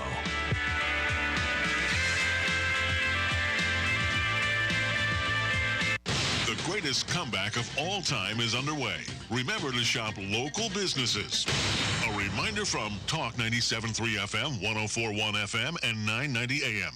WEEB. Hello, my name is Jim Von Cannon. I paid for this ad. I want people to know what I stand for. I want them to know that it means something to be a conservative Republican. I'm a retired Special Forces Sergeant Major. I grew up here. My family still lives in this county. I'm tired of seeing people come in to our county from elsewhere and all of a sudden want to hold office. I've lived my whole life here. I know people here are sick and tired of the same old tax and spend. I'm sick of it too. And I'll prove it to you if you elect me, Jim Von Cannon, as your county commissioner. Ember's Smokehouse is now open in downtown Southern Pines. Looking to satisfy your barbecue craving? Well, step up to the counter and order classic barbecue like pulled pork, ribs, briskets, or chicken. Order by the platter with classic sides or by the pound. Your barbecue craving will be satisfied. Check out their menu and other delicious items. They're open Monday through Friday, 11 to 7, Saturday, 10 to 7, and Sunday, 10 to 3. That's Ember's Smokehouse, 130 Southwest Broad Street in Southern Pines. At First Bank, North Carolina's largest independent community bank, we know your dream may be to make it possible for your child to achieve theirs. Whether you want to start saving for their education, to pay for a first tuition bill, or to help your student be a smart spender, First Bank offers a wide range of products and services to help you achieve your dreams. From student checking accounts to prepaid debit cards, savings accounts to home equity lines of credit. You'll find a great fit at First Bank. When you're ready for your next painting project, there's only one place to go for high-quality products. JB Short Carpet One in Southern Pines carries premium Benjamin Moore paints for any type of project. Benjamin Moore offers unmatched color and durability, so color will last for years to come. And when you shop JB Short Carpet One in Southern Pines, you're not just improving your home, you're supporting a local business too. Benjamin Moore for everything that matters. JB Short Carpet One, Highway 1 North between Southern Pines and Vass, or on the web at shortcarpet1.com. Hi, this is Rodney Swarms with Plumbing Night. We know that plumbing emergencies can happen at any time. In fact, they seem to happen at the most inconvenient times. And then inviting an unknown plumber into your home, that can add to the stress of the situation. The Plumbing Night wants to alleviate any stress about inviting a technician into your home by guaranteeing that we have not only the very best plumbers, but also the most knowledgeable plumbers. Before any of our employees are hired, all of the employees must undergo drug testing and a thorough background check. If they don't pass, they aren't hired. No exceptions. Once they're hired and part of the team, they receive continuous technical and customer training to ensure that they are the very best at their trade. This training is week after week, month after month, year after year. This training is what got us into community college to teach the plumbing trade. So the next time you have an emergency, call the Plumbing Night. They're known for extraordinary service and integrity. Call the Plumbing Night at 639-5555, day or night, or on the web at theplumbingnight.com. War Dogs Army Surplus is Moore County's largest selection of Army surplus. They buy, sell, and trade Army surplus, and they'll match any legitimate offer from competitors with a price match guarantee. They'll match and beat any competitor's price by 10%. With the largest selection of vintage and modern gear and collectibles, War Dogs has everything you're looking for. Open Monday through Friday, 10:30 a.m. to 5:30 p.m. and 11 a.m. to 4 p.m. on Saturdays. 675 Southwest Broad Street in Southern Pines, or call 910-920-7749. That's 910-920-7749. War Dogs. We offer more and sell for less. From start to finish, we get the job done right. Professional and caring, you're comfortable day or night. We're the local family, you can count on us. Right there, right on time, the ones you come to trust. 4 Seasons Heating and Air. Get comfortable with us. 4 Seasons in West End on Highway 211, 910-235-0606. We're tracking above normal temperatures to persist today ahead of our cold front that will bring rain into the afternoon and early evening. We will see drier conditions behind it, and we do anticipate slightly cooler temperatures tomorrow. Highs will top in the upper 60s and mid-70s today. We'll have to watch a few areas to the south with readings in the lower 80s. By tonight, we're down into the upper 40s and mid-50s. I'm meteorologist Peter Sherwood in the Weather Center. WEEB. We've got you by the ears.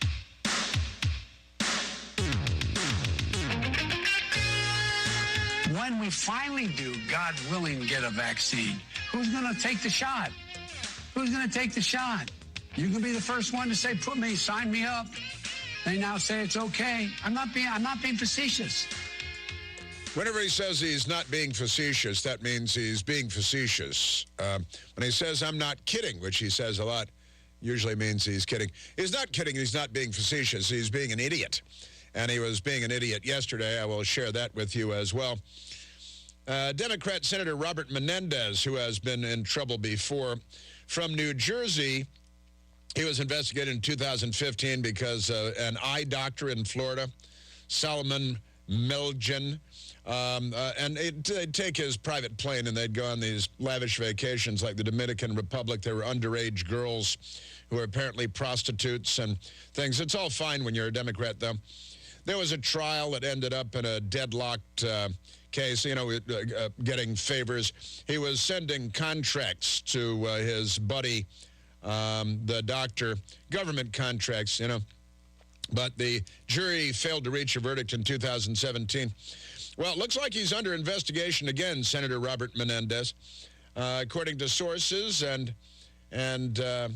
political reporter with Semaphore and BuzzFeed, good stuff, Kadia Goba, writing the story, and Menendez under investigation again. But when you're a Democrat, that's no big deal. You know, the Justice Department, we'll see, because Democrats, they take care of their own, don't they? We'll see if that goes anywhere. Speaking of which, Stacey Abrams' campaign chair collected millions of dollars in legal fees from voting rights organizations. The left-wing Politico has the story today.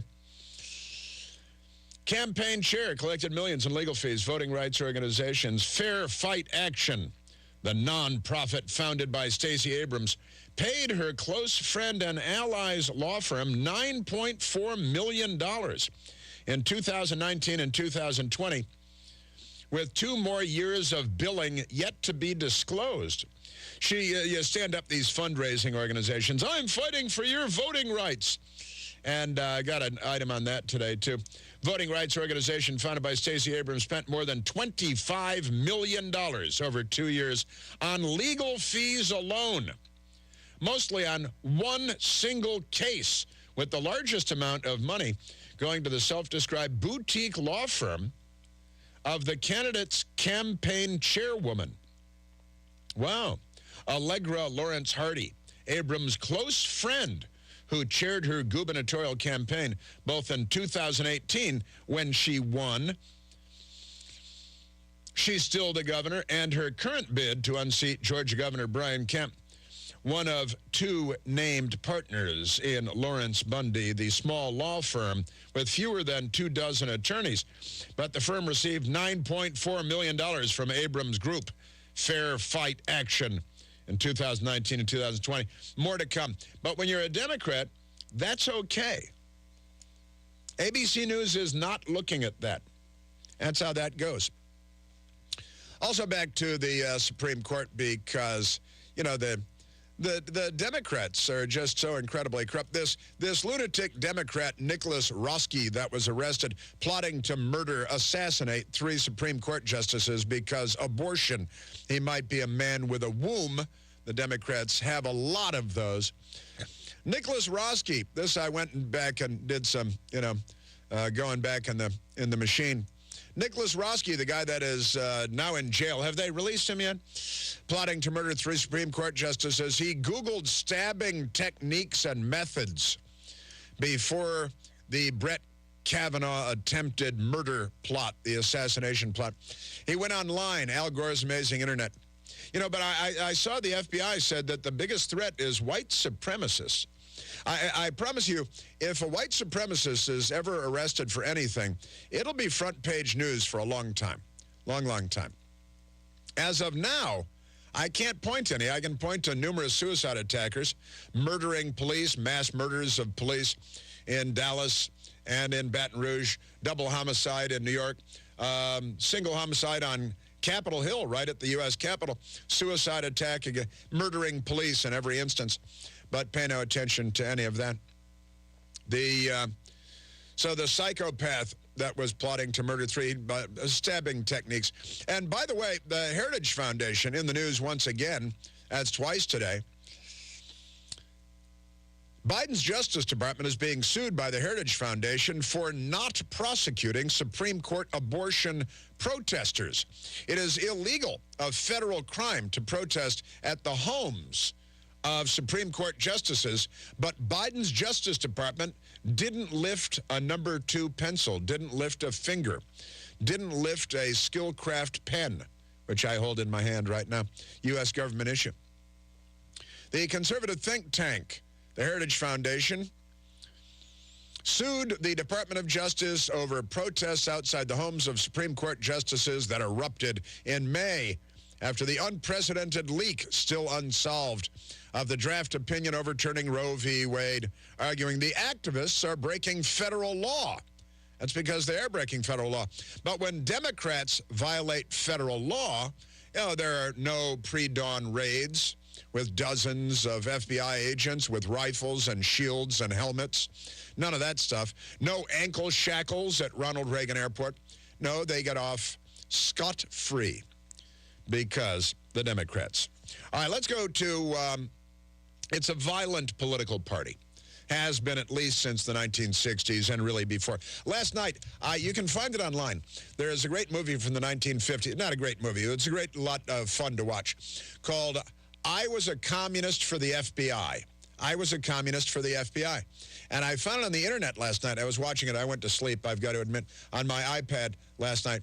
And it's so full of, it's like ripped today from today's headlines. The communists in this 1950s black and white movie use all the same techniques that in this movie. The racial division, they're using the N-word when they're not looking, and they're using the Jews, they're using the blacks, they're stirring up trouble and street violence. And honestly, this 1950s movie, I Was a Communist for the FBI, it's kind of funny in some ways, but at the same time, it's all the, because it was a serious movie at the time.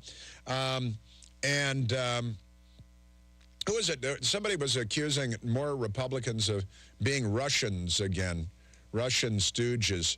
The Democrats do a lot of that. Hillary does that, Tulsi Gabbard and others. They're McCarthyites. I want to get back. I might even pull some audio from that movie one day. All right, here is Dr. Nicole Saphier. She's a medical doctor, unlike Jill Biden. And she's talking about the COVID vaccines because, you know, Joe Biden yesterday is like, oh, we've all got to get our booster shots. I'm not getting any booster shots. And a lot of people are not getting booster. Now, Joe Biden had his 5th, I think, right? And look at him. Then he suddenly had a heart attack and he died. Here's Dr. Nicole Saphier. It's interesting because you're going to start seeing a lot of these mandates being rolled back as study after study is showing that the efficacy and protection of the initial vaccine series, whether it was the mRNA or even the Johnson & Johnson, at this point during the pandemic, the efficacy is about 0 in terms of protecting against illness, let alone transmission. You know, but that's what they used to tell us it was good for. That's why we needed it, right? Did you see that Megyn Kelly, you know, formerly of Fox News, Megyn Kelly, very pretty. Megyn Kelly's sister died of a heart attack at the age of 58. But she's grateful for the protections that the vaccine provided from COVID. A woman dying, not, you know, a fatal heart attack, boom, out of, you know, all the soccer stars that have collapsed on the field and had cardio events, and even, you know, they're in the best shape in the world. And soccer stars in their 20s dying of heart attacks last year. The former Secretary of Defense, Ashton Carter, a.k.a. Ash Carter, died of a heart attack at the age of 68. He was in very good shape. And then there was this actor from TV shows that I didn't watch, like Will and Grace, Leslie Jordan, died of a heart attack at the age of 67. Then having a heart attack, he was driving, he crashed into a building. And, you know, there are some who are raising the question, well, I mean, people in good health, 67 is 68, and, you know, you're not a spring chicken, but the 58-year-old sister of Megyn Kelly, she had some health issues over the last couple of years, but you don't die of a heart attack as a woman at 58. That's quite unusual. Soccer stars don't die of heart attacks and have cardio. George Floyd died of cardiac arrest as well, just by the way, but setting that aside. And, you know, somebody ought to be looking into this. I know that our news media is not. I know that the Biden administration is not. But I talked to my doctor. I got the Moderna 2-shot vaccination years ago now. And then I had the Wuhan, right? I had the Wuhan. And I talked to my doctor. He's an actual doctor, not like Jill Biden. And he said, don't get a booster. You've been twice vaccinated, and you've had the Wuhan Red Death. So don't get a booster. Now, doctor, now you talk to your own doctor for your own medical advice, but Dr. Nicole Saphier on, you know, the mandates and what they told us then versus what we know now. That was the whole impetus behind some of these vaccine mandates early on. You had drug companies reporting that they knocked off transmission. The transmission of the virus turned to 0. Now, you have to remember, they only had about 2 to 4 weeks of follow-up data. So, yeah, maybe during that very early interval after the vaccine, you had decreased transmission. But here we are, and after about 20 weeks after vaccination, there is no ability to decrease transmission. And so any vaccine mandate in place should be wholly repealed at this time. Any vaccine mandate should be wholly repealed at this time. Judicial Watch, the great people at Judicial Watch, and my buddies over there, It was, I think, a week ago now, Bill Marshall and the good people at Judicial Watch. HHS, Health and Human Services, where they have that transgender person. HHS records show senior CDC officials discussing myocarditis in adolescents following COVID vaccine. What? Again, October 19th, and Judicial Watch announced that they received 1,081 pages of records from the U.S. Department of Health and Human Services detailing internal discussions about myocarditis, heart conditions, and the COVID vaccine. Other documents detail adverse events for which a contributory effect of the vaccine could not be excluded. That is to say, they could not rule out that the vaccine was a factor in myocarditis. That is a heart condition. And people are dying of heart attacks that have never died of heart attacks before. So Judicial Watch and Bill Marshall obtained the records through the Freedom of Information Act lawsuit against HHS. After the Food and Drug Administration, which is an agency of HHS, failed to respond to an August 2021 FOIA request. So turns out the documents show that HHS was looking into it, scratching their heads. Myocarditis in adolescents. Is that related to the vaccine? Well, what about in adults? We don't know. Joe Biden yesterday was talking about vaccines, and he got everything wrong again. Those vaccine mandates, they punish the people who actually showed up to work. When so many people were paid to stay home and continued to be incentivized to stay home and not go to work, which is why we had such a problem trying to get started again. You couldn't find workers because no one wanted to work because they were still being paid to stay home. But yet your sanitation workers, your healthcare workers, your other frontline people, your delivery people, they were all going to work. They chose to go to work, and then many were fired because they didn't get the vaccine for whatever reason. They didn't get the vaccine, many of who already had COVID and had some sort of natural immunity. By the way, the New York Supreme Court yesterday reinstated fired sanitation workers who did not comply with New York City's vaccine mandate, and they're being required to provide them with back pay because the New York Supreme Court found that it was unconstitutional. Isn't that fascinating? Yesterday, Joe Biden getting it wrong. Almost everyone who will die from COVID this year will not be up to date on their shots. We've made the vaccines free and available. We've made the tests free and available. Please use them. Use them. And encourage your friends and loved ones and neighbors to use them as well. Yeah, everybody just keep getting shots every 20 minutes. And I think they've all bought stock in Pfizer or something. Dr. Nicole Sapphire. I think it's pretty unfair for the president to say that virtually all deaths this year will be in those because they don't go and get that booster. Because I can tell you, Lawrence, right now, people who are still dying from COVID, about a third, over a third of them actually are vaccinated or even boosted. So that's unfair. The bottom line at this point, Lawrence, the good news is virtually no deaths under the age of 50 have occurred since about February. Biden got his 5th COVID shot. And didn't he just say on 60 Minutes recently that the pandemic is over? Yes, he did. There's another thing that maybe medical science should look into. Biden has had his 5th shot. Does the vaccine cause severe brain damage? Can't rule it out, just like the myocarditis in adolescents. That Judicial Watch, not the New York Times or 60 Minutes, but Judicial Watch got the documents. The Washington Post ignored the findings, and nobody's looking into it. Me, I'm skipping the no more shots. I've had the Wuhan. I'll take the Wuhan again rather than more and more shots. You're listening to The Chris Plant Show.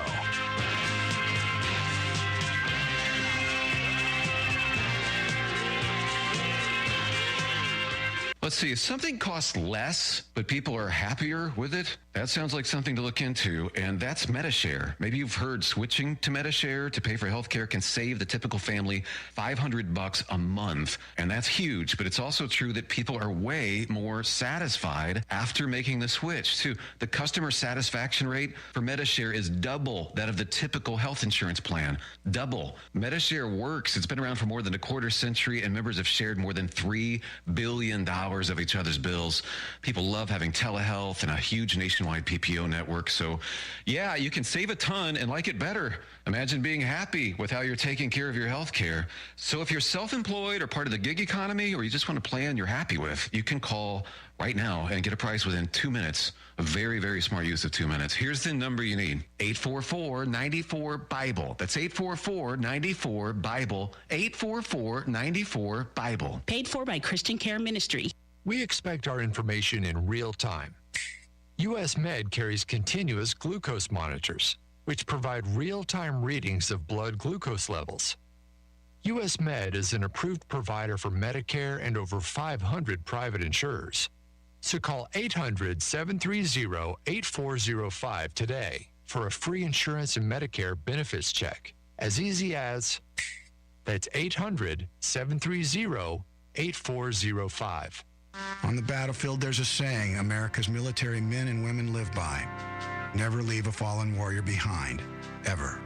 Off the battlefield, Wounded Warrior Project operates with the same goal. Wounded Warrior Project was created to help our men and women returning home with the scars of war, whether those scars are physical or mental. Wounded Warrior Project. We never leave a fallen warrior behind, ever. Learn more about what we do at woundedwarriorproject.org. Listen to us anywhere on your smartphone or tablet with the TuneIn app, free at your app store. Simply search for WEEB. Moore County candidate for General Assembly Neil Jackson on taxes. Hello, I'm Neil Jackson. Over the last 10 years, I've watched the Republicans in the General Assembly reduce personal income tax rates. They've eliminated taxes on military veterans and eliminated taxes on businesses. When I go to the General Assembly, my goal will be to work to lower the personal income tax rates to zero. I'm Neil Jackson, and I approve this ad, and I make you that promise. Paid for by the Committee to elect Neil Jackson. John Cole's Plumbing Professionals has been voted Best Plumbing Company in the 2021 Best of the Pines competition, making them the area's best plumber for the third year in a row. And they'd like to sincerely thank each and every person who voted. They'd also like to renew the promise of exceptional customer service, quality workmanship at a fair, on-the-level price. That's the winning formula at John Cole's Plumbing Professionals. John Cole's Plumbing Professionals. Does your pup lack proper exercise while you work? Or you can't go on vacation because your pup can't come? Check out Watch My Wag, where they specialize in day play, boarding, grooming, and training for your furry companion. Their facility includes a 3,000 square foot fenced-in outdoor play center for when your pup needs exercise. Their VIP suites are great for those overnight stays. So call Watch My Wag today to make an appointment at 910-725-1888 or online at watchmywag.com. PCS Pavement and Soft Washing Pros is the go-to for your asphalt repair, seal coating, and pressure washing needs. Low-pressure power washing is the safest way to wash your home's exterior using the most advanced eco-friendly techniques to remove mold, mildew, and weather stains from all surfaces to restore your outdoor areas to their original glory. Call PCS Pavement and Soft Washing Pros at 910-944-0950 or visit them online at ProContractingServicesNC.com. At Pool Automotive, being local and family-owned isn't just a title. It's the lifeblood of our business. The moment you walk into our Aberdeen showroom, you'll be treated like family. You see, we believe that all our guests deserve quality, reliable used vehicles, and we have the inventory and finance options to make it happen. When you buy a new vehicle, the second you drive it off the lot, it's already depreciated by thousands. Before you throw that money away, come to Pool Automotive and check out our huge selection of premium vehicles. We have high-quality, off-lease vehicles, most of which are one-owner cars with low mileage and remaining factory warranties. Something else we do to save you even more? We don't charge documentation fees. Yep, you heard us right. No doc fees here. Come in today, 500 South Sandhills Boulevard in Aberdeen, or call 910-637-0057 and experience the pool advantage. Ah, yes. New Eternal World Television Network News, Real Clear Opinion Research. Broad Republican support among likely Catholic swing state voters in the upcoming midterm elections. You know, but as Michael was saying, today, thanks to Pelosi and Biden, Catholicism is whatever the Democrat Party says it is. It's now a pro-abortion, pro-gay marriage, transgender religion. Joe Biden, yesterday, he has no idea what he's been doing as president. If you don't have one of those loans, you just get 10,000 written off. It's passed. I got it passed by a vote or two, and it's in effect. I got it passed, the student loan thing, by a vote or two. It was never voted on by Congress. It didn't go through Congress. It was an executive order, and he doesn't know the difference between his own executive orders and bills passed through Congress. It was never passed through Congress. Jonathan Turley, law professor extraordinaire on that subject. There should have been a vote in Congress. Indeed, Senator Biden would never have stood for a president claiming this type of unilateral authority. I mean, essentially, the president wrote off $500 billion of debt like he was an American czar. And that's not supposed to be the case. You know, Congress historically has jealously defended the power of the purse. That's the main power they have in our system of checks and balances. I love that the New York Supreme Court has ordered New York City to rehire and pay back wages to the employees that were fired for refusing to get the Wuhan vaccine. I just love that.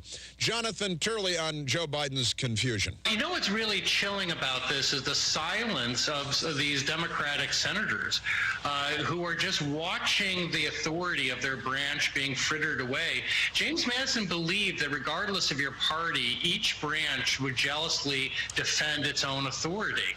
I have no doubt what Senator Biden would have done if President Bush had claimed the right to give away $500 billion without a vote of Congress. Honestly, please, these guys. We don't have a lot of time, but let's see if we can get in Lewis calling from Fredericksburg, Virginia. Only got about a half a minute, Lewis, but I think you can make your point. Hey, racists are arrested all the time. They just don't make the news. AOC articulated a racist position when she said that brown people aren't smart enough to get an ID. That's her self-position, a racist position, and she was arrested this summer, or so-called arrested, when she put her hands behind her back. Yeah, it was a fake little show business arrest, and, you know, Democrats, like, Joe Biden claimed he was arrested in South Africa. He was lying, he made it up, because Nelson Mandela, and it was a made-up story. And they love, I think they just like the handcuffs. They like the restraints. They like having control taken away. It's kinky. Kinky stuff. Yeah, look, Stacey Abrams said that, you know, the black people in Georgia couldn't get IDs and they wouldn't be able to vote, and those mean Republicans, and now they have record early voting turnout. Cringe Jean-Pierre didn't get that today, lied about that yesterday. Broadcasting from the top of the North Carolina Sandhills, 97.3 FM, 104.1 FM, and 990 AM, WEEB, Southern Pines, Pinehurst, Aberdeen. Breaking news this hour from townhall.com. I'm John Scott. Taking part in the Pennsylvania U.S. Senate race debate, Republican candidate Mehmet Oz, courtesy of News Nation, says states should set their abortion limits. There should not be involvement from the federal government in how states decide their abortion decisions.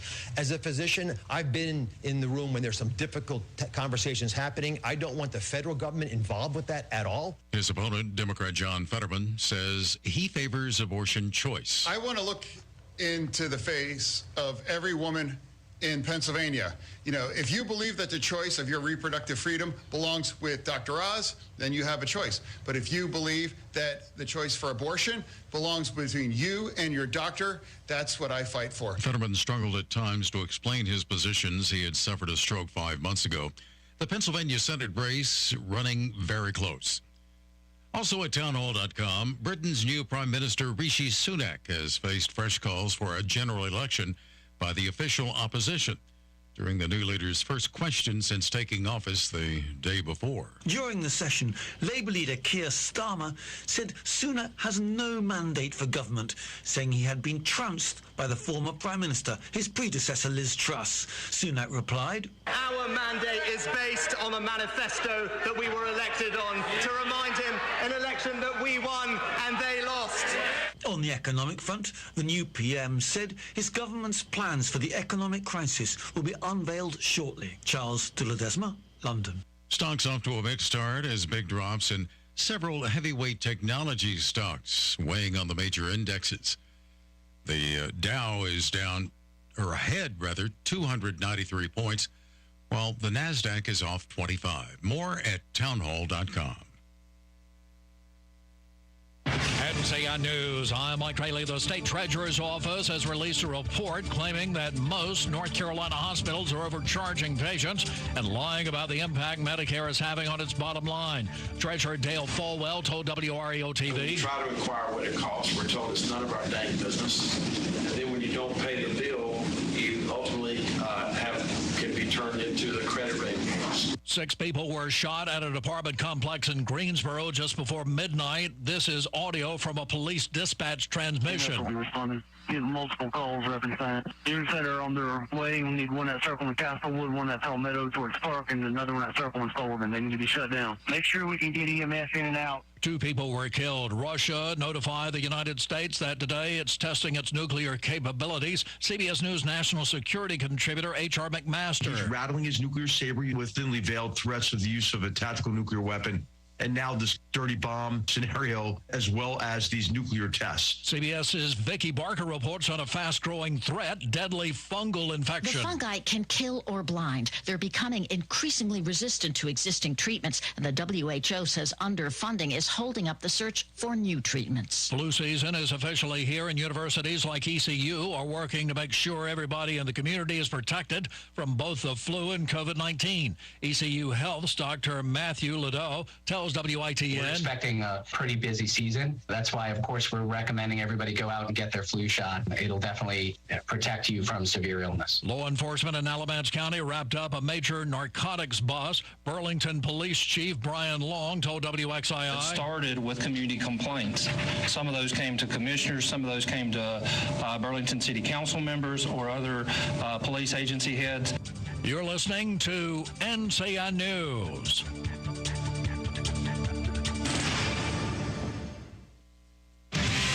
North Carolina Farm Bureau Insurance was just named one of America's best insurance companies by Forbes and the nation's best auto insurer in Crash Network's Insurer Report Card for the 3rd year in a row. Sometimes being the best means being a little different. Our difference is our people. And with agents in every county, you've got local award-winning service right in your backyard. North Carolina Farm Bureau Insurance. Helping you is what we do best. Your North Carolina Zoo is open year-round, and a family membership is a wonderful way to enjoy the zoo experience and support your zoo. Members can bring guests at a discount and enjoy exclusive membership areas. Usually after about 2 visits, an annual membership has more than paid for itself, and your membership is recognized by over 150 zoos and aquariums nationwide. Make your next visit to the North Carolina Zoo as a member rather than a visitor. Learn more about family memberships at nczoo.com. Early voting in Moore County is in full swing. Your sacred voting right now joins the battle for your children and their safety. To replace today's chaos and violence in your public schools with good order, discipline, and achievement, here is your chance. On your way into the polls, pick up a Republican sample ballot. Be sure to vote on the back side of your ballot for Ken Benway, Pauline Bruno, and Shannon Davis. This is Ken Benway, engaged citizen, veteran, and candidate for your Moore County School Board. Paid for by Ken for Schools Committee. We're tracking above normal temperatures to persist today ahead of our cold front that will bring rain into the afternoon and early evening. We will see drier conditions behind it, and we do anticipate slightly cooler temperatures tomorrow. Highs will top in the upper 60s and mid-70s today. We'll have to watch a few areas to the south with readings in the lower 80s. By tonight, we're down into the upper 40s and mid-50s. I'm meteorologist Peter Sherwood in the Weather Center. This hour Hour is sponsored by Pinehurst Toyota Hyundai on 15501 in Southern Pines, where you get a great deal and a great deal more. On the web at pinehursttoyota.com and HyundaiofPinehurst.com.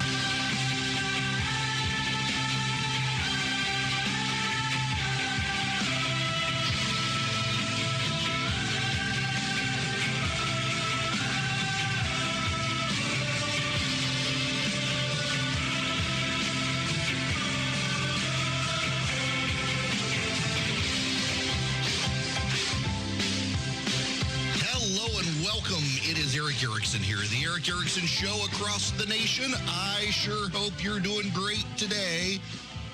My goodness gracious, yes, you know what we're going to spend time on out of the gate. It literally is the biggest news story of the day for a variety of reasons, and I want you to hear it for yourself before I even dive in and really tell you what I think about it. You do need to understand what is about to happen to John Fetterman in Pennsylvania. It's just not good. But first, I want you to hear it for yourself. This is actually how, I'm not making this up, you hear it for yourself. This is how the debate began last night in Pennsylvania. As lieutenant governor, you're running for a seat that could decide the balance of power in Washington. What qualifies you to be a U.S. Senator? You have 60 seconds. Hi. Good night, everybody. Hi. Good night, everybody. The consequences of his stroke are not good. I don't mean to make light of it, don't mean to laugh about it, but for months his team has denied he was as bad as he is. Remember, Dasha Burns is the NBC News reporter who interviewed John Fetterman for his first in-person interview. Dasha Burns was assailed by members of the press for saying that he was not good. Fetterman was not good with small talk before, and that he had to read off a teleprompter.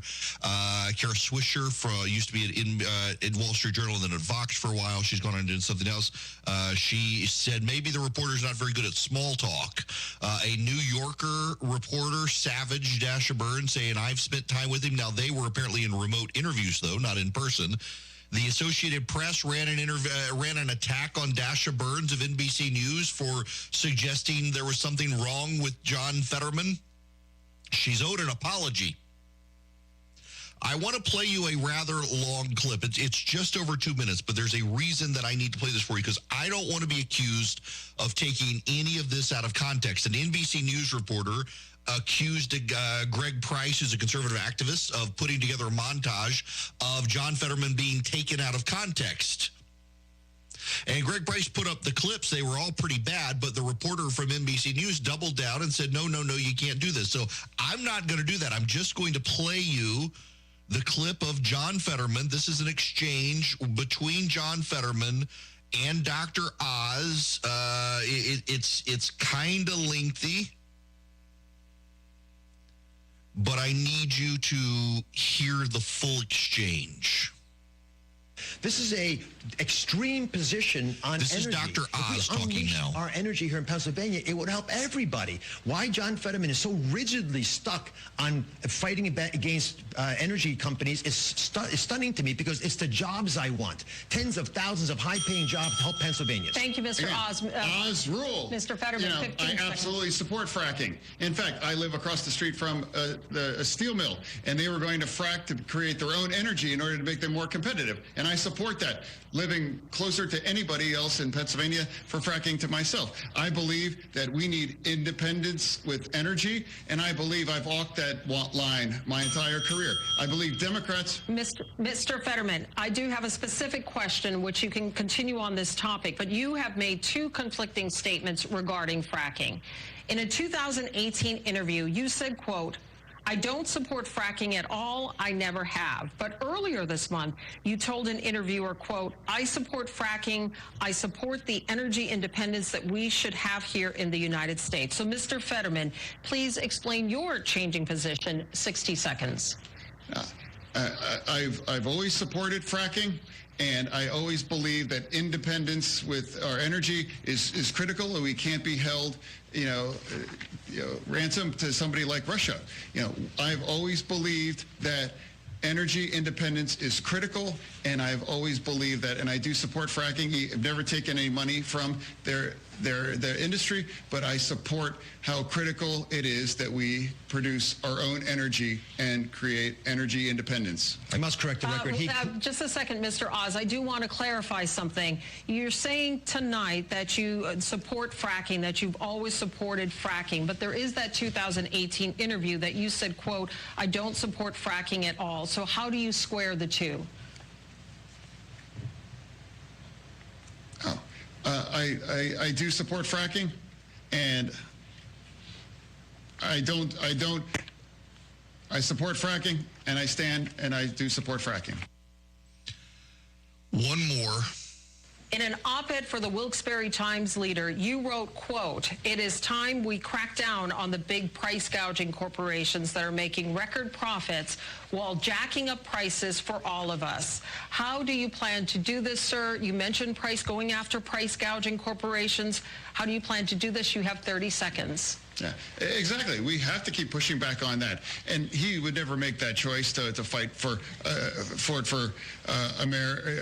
families here in Pennsylvania. He has never met an oil company that he doesn't swipe right about. He has never been able to stand up for working families all across Pennsylvania. We must push back. Inflation has hurt Americans and Pennsylvania's families, and it has given the oil companies record profits. All right. Thank you, Mr. There's clearly a problem with John Fetterman's ability to process words. He had to read from the teleprompter again last night to answer the questions. It's just there's something off there. To small business owners who have told us that if the minimum wage were increased to $15 an hour, it would put them out of business. You have 30 seconds. Now, we all have to make sure that everyone that works is able to, that's the most American bargain, that if you work full-time, you should be able to live in dignity as well, true. And I believe they haven't had any businesses we can't have businesses being subsidized by not paying individuals that just simply can't evade to pay their own way. Okay, Mr. All right, over to you, Bob Casey, the senator from Pennsylvania. I think that message came through very clearly. I think his answers were very direct. I think there's some real question on the other side about a number of answers where there didn't seem to be a yes or no. But I think John did very well, and I think he understands how people struggle. He understands what working families are up against every day, and I think that came through throughout the debate. Did it, though? Did it. Here is Michael Smirkanish and Brianna Keeler this morning on CNBC or CNN. This is what people in Pennsylvania watching CNN woke up to, this commentary. Look, I think it's really tricky how we talk about this debate. Maybe he meant good evening and he said good night because it was an expressive communication issue. But at the same time, Michael, one of the things that strikes me is this was the first time where we all really got to see for ourselves how John Fetterman is doing, right? There have been moments where he's had these interviews, but they have been tightly controlled. We've seen the letter from his, I think it's his GP, who's talked to his other specialists, but the letter's not from his specialist. We haven't seen the medical records. I guess my point is just, we didn't know what we were really going to get until last night. And I think it was different than what some people were expecting. It's difficult to discuss, to even have this, I think, objective conversation is to be accused of ableism. I don't think that's what it is. I think that had John Fetterman been more forthcoming from the get-go, about the timing of the stroke, because there was a 48 or so hour time period, and it was the final weekend of the primary where he didn't let us know that he'd had a stroke. The underlying cardiomyopathy and the need for a defibrillator was not revealed. The medical records have not been produced. I mean, I could go on and on and on. He's not been transparent. He's been opaque. His answer last night was to say, well, take a look at me. Okay, well, we took a look and our heart breaks for you, but we're not comfortable, I think is going to be the consensus.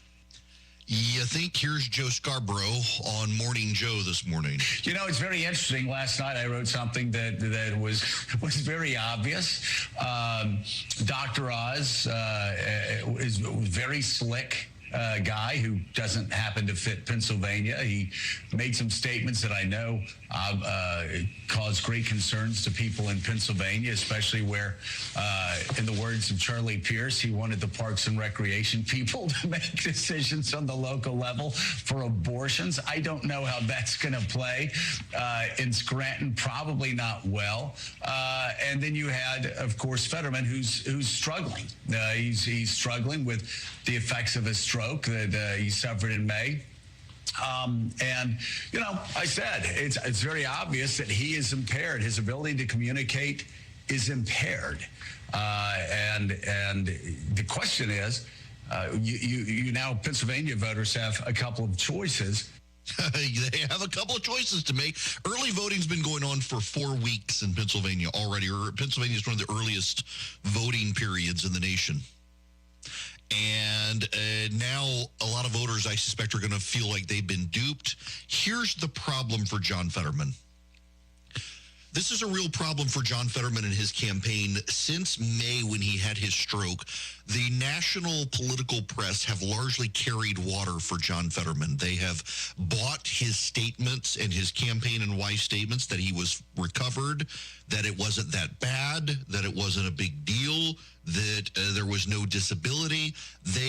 They bought all of those statements. Not only did they buy those statements, but when a reporter for a mainstream media outlet, Dasha Burns, pointed out that he can barely handle small talk, reporters, not partisans, but reporters, and I realize we know they're partisans, but bear with me here, reporters piled on and attacked her and said maybe the problem was her, not him. The American political press leans to the left editorially. It just does. But they work very hard to make it seem like they do not. They have carried this man's water since May. They now have to turn on him because all of us have now seen just how bad the situation is. All of us have heard the problem for ourselves. We see the extent of it. Joe Scarborough on Morning Joe saying he clearly has a problem, and the voters in Pennsylvania will talk about it even if the media does not. Axios, which tried to pivot immediately to Dr. Oz making a statement on abortion that suggested local officials needed a say in a woman's abortion, has now turned on Fetterman and highlighting his statements, complete with ellipses and dashes and ums and stutters to get the point in the transcript that he's not very coherent. CNN has done the same thing. MSNBC talking about it. Major media outlets now doing this because they realize a couple of things. The momentum is shifting pretty significantly. Across the nation, there is a Republican wave coming. There is no corresponding Democratic wave that we can detect in any public polling or private polling, and we know about the private polling because the Democrats would be bragging about it if they saw it. So the Senate is probably lost for the Democrats, so now the media needs to keep its integrity. The media needs you and me to buy into the idea that they are somehow still objective. And the way to do that now is to ask the probing questions about John Fetterman that for months on end, the American media refused to ask. Where are his medical records? Where are the experts? Where are the surgeons? Why take a letter from his GP and not talk to the specialists? His campaign has covered it up. The media has helped. The media is now exposed to the vulnerability. They must now turn on John Fetterman to save their own reputation. This is a real problem for Fetterman and for the Democrats in a 50-50 Senate fight. Want to be on the show? Call Eric now at 877-97-ERIC. That's 877-973-7425. let me tell you about the Eden Pure Thunderstorm 3-pack. You get 3 of these suckers for less than $200. You're saving $200, and you get free shipping. And it's worth it if you go to EdenPureDeals.com and you put Eric3 in as your discount code. Right there on the front of the website, you'll see a code. It says Ask Host Radio Code. It's Eric3. Now, what is it? It's an air purifier, so it gets rid of the mildew, the mold, the dust, the pollen, cleans the air. But most importantly, for my usage of it, it wipes out odor. So if your basement smells musty, or let's say a real world usage, you have a leak in the roof, it gets into your upstairs room, and it starts to smell a little moldy. You know how it can smell musty sometimes when you're dealing with water damage. You run this thing, and it wipes out the odors. You're frying in the kitchen like I do. I don't have an exhaust fan in the kitchen. Run the Eden Pure afterwards. You'd never know I fried in the kitchen. I carry them with me in case my hotel room stinks as well. You go to EdenPureDeals.com, EdenPureDeals.com. The discount code is ERIC3, ERICK 3. It's no surprise. Pinehurst Toyota has done it again, a 3rd award. And this one is the Golden Carfax top-rated dealer, based on Toyota and Hyundai ability to consistently provide the best pre-owned vehicles and service. Pinehurst Toyota also has the Pilot Best of the Pines Service Department and the Sandhills Magazine Best Dealership in Moore County. The Pinehurst Toyota Advantage Plan is our goal to make you 100% satisfied with your visit to Pinehurst Toyota. The first 2 years or 25,000 miles are covered by the Toyota Care Program, and you get 5 years of roadside assistance regardless of miles. That's why with a major service at Pinehurst Toyota, you will receive a complimentary loaner for all qualified warranty repairs. Call Pinehurst Toyota at 910-692-2424. That's 910-692-2424. Hey there, Sherry Beasley. This is Miss Lindsay. Heard you've thrown your bonnet in the ring for U.S. Senate. I've been checking you out, and Miss Lindsay is concerned about where you're coming from. Fentanyl is pouring into North Carolina and killing our youth because of Biden's open borders. Why do you refuse to call this a crisis, Sherry Beasley? You support a federal law that will make every abortion legal until the moment of birth. What about our North Carolina parental consent law? Don't parents have the right to protect their own daughters, Sherry Beasley? Parents are concerned about what's going on in the schools. Why are you taking all of that money from the Liberal Teachers Union? You've got a lot of fessing up to do, Sherry Beasley. After checking you out, Miss Lindsay put on her thinking cap and decided to support Ted Budd. Ted Budd, Christian, pro-life, will fight to protect the border and our children too. Miss Lindsay says, let's elect Ted Budd, U.S. Senate. Paid for by Patriotic Veterans, Inc., a 501c4 committee, not coordinated with any candidate or campaign committee. Garage door broken? If it is, your home is not as safe as it could be. Call Superior Overhead Doors today. Whether you need repairs or full replacement, you can count on us. With over 20 years of experience, no job is too big. Active duty military receive $20 off repairs and $50 off installation. So call Superior Overhead Doors today at 910-992-6227 or visit us online at superioroverheaddoorsllc.com for a free estimate. When you're ready for your next painting project, there's only one place to go for high-quality products. JB Short Carpet 1 in Southern Pines carries premium Benjamin Moore paints for any type of project. Benjamin Moore offers unmatched color and durability, so color will last for years to come. And when you shop JB Short Carpet 1 in Southern Pines, you're not just improving your home, you're supporting a local business too. Benjamin Moore, for everything that matters. JB Short Carpet 1, Highway 1 North between Southern Pines and Vass, or on the web at shortcarpet1.com. 97.3 FM, 104.1 FM, and 990 AM. WEEB. We've got you by the ears.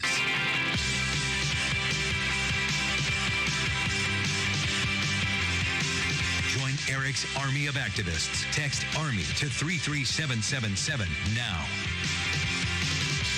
Hello there, it is Eric Erickson here. The phone number, should you wish to be a part of this here program, 877-973-7425.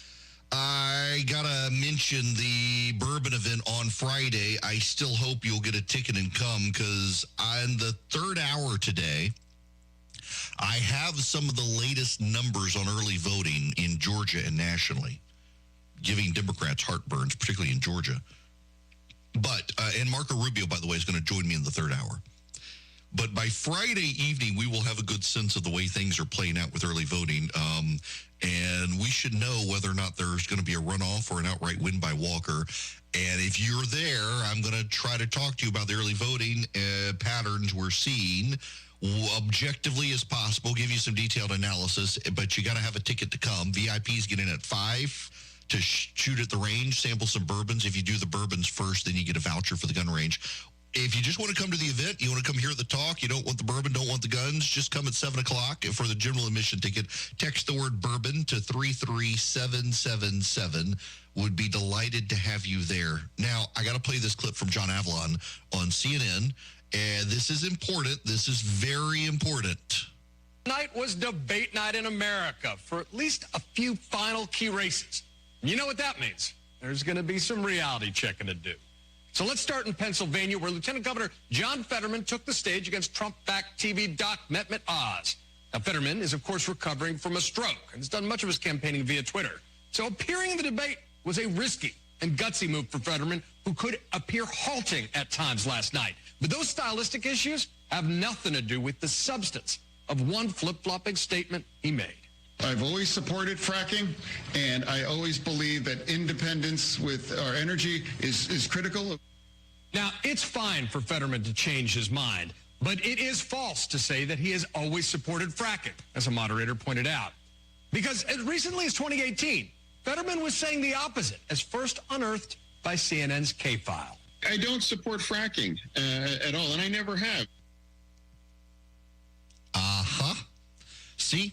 They're turning on him. They're trying to give him a pass on the coverage, but they're turning on him. They're turning on him. That sort of stuff matters. Now, to the phones we go. Ron, you're going to be the first caller today. Welcome to the show, Ron.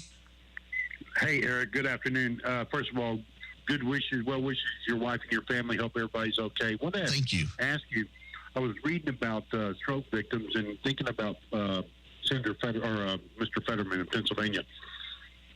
My simple question is, I wonder if he's able to operate a vehicle, or if his rehabilitation specialists, anybody has any information on that for him to be able to operate like a simple, car or driving with his, the limitations of what has happened with his abilities after the stroke. Do you know anything about that at all? No, and look, this is one of those areas that hasn't been reported on. His wife, if you'll recall, last week was trying to get Dasha Burns at NBC fired for her handling. And by the way, Ron, I just learned something here. Those of you in Florida listening are going to love this. You know who John Fetterman's campaign manager is? Andrew Gillum's campaign manager. Andrew Gillum ran against Ron DeSantis. He was being investigated by the FBI, and then afterwards it turned out that though married with kids, he was also having a sexual relationship with a man and doing meth.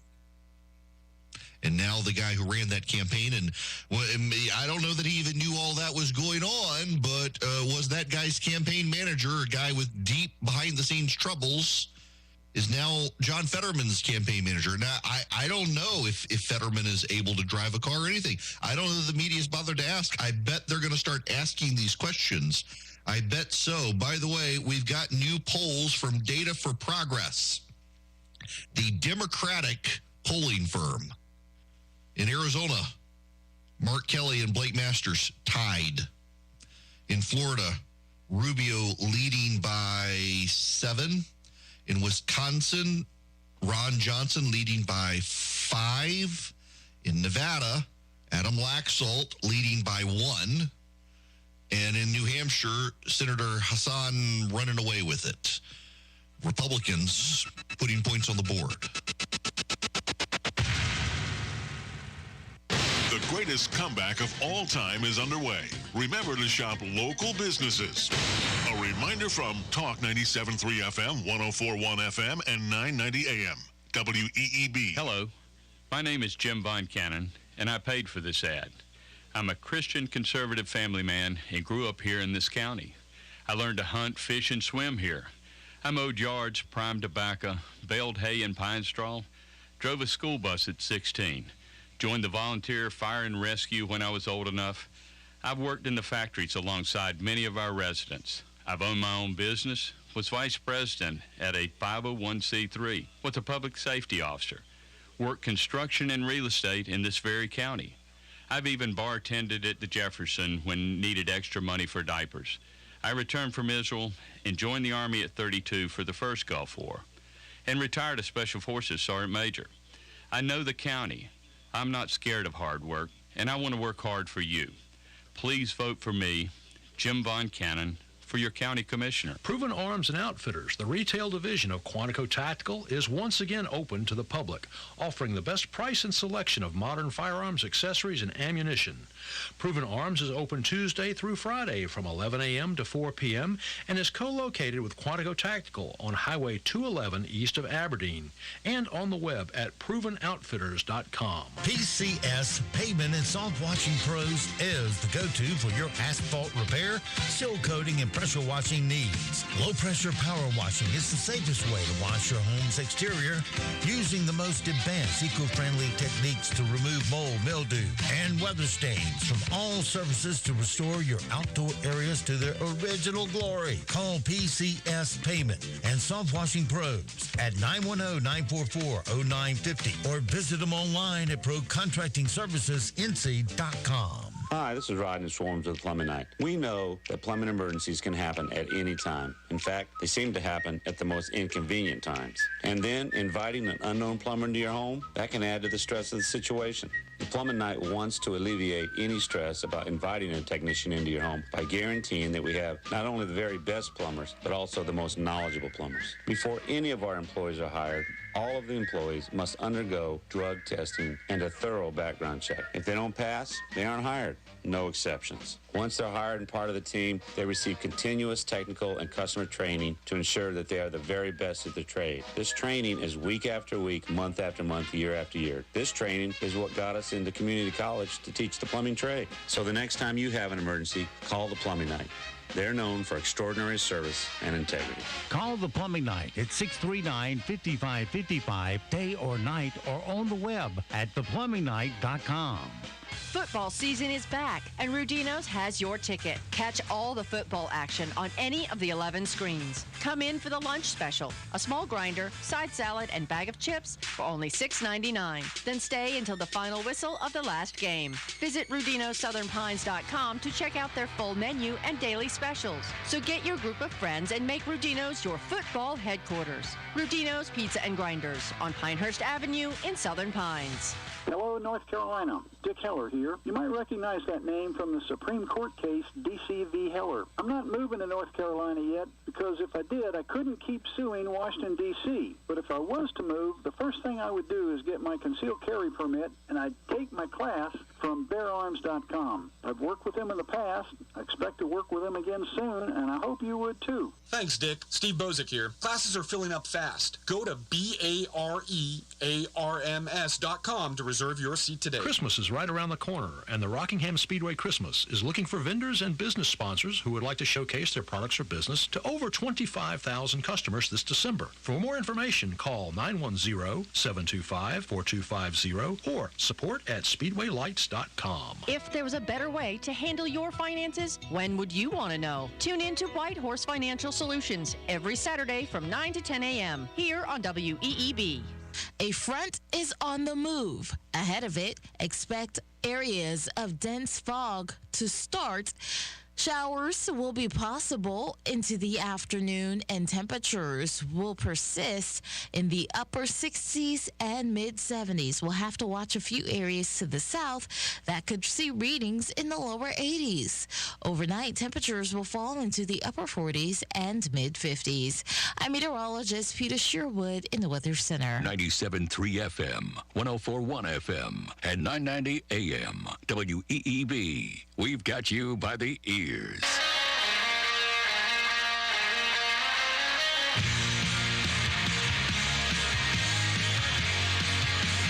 Want Eric's weekly recipes? Text recipe to 33777 now.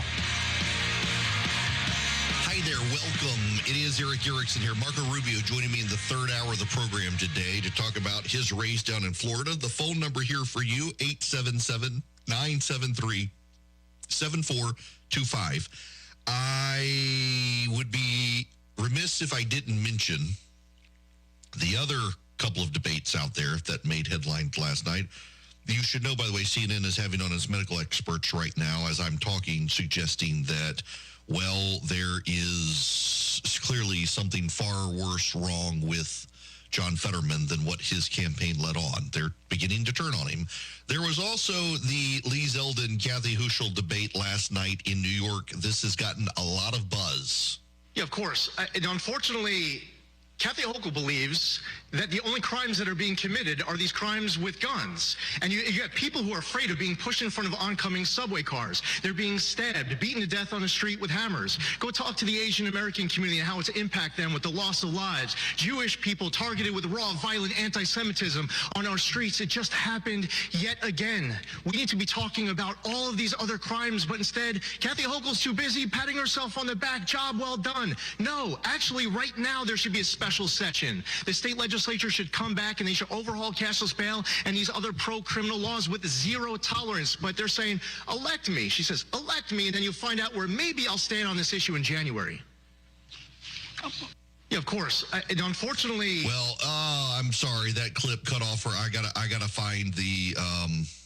I gotta find her response. But while I'm finding her response, you also need to hear Gretchen Whitmer. Gretchen Whitmer, the governor of Michigan, you will recall, she shut down the whole state for months on end, including schools. She said this, and it is a flat-out lie. You know, Mrs. Dixon says that I kept students out longer than any other state. That's just not true. I worked closely with my Republican and Democratic governors, and kids were out for 3 months. That's not true. They were out far longer than that. How she doesn't know that the kids in her schools in Michigan were out for up to 6 months to a year is mind-boggling to me, but that was actually the situation there. You also, going back to Kathy in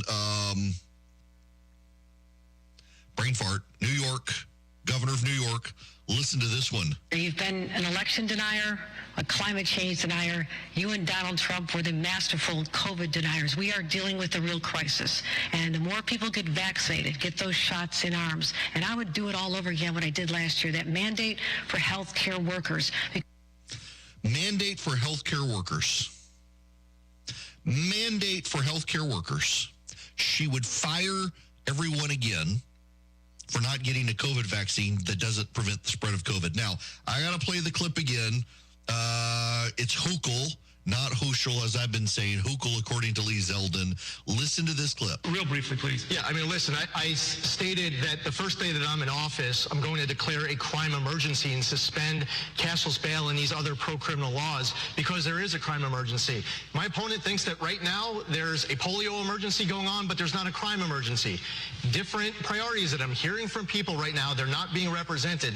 From this governor, who still, to this moment, we're halfway through the debate, she still hasn't talked about locking up anyone committing any crimes. Okay. Anyone who commits a crime under our laws, especially with the change they made to bail, has consequences. I don't know why that's so important to you. All I know is that we could do more. Well, when I say that we should do more, excuse me, I'm speaking. Sure, go ahead. We could do so much more. If there was a nationwide ban, but certainly a state ban on teenagers being able to get guns, assault weapons. I mean, that's what happened in Buffalo. A teenager walked into a shop and was able to buy an assault weapon, the kind you use on military battlefields. It happened just yesterday in St. Louis. When are we going to start talking about the crimes that are the most frightening? And that's murders and shootings, which across this country are down about 2%. New York State, because we worked so hard on this since I became governor, they're down 14%. To roll back the tape, anyone who commits a crime under our laws, especially with the change made to bail, has consequences. I don't know why that's so important to you. There's a soundbite. Why is crime important to you? You know, she's done a series of crime events in New York, in New York City lately. The problem here is that it's too little too late. Now, this is a race where she's going to win unless there's a major Republican blowout. Kathy Hochul, the governor of New York, is going to win re-election unless there's a major, major Republican wave in excess of what we're seeing out there. But the fact that the race has now gotten closer than it should be has fallout consequences down the ballot to the state legislature in New York, and she's scrambling over this sort of stuff. These are not good signs for the Democrats nationwide. In the third hour, I want to talk to you about some of the signs that are giving Democrats heartburn. We got a lot of other stuff to do before we get there, and talk to Marco Rubio as well. Right now, I want to take phone calls, 877-973-7425. Barbara, you're going to be up next. Welcome to the show, Barbara. Hey, Eric. I'm praying for all of you and yours. Thank you. But I'm also praying for America, because I'm really worried. Here we have two politicians who are obviously mentally impaired, whose families are letting them embarrass themselves in a way that is just so heartbreaking that I just feel for them. I mean, these two men have families that are not watching out for them. How are we moving forward if we're not taking care of our elderly in the way that we need to say, I know you want to do this, but you can't do this. You're not capable of doing this. Listen, this is going to get me some hate mail, but I need to say this, Barbara. Thank you for the phone call. This sets up perfectly. When I was in Washington, D.C. last week, multiple reporters from multiple major news organizations. Now, let me just give you the organizations that I met with reporters from. ABC, CBS, Axios, CNN, Fox News, the New York Times, the Washington Post, the Associated Press. Who else was there? Trying to go around the room. Yahoo News, The Hill, Politico. I'm missing a couple, but I mean, the big. There was one from NBC News I talked to. I'll just say this is the caliber of the reporters I was talking to last week in Washington. A lot of them wanted to know my thoughts on the national politics, the GOP, Georgia. Multiple reporters from multiple ones of those outlets, on their own, without my prodding, brought up Joe Biden and his decline. And everyone attributes it not to dementia, but to age, that he's hit the point where he's just really not firing on all cylinders.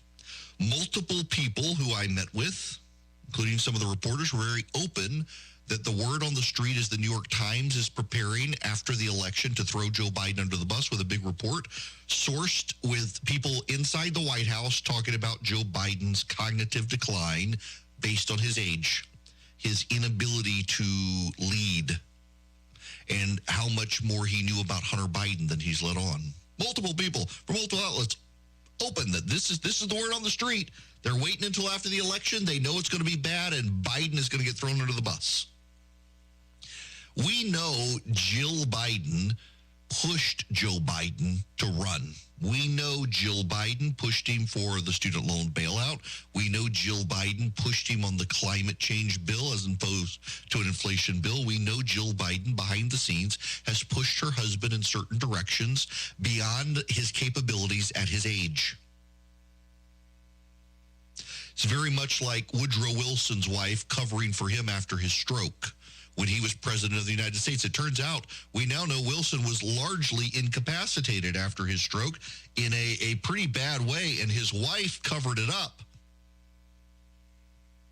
His wife covered it up and largely ran his campaign, his White House, his administration. And now we have John Fetterman and his wife, who was an illegal alien, is an aggressive, progressive partisan who has tried to cost a reporter her job for accurately reporting what actually happened to John Fetterman and how bad off he was. Will Mrs. Fetterman apologize to Dasha Burns at NBC News? Clearly not. She should, but she won't. Will she apologize to Pennsylvania voters for lying about her husband's condition? Of course not. It's about the acquisition of power. Given all of the flattering profiles of Mrs. Fetterman in the last week or two, it's led a lot of people to speculate this is by design, that he'll get there, be unable to serve, and she'll get appointed in his place. That she is using him to get herself elected in ways she herself could not get herself elected. Both Mrs. Fetterman and Mrs. Biden are pushing their frail husbands to do things they should not do. Do you want to know a little bit of theological trivia? In Genesis 3, when God tells Eve her desire will be for her husband, it's one of the most misinterpreted lines in Scripture. It does not actually mean that women will wish to be subservient to their husbands. It actually means that their desire will be to control their husband. And let's be honest, fellas, those of us who are married, you all know the secret to a great marriage is the two words, yes, dear. Men may biblically be the head of the household, but we're all scared of our wives. This is between us. Don't refer or mention this to my wife, but we all know it's true. We know that in Genesis 3,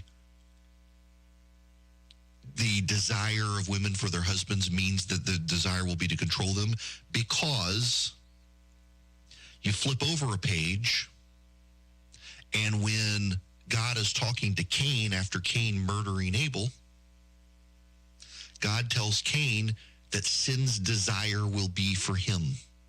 It's the exact same phrase. It's the exact same word in Hebrew. Sin's desire will be to control Cain in the way a woman's desire will be to control her husband. A theological point that gets really missed by a lot of people who don't understand the original words and have twisted them in some way in the 20th century to suggest that women desire under the fall of man to be subservient to their husband, to be the housewife. That's not actually true at all. God's design is for women to be complementary to their husband, not to be equal with their husband. And women's desire is to be equal or above their husband. Here we have two women, Mrs. Fetterman and Mrs. Biden, who have pushed their husbands beyond their mental capabilities and physical capabilities to take positions and do things that we know in Joe Biden's case, he didn't really want to do the whole student loan bailout. And in Fetterman's case, we know his wife and campaign have rallied to advance him in a way that is beyond his capabilities. They lied, they distorted, they twisted, they attacked, they distracted, and now we've all seen it. We have all seen it. And in seeing it, we know we were lied to and we were played. We see this with Joe Biden on a daily basis, and the media still covers up for Joe Biden. The media still pretends in public that Joe Biden has no problems. It's just a speech impediment, a stuttering. When behind the scenes, they're pretty open that he has reached the point at which he's declining because of his age. None of them say dementia. All of them say it's because of his age. And now the rumor, the word on the street in Washington is the New York Times, using White House staffers, intend to highlight this after the election to push him to serve one term. This is very Wilson-esque from the early 20th century. What the media is going to have you do, the partisan press now, the objective press is going to throw Fetterman under the bus. They think the Senate's gone anyway. Might as well throw him under the bus to save his credibility. What the partisan press is going to do is try to get you what they do with Joe Biden. Don't believe your lying eyes. Believe their interpretation of what you've seen. And I don't think after that debate last night, anyone's going to fall for that. Now, before I get out of here, I got to tell you about Patriot Mobile, because you should be using them as your cell phone provider. I got to tell you, I use them. I have two separate phones. One of them I keep with AT&T. One of them I keep with Patriot Mobile. It's nice to have a separate number that I can just give people my phone number to who I want to talk to them, but they don't need me immediately, and I can check voicemails and stuff. And I can tell you, I go to parts of my state where I get coverage from Patriot Mobile that I don't get from my current provider. Why? Because they use the same cell towers everybody else uses, so you get guaranteed great service. You get 5G, you get voice, you get data, you get all of that, and on top of that, you get to make a difference in the political landscape of America because they take a portion of their profits and give it to the conservative movement. That's right. They're Christians and conservatives. They want to help the conservative movement grow, so that's how they were set up. They are set up to use the cell towers everybody else uses, give you guaranteed great service, take a portion of their profits, and give it to conservative causes you care about. You give your business to them, they give a portion of the money you pay them to the causes you care about. And you get great discounts, and you get free activation with my name. You go to patriotmobile.com/Eric, patriotmobile.com/ERICK, or you call them 972-PATRIOT, 972-PATRIOT. You tell them I sent you. You get free activation. You get great discounts. They're worth doing business with. I really do like his opinion on things. Eric Erickson, the information you need and the truth you demand. He tells it like it is. Live every weekday. Do you sometimes feel helpless in politics? You hear political talk show hosts, you hear people on TV talking about the idiot things Congress or even your state legislature are doing, and what do you do? How can you get involved? Well, I try to make it easy for you because I believe in activism. Activism works. If you text the word ARMY to 33777, you can join my army of activists. Now, what is it? It's a special email list for people who want to be real activists. It's not for sale. You're not going to get spam. Every once in a while, you'll get a note from me with an action alert saying, click this button and you can take action. Now, what do? I transfer you over to the activist portal so you can make a phone call, you can send an email, you can send a tweet, you can send a Facebook message to your elected representative and tell them to either do something or don't do something.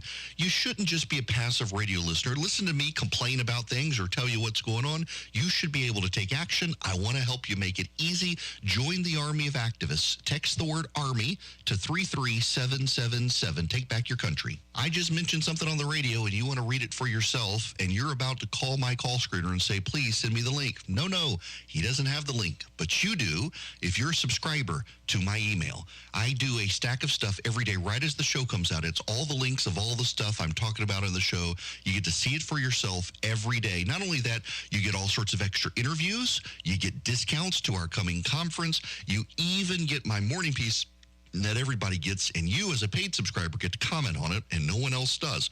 All sorts of extra benefits for the paid subscribers, including that stack of stuff that you get at the beginning of the show. It's only $7 a month. You can get a lot of stuff for free just by signing up. You text the word DATA to 33777. Text DATA to 33777. You become a free subscriber. You get my morning write-ups. You get some video clips of the show, and then if you're a paid subscriber, you get discounts. You get the stack of stuff with all the links I talk about, conference discounts, and so much more. Data to 33777.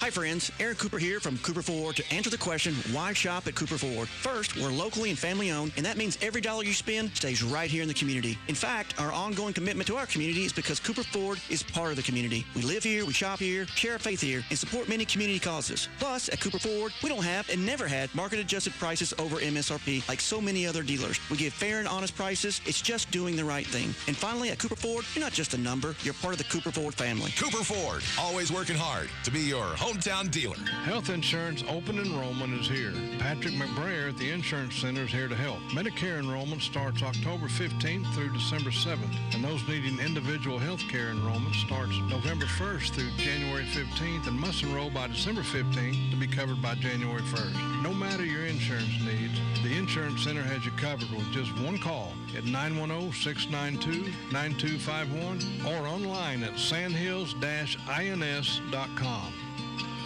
It just doesn't feel like Christmas until you begin to see those twinkling lights all around you. Do you need help this holiday season? Let Dasher's Designs turn your home into a winter wonderland. From residential to commercial, Dasher's Designs is your holiday light company. We'll design, install, maintain, remove, and store your Christmas lights. Be the envy of your neighbors without lifting a finger at a starting price of just $8.95. Book your free consultation today. Visit us online at dashersdesign.com. And don't forget to like us on Facebook.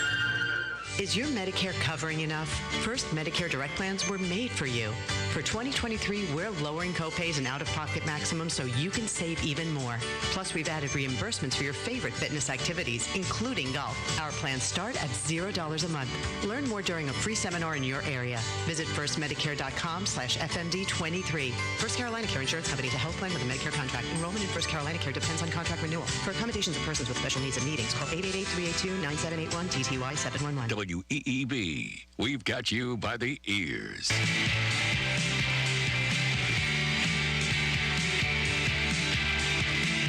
Get exclusive interviews and Eric's daily email by texting SHOW to 33777. Text the word Eric to 33777. You sign up for the daily email. You would have gotten all the data, particularly those of you in Georgia. If you text Eric to 33777, click that top link, you'll be able to see those Georgia turnout numbers that are giving Democrats nationally some serious heartburn. Right now, let's see. Do I have time? Yeah, I got about a minute and a half. Greg, welcome to the program. How are you? Hey, Eric. Good to hear your voice, as always. Looking forward to seeing you Friday night at Governor's Club. Excellent. That's my home range. My wife and I will be there to see you. Good. And my son trains for 4-H trap shooting on that indoor range. Fantastic. It's amazing. I'm looking forward to seeing it. It is great. It is great. You know, the national media, the Democrats will need to have a pound of flesh, a sacrificial lamb to blame for this election. So who's it going to be? But then second part, who becomes their new champion? Because after they throw somebody under the bus, somebody's got to take their place. You know who I actually think is going to get the blame? Stacey Abrams. I really actually do. And the reason I say that is because so let me just cut to the chase. And those of you who can't stick around for the third hour, I'll just give you the nugget right here. The top performing counties in early voting in Georgia right now are Republican strongholds that never turn out for early voting. And the ones that are doing the worst are the top Democratic strongholds outside of Atlanta, including Clark County, the home of the University of Georgia. It is the third worst performing county in the state of Georgia for turnout, while Oconee County, the Republican bastion right next door to it, is one of the best performing. Stacey Abrams is going to get the blame. She's actually cut $1 million a week of TV funding. She's pulled the money. I am hearing rumors that Democrats are scrambling to get 15-passenger vans to the polls because the Abrams camp was going to take care of it, and now they're not. The Warnock campaign is fretful that they were relying too much on Stacey Abrams' ground game, and that may hurt him. She is going to be the fall guy for the Democrats nationally. They put her on a pedestal. They made her their hero. They all bought into her idea that the 2018 election was stolen and that voter suppression is real. And now her entire operation is collapsing before our eyes. She's going to be the fall guy. The Democrats are going to be like piranha on her as if she were trying to swim across the Amazon. They will devour her the day after the election. She will be the fall guy. When we come back, there's going to be another one, and I'll tell you who that is, too. WEEB. We've got you by the ears. Hey there, Sherry Beasley. This is Miss Lindsay. Heard you've thrown your bonnet in the ring for U.S. Senate. I've been checking you out, and Miss Lindsay is concerned about where you're coming from. Fentanyl is pouring into North Carolina and killing our youth because of Biden's open borders. Why do you refuse to call this a crisis, Sherry Beasley? You support a federal law that will make every abortion legal until the moment of birth. What about our North Carolina parental consent law? Don't parents have the right to protect their own daughters, Sherry Beasley? Parents are concerned about what's going on in the schools. Why are you taking all of that money from the Liberal Teachers Union? You've got a lot of fessing up to do, Sherry Beasley. After checking you out, Miss Lindsay put on her thinking cap and decided to support Ted Budd. Ted Budd, Christian, pro-life, will fight to protect the border and our children too. Miss Lindsay says, let's elect Ted Budd, U.S. Senate. Paid for by Patriotic Veterans, Inc., a 501c4 committee, not coordinated with any candidate or campaign committee. Broadcasting from the top of the North Carolina Sandhills, 97.3 FM, 104.1 FM, and 990 AM. WEEB, Southern Pines, Pinehurst, Aberdeen. This hour from townhall.com. I'm John Scott. In a debate courtesy of News Nation, Democrat candidate for the Pennsylvania Senate, Dr. John Fetterman, says he is fit for office physically. If my doctor believes that I'm fit to serve, and that's what I believe is appropriate, and now with 2 weeks before the election, I have run a campaign, and I've been very transparent about being very open about the fact we're going to use captioning. Republican candidate Mehmet Oz was asked if he is fit for office after being accused of giving dangerous medical advice on his TV program. One of the great blessings of traveling around Pennsylvania is you run into people who have watched the show. They thank me very much for giving them life-saving advice on chronic issues like high blood pressure or dealing with their anxiety. The show did very well because it provided high-quality information that empowered people. The Pennsylvania Senate race, very close, rated a toss-up. Also at townhall.com, once a key part of the political season and an important role for newspapers, editorial endorsements of candidates are fading away. The latest sign of the times is word that papers controlled by the Alden Global Capital Hedge Fund will no longer endorse candidates for president, governor, and U.S. Senate. In many cases, endorsements have fallen victim to both the news industry's troubles and the era's bitter politics. After many papers advised against voting for Donald Trump in 2016, and he won anyway, many news organizations wonder if it's worth alienating readers when they're already hard enough to come by. Rich Thomason reporting. A Waukesha, Wisconsin man, Darrell Brooks, convicted of killing 6 people by driving his SUV into a Christmas parade in suburban Milwaukee. And in Jackson, Michigan, 3 men have been accused of supporting a plot to kidnap Governor Gretchen Whitman. They've been convicted on all of those charges. More at townhall.com.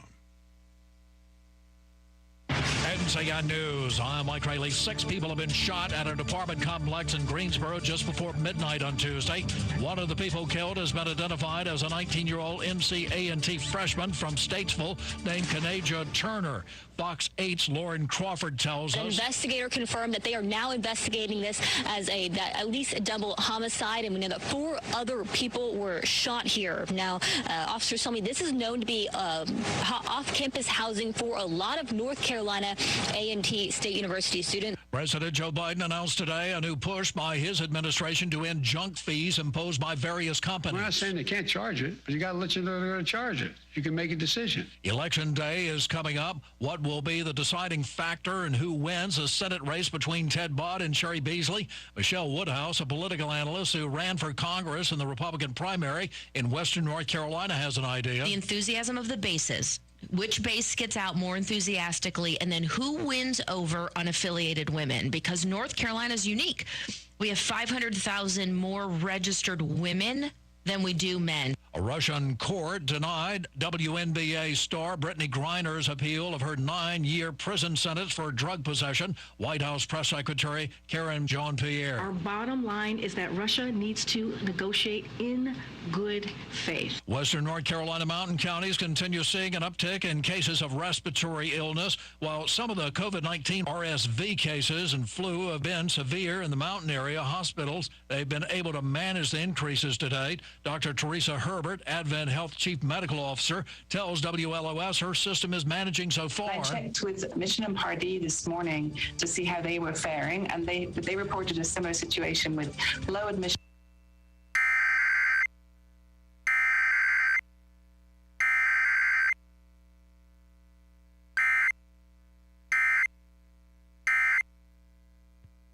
From gathering necessary supplies to planning an evacuation route, now is the time to make sure you and your family are prepared. And if a storm damages our electric system, local public power providers are ready to respond and restore power quickly and safely. As a public power customer, you benefit from having an electricity provider that restores power faster than other providers do. Visit electricities.com for storm preparation tips and resources.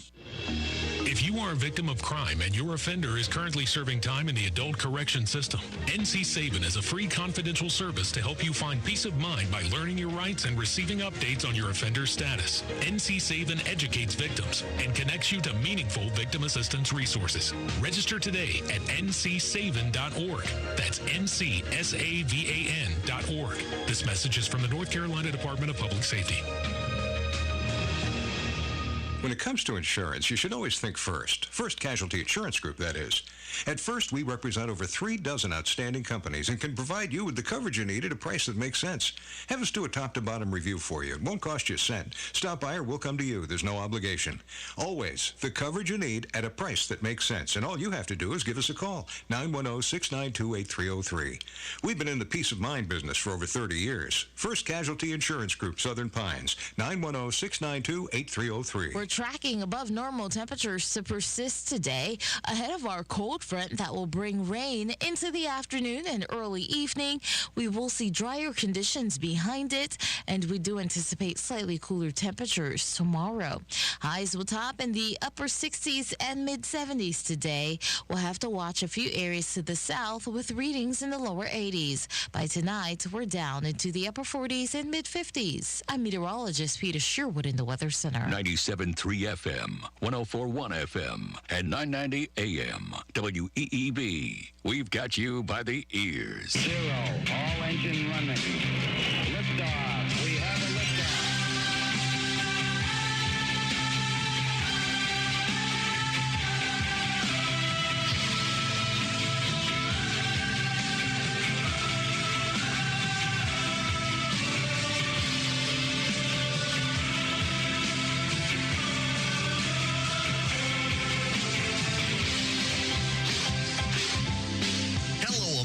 Welcome. It is Eric Erickson here across the nation. The phone number, if you want to be on this here program, 877-973-7425.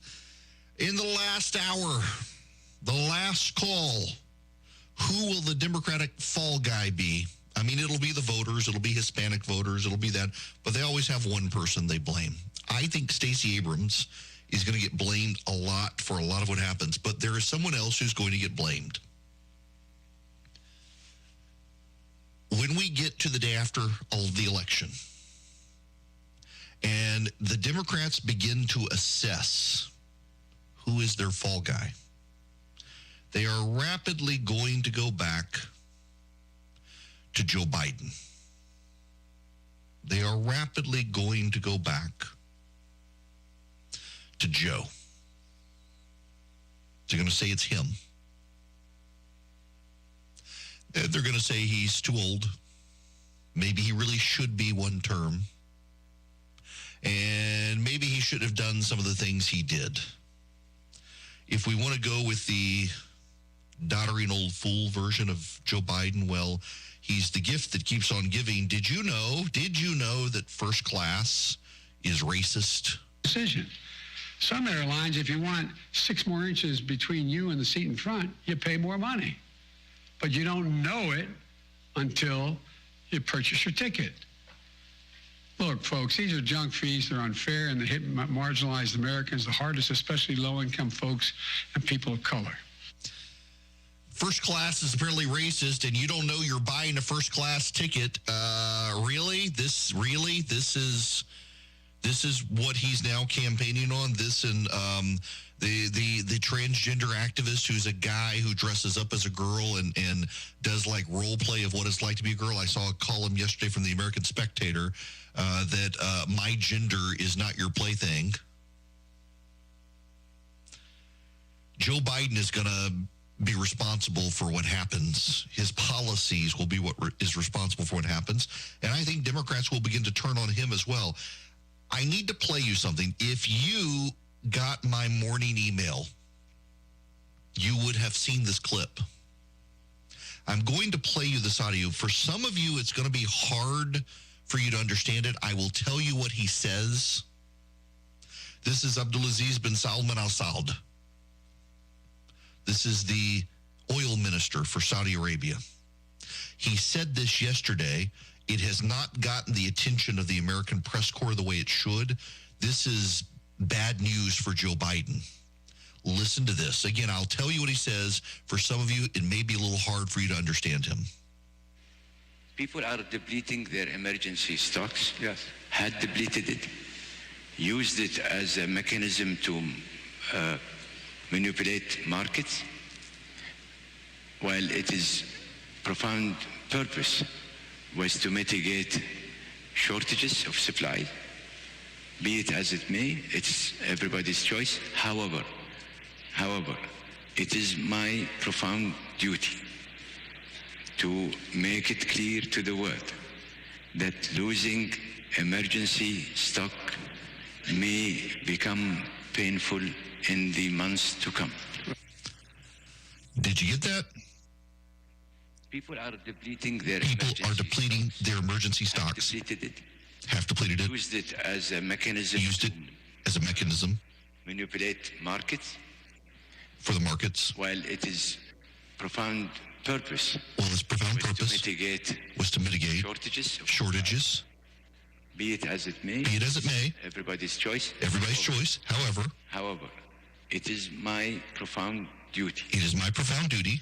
To make it clear to everyone that losing emergency stock may become painful in the months to come.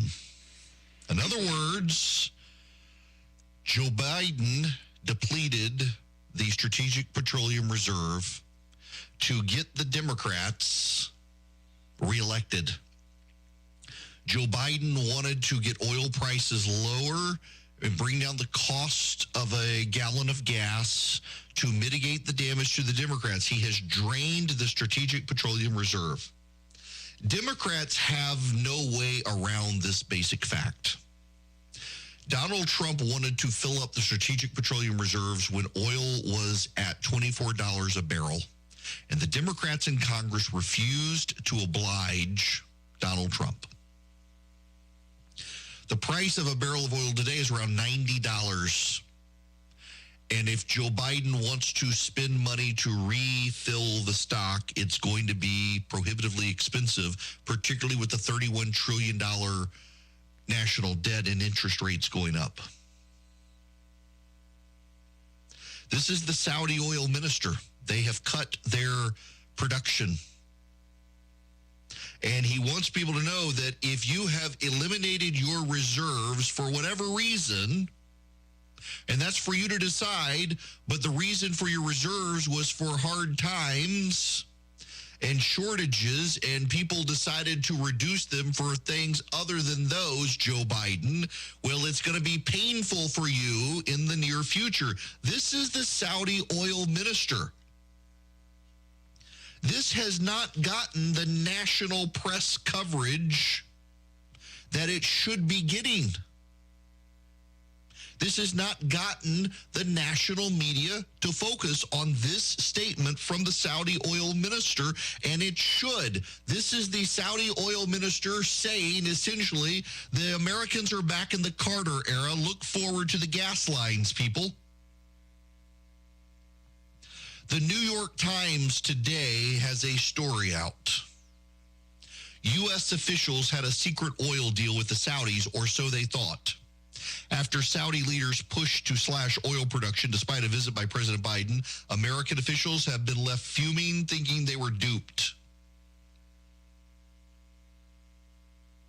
As President Biden was planning a politically risky trip to Saudi Arabia this summer, his top aides thought they had struck a secret deal to boost oil production through the end of the year, an arrangement that could have helped justify breaking a campaign pledge to shun the kingdom and its crown prince. It didn't work out that way.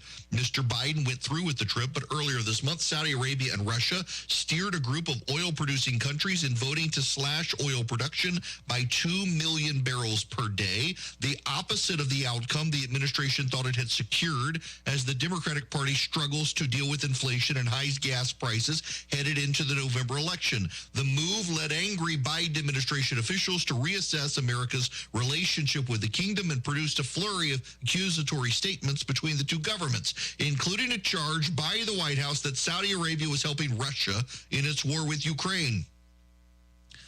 Here's what the New York Times doesn't get in its story, that this was a deal by the Biden administration to manipulate oil markets in order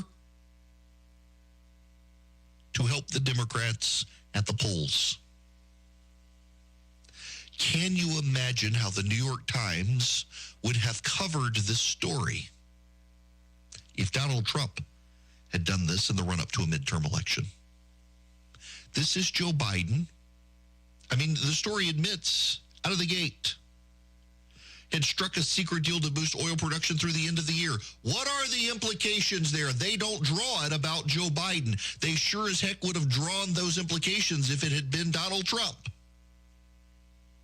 They absolutely would have made the case that Donald Trump was trying to manipulate oil markets to save Republicans at the polls, but they're not doing that for Joe Biden. You know it, and I know it. They would have. And in fact, let's be honest, this is exactly what Joe Biden was doing, trying to manipulate oil prices to save the Democrats. Now, here's something that must be said.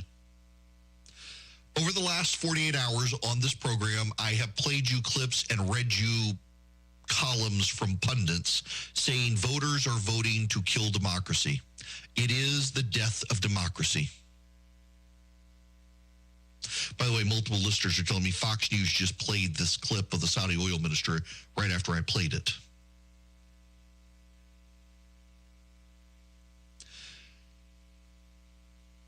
Let me reiterate, though. This is really important. In the last 48 hours, partisans on the left in news publications, on news programs have said voters are voting to kill democracy because they're voting for their pocketbook. They're not voting for democracy. By voting for their pocketbook, they're voting for Republicans. Republicans are anti-democracy. They believe the election was stolen. Therefore, voters are voting to end democracy. By democratically voting, voters are ending democracy. That is the Democratic view right now. But the Democratic view is also that you and I must give up cheap fossil fuels in order to save the planet. That you and I are to blame for the destruction of the planet. Therefore, we must pay higher prices. And we must come to terms with and accept those higher prices for gas to force a transition to electric-powered vehicles that are ultimately powered by fossil fuels. This is Democratic belief. The environmentalists have taken over the Democratic Party. The result is a voter backlash because costs have gone up too much, too high, too fast. Inflation has gone up in large part because of energy prices. It costs more now to transport the cow to the butcher shop. It costs now more to get the pieces of the cow cut up by the butcher to the grocery store. It costs more now to drive to the grocery store to get the pieces of the cow. It costs more now to grow the grain because you got to power the tractors. And the tractors now take way more costly fuel. I was watching a video the other day of a farmer up in the Midwest talking about the cost of filling up a tractor to harvest corn had been $300. Now it's $700 to fill up the tractor once.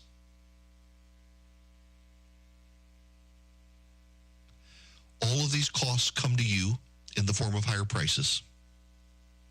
If the Democrats really cared about saving democracy, they would put as many holes in the ground as possible to pull out as much oil as possible to make up the 2 million barrels a day Saudi Arabia is cutting so that we can't be held hostage by Saudi Arabia. Instead, the Biden administration's position has been to hold you and me hostage to third world governments, to rely on dictators instead of Dakotans, to rely on tyrants instead of Texans to get our oil.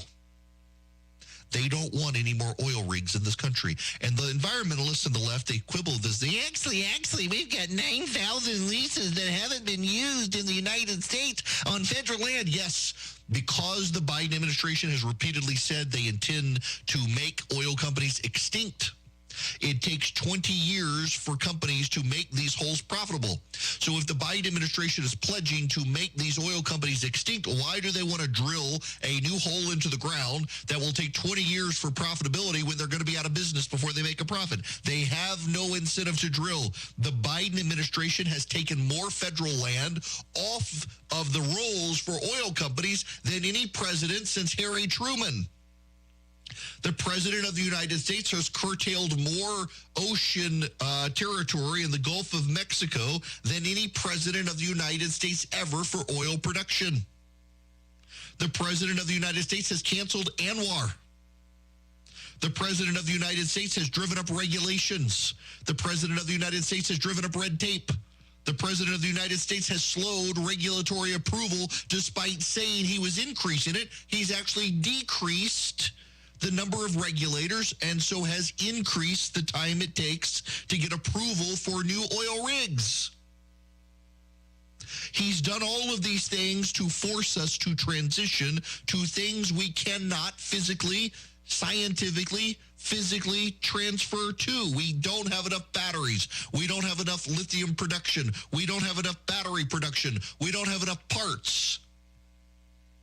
If the Democrats were really worried about saving democracy and really wanted to prevent the rise of the Republicans, what they would do would be to make energy as cheap as possible, which would eradicate inflation and probably give them some credit and keep them in power, if not mitigate the damage so sufficiently they had a fighting chance at the polls. But they can't do that because the environmentalist left has taken over the Democratic Party and told the Democratic Party, we've got 10 years or else. The Democrats have therefore believed it, and so they will see Republicans win in November because they caused inflation, because they decided to curtail American oil production, and they will see us held hostage by the Saudi oil ministry, which will be able to provoke an economic meltdown in this country unlike anything we've seen since the Carter administration, because this administration has refused to rely on American energy production. We were a net exporter of energy under Donald Trump. And today we're having to beg third world dictators to give us more oil so that we can ride ourselves to the office. Want to be on the show? Call Eric now at 877-97-ERIC. That's 877-973-7425. Don't you want to do business with people who want to do business with you? That's why I like Patriot Mobile. One of the many reasons I like Patriot Mobile, because they're Christians and conservatives, and they want your business. They're a cell phone provider. They use the same cell towers everybody else uses, so you're not going to get inferior service. You're going to get the same great service. And if you don't believe me, go to patriotmobile.com/Eric.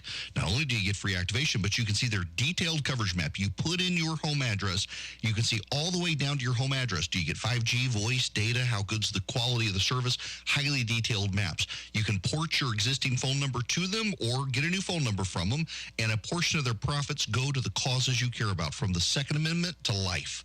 The conservative movement is funded in part by Patriot Mobile's profits, and they use you as a customer to generate those profits. So you're working with a great company that shares your values and is committed to the cause and gives you great discounts. Go to patriotmobile.com/Eric, patriotmobile.com/ERICK, or call them 972-PATRIOT. Tell them I sent you. It's no surprise. Pinehurst Toyota has done it again, a third award.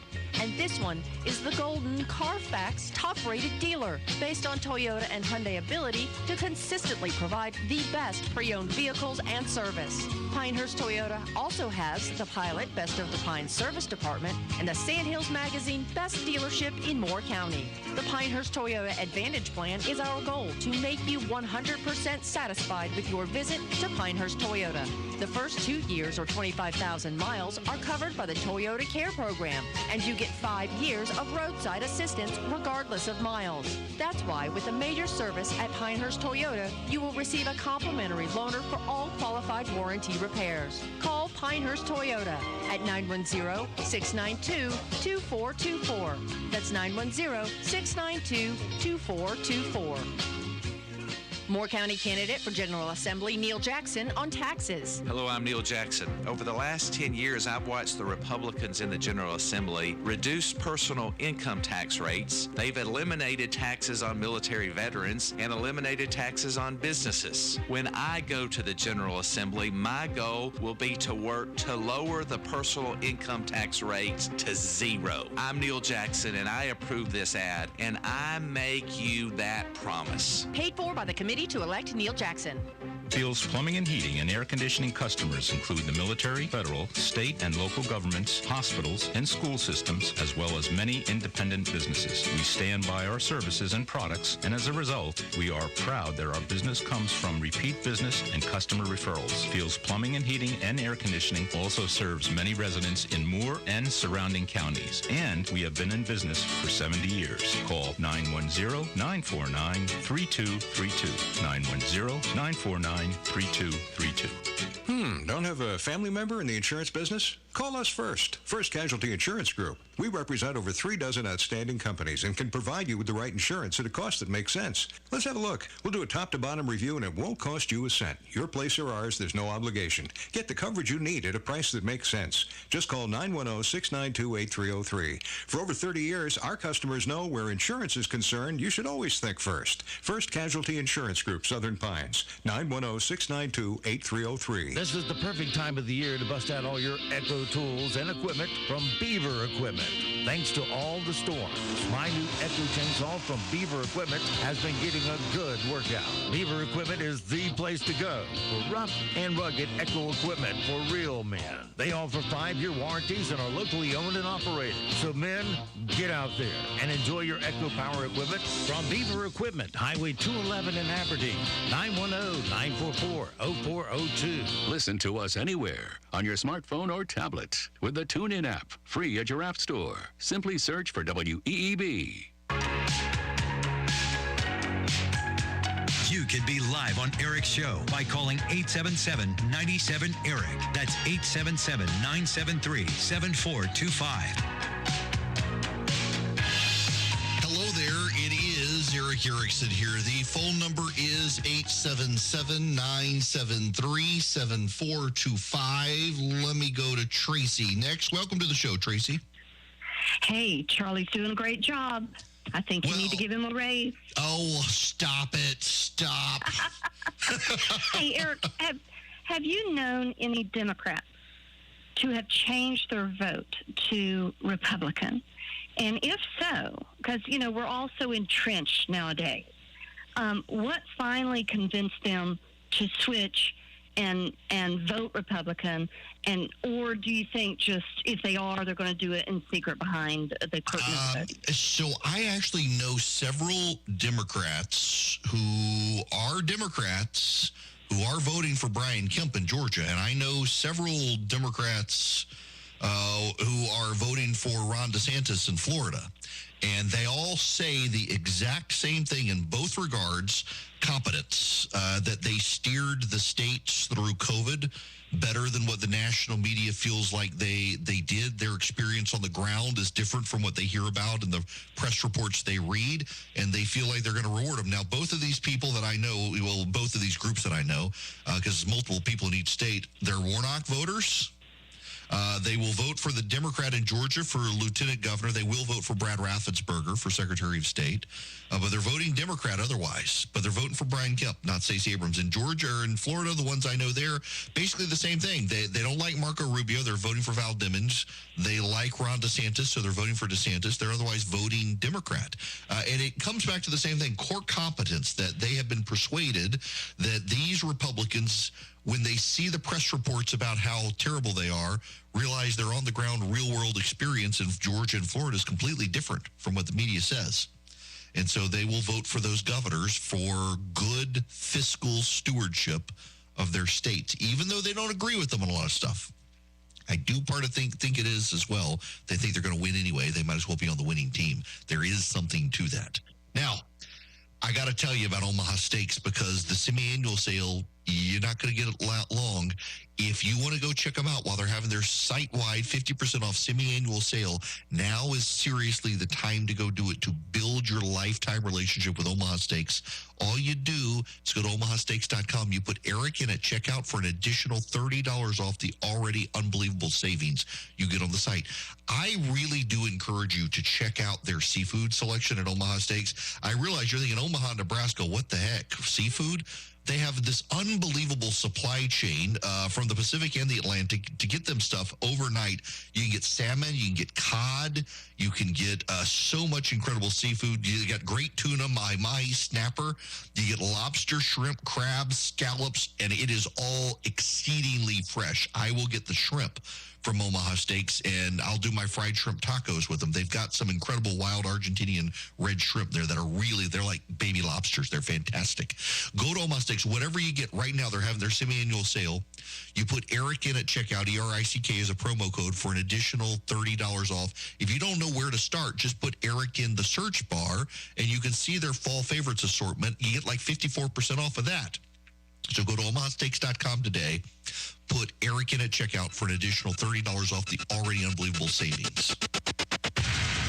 From the paranormal to aliens among us, it's Coast to Coast AM with George Norrie. Overnights here on Talk 97.3 FM, 104.1 FM, and 990 AM, WEEB. This edition of the Zumwalt Zone is brought to you in part by Meadow Creek Tile, located on 15501 near Zaxby's. Call 910-693-7711. Hello, I'm John Zumwalt, and you're in the Zumwalt Zone. A couple in Prince George County, Maryland has a heck of a problem. They're set to close on a house in a few days, and the house is filled with pests. They can't find anyone to do anything about it. It's not a job for a pest removal service, and cops have told them they can't do anything about it. What kind of pest could be that bad, you ask? Well, some people have moved in, squatters, and they're not moving out. That's what our world has come to now. Bums can just occupy property, and you can't do anything. But we can. We have a similar situation here. We had some people occupy our house, your house and mine. They snuck in, and it was our fault because we elected them. And they are absolutely making a mess. And of course, I'm talking about the school board. Our kids are not safe. They're not learning.